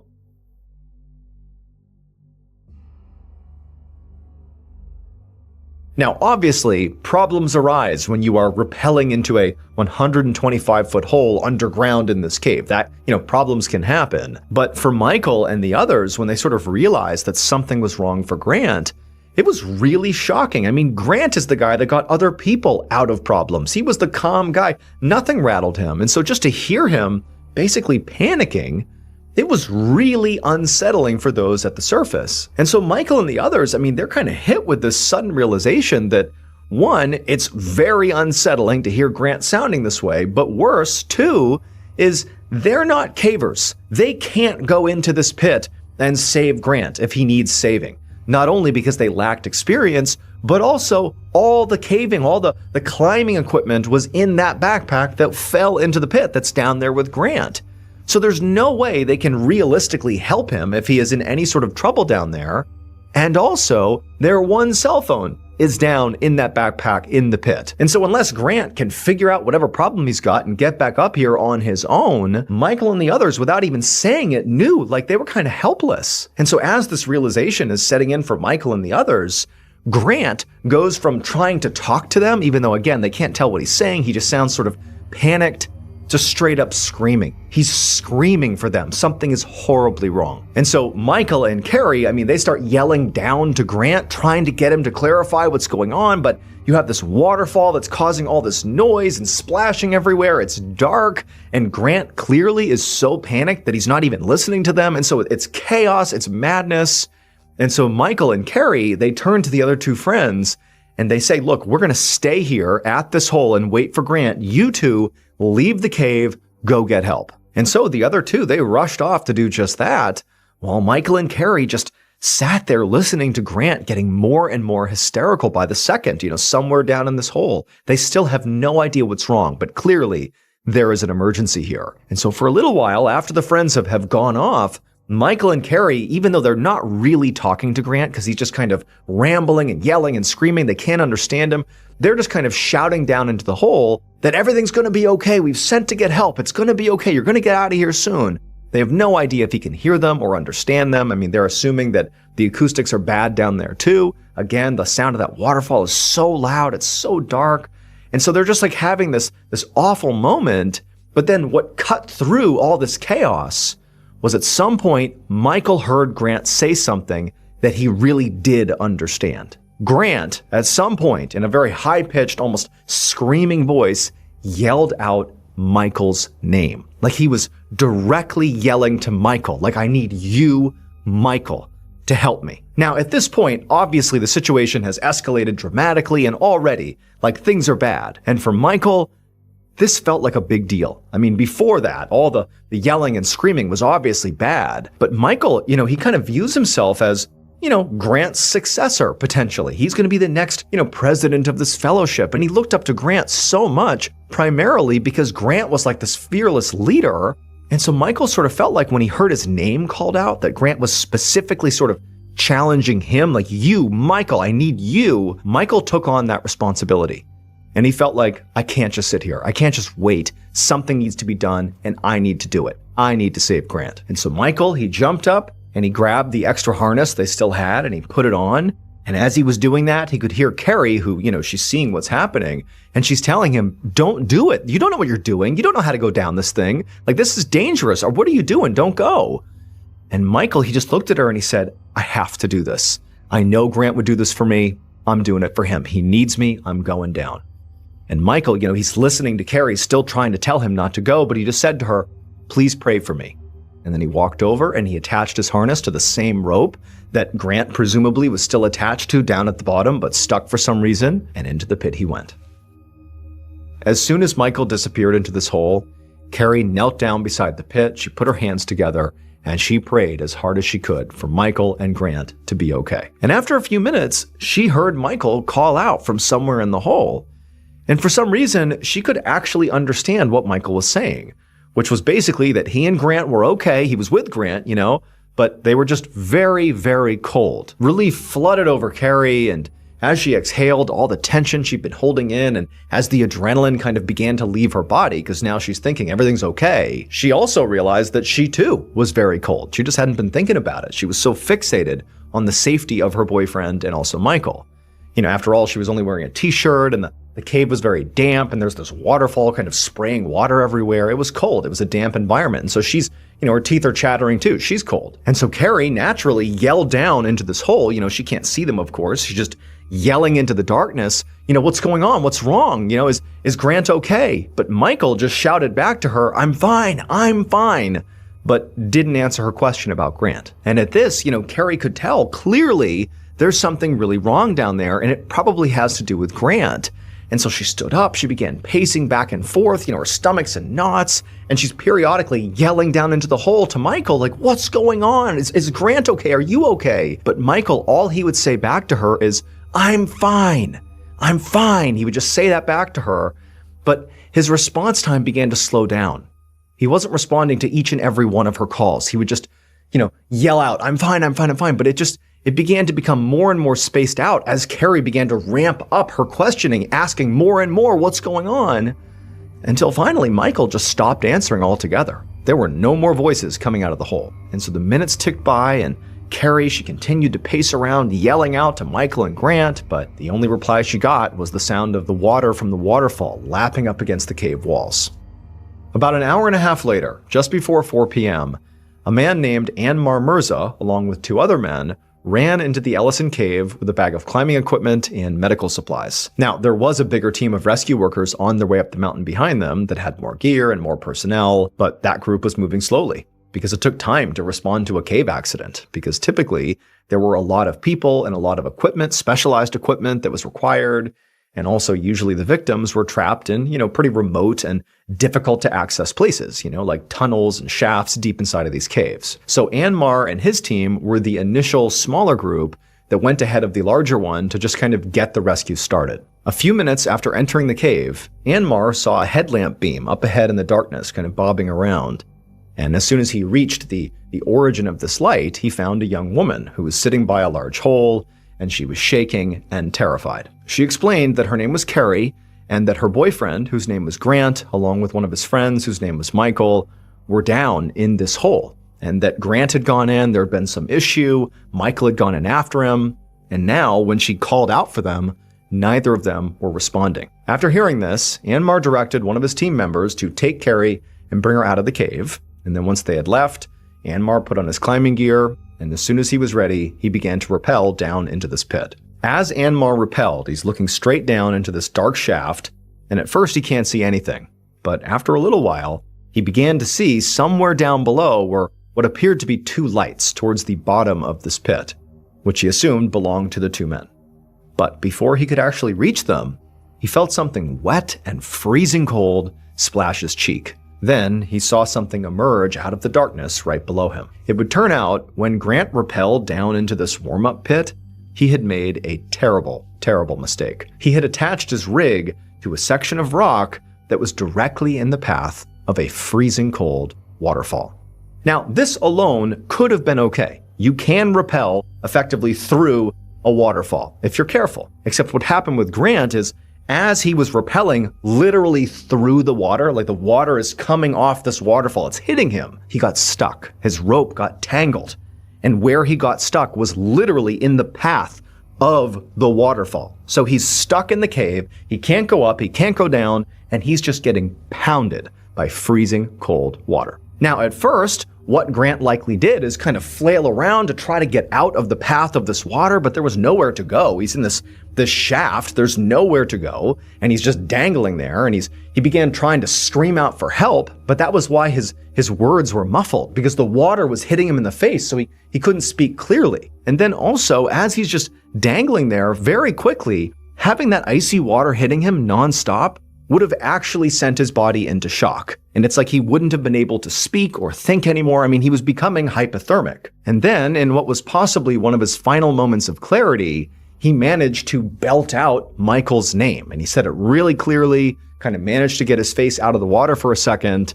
And Michael, who trusted Grant completely when he heard his name being called, it felt like it was his calling. He needed to go in there and save Grant himself.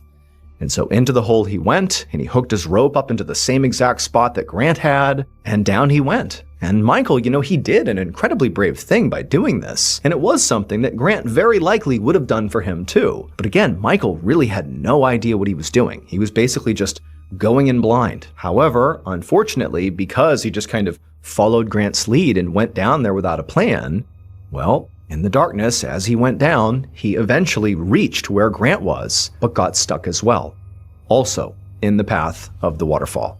Granted, he was not nearly as exposed to the water as Grant was, like his face was not getting blasted by water, so he was able to call out and be heard by Carrie, but he also got tangled at the same spot, couldn't move, his body's getting hit by this icy water, and so even though the rescuers did eventually get down to Michael and Grant, by the time they did, it was too late. The two men had froze to death. They basically dangled inside of this hole, getting hit by this water for about 2 hours before their bodies just shut down. In 2013, 2 years after both Michael and Grant died inside of that cave, the Carnegie Hero Fund Commission gave Michael a posthumous medal for risking his life to save Grant's.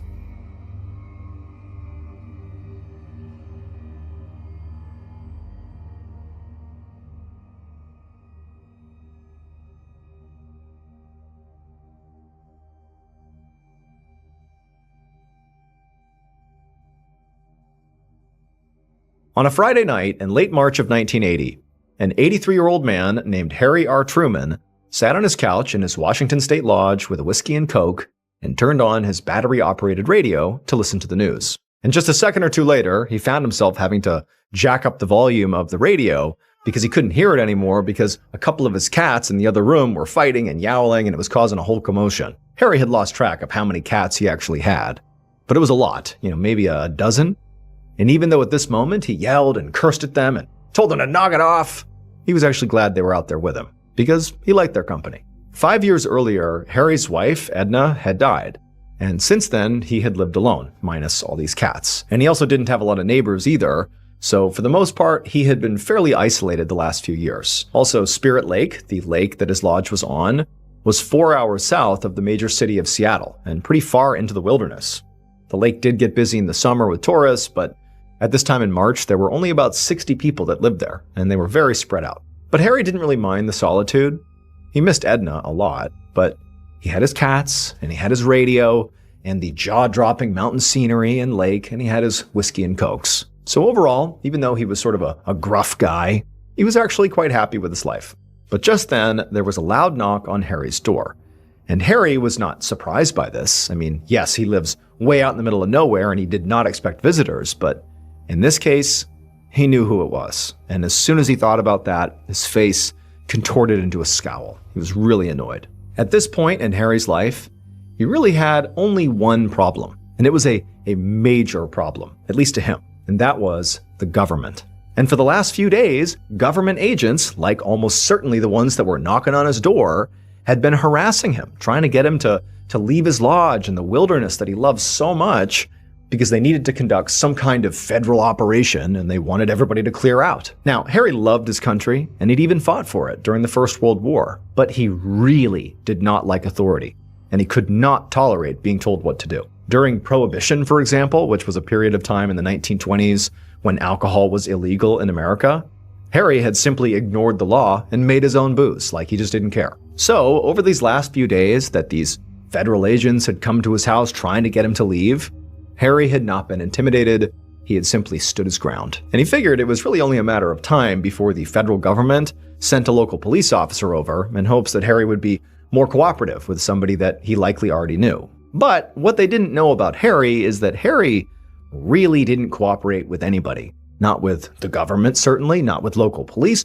not with his own family, not with his friends, or not with the two ex-wives he'd been with before finding Edna. He was just somebody who marched to the beat of his own drum. So now, Harry did not get up to answer the knock at his door. Instead, he just waited until the person out there, the visitor, yelled through the door and announced who they were, and not really to Harry's surprise, it was the local deputy that Harry did know, clearly being sent here by the federal agents to try to get Harry to leave. And when Harry still didn't answer the door when the deputy clearly had announced themselves, knowing Harry would know who they were, when Harry still didn't get up, didn't answer the door, the deputy finally, just sort of frustrated, called out, "Harry, are you sure you don't want to go?" Now, even though this deputy was being a whole lot more amicable than the government agents had been, they had been really forceful, basically telling him you gotta leave, the deputy here was at least kind of giving Harry a chance to make a decision. Despite that, the question the deputy had asked just made Harry really mad, because leaving his house was just not something he would ever consider doing. Harry had lived in this lodge for 54 years, and 37 of those years were spent running this lodge as an inn, as a business, with his late wife Edna, who was the love of his life. Now, he'd let the lodge go a little after she had died, so truthfully it was kind of falling apart and it smelled terrible, because of all the cats, but it had been theirs, and now it was his, and he would never give it up. And not only that, but just outside his doorstep was Spirit Lake, which Harry believed was the most beautiful, perfect place in the entire world. It was quiet and serene and situated right at the base of some of the most breathtaking mountains he had ever seen in his whole life. And so to say Harry loved it here was a complete understatement. His lodge and Spirit Lake were basically his whole identity. Harry didn't know if he believed in God, but he did believe in the trees and the lake and the birds that screeched at him at all hours of the day. It was like his home, this area, was his religion. And he certainly was not about to give it up just because some federal authority or government agent or whoever told him to. So all Harry said to the deputy waiting outside was a very firm "good night," which Harry was actually quite proud of himself for because he had a really hard time not swearing. So this seemed pretty mild. After that, Harry waited to see if the deputy would challenge him or say anything else, but he didn't.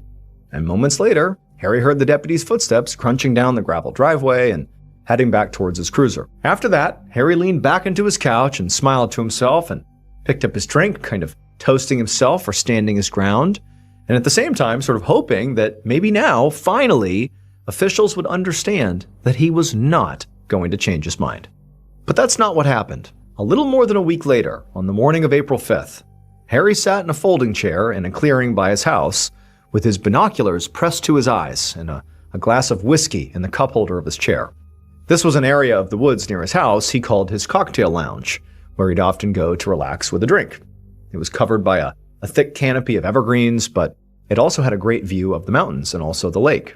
But Harry was not here to relax. He was actually on very high alert because the woods were absolutely crawling with federal agents and local law enforcement officers. Harry could literally see them right now through his binoculars, walking around the various camps they had set up all over the mountainside and also near the lake. And there was nobody to stop them because everybody else who lived in this forest had bowed to the pressure and left when told to, which meant Harry was quite literally the last resident still fighting the good fight. Now, so far, officials had not physically attempted to force him out, but now that Harry saw them assembling all over the mountainside, he had to wonder how long he had before they did try. But at the same time, he also knew that he had one piece of very important and very surprising leverage over the authorities, and that was that over the past couple of days, Harry's refusal to leave his wilderness home just because the government told him to had turned him into a media attraction. Reporters had heard about what was going on and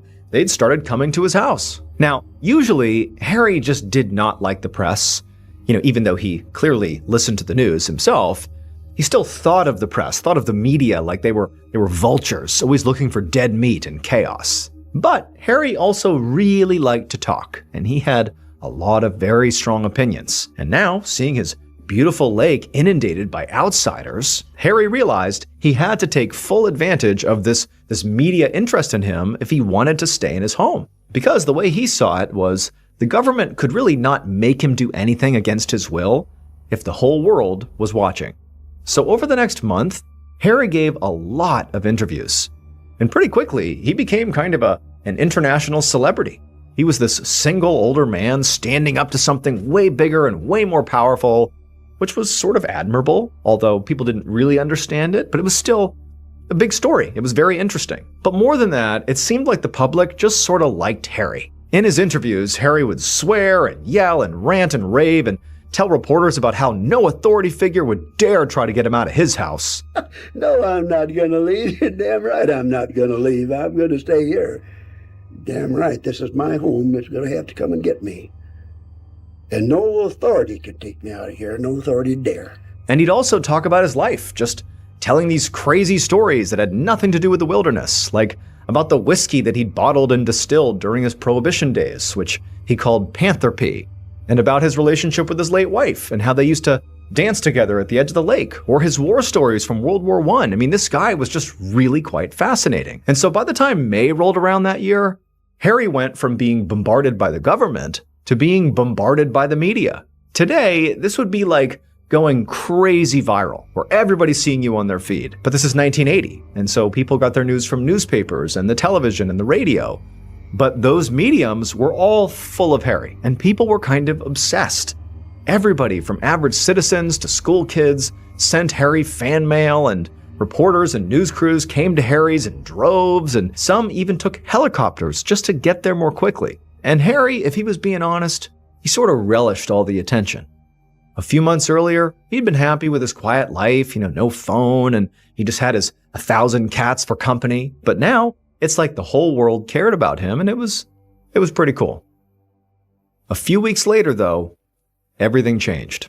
On Sunday, May 18th, the sun came up on Harry's lodge, and the woods around it were totally quiet for the first time in weeks, because Harry, in some ways, had won. He had kept his word, and he'd stayed strong and refused to give in to the government's demands to leave. And finally, the government had backed down. And the sheriff had even come by the day before to tell Harry that, okay, no one's going to come by and ask you to leave anymore. It's on you. And so now, on May 18th, as Harry was getting up, it was just him, the lake, the trees, and the big, beautiful mountain. And then, at 8:32 a.m. that morning, a deafening boom shook the earth. It would turn out the media was not totally finished with the story of Harry R. Truman. In fact, what happened on the morning of May 18, 1980, would in many ways make Harry even more famous than he already was, because Harry didn't live at the base of just any old mountain. His lodge was situated directly at the foot of Mount St. Helens, which was an active volcano. The government operation that the federal agents and local law enforcement were trying to run here was an evacuation. They were not trying to impede on Harry's rights. They were trying to save him. But Harry was so convinced that the land he loved so much, that he had lived on for nearly 60 years, would not hurt him. And so he ignored the authorities' repeated warnings. But Harry's decision was the wrong one. And on May 18th, he paid for his mistake. Because that morning, Mount St. Helens erupted, sending an avalanche of searing lava and mud directly onto Spirit Lake and Harry's lodge, killing him and his cats instantly. His remains were never found.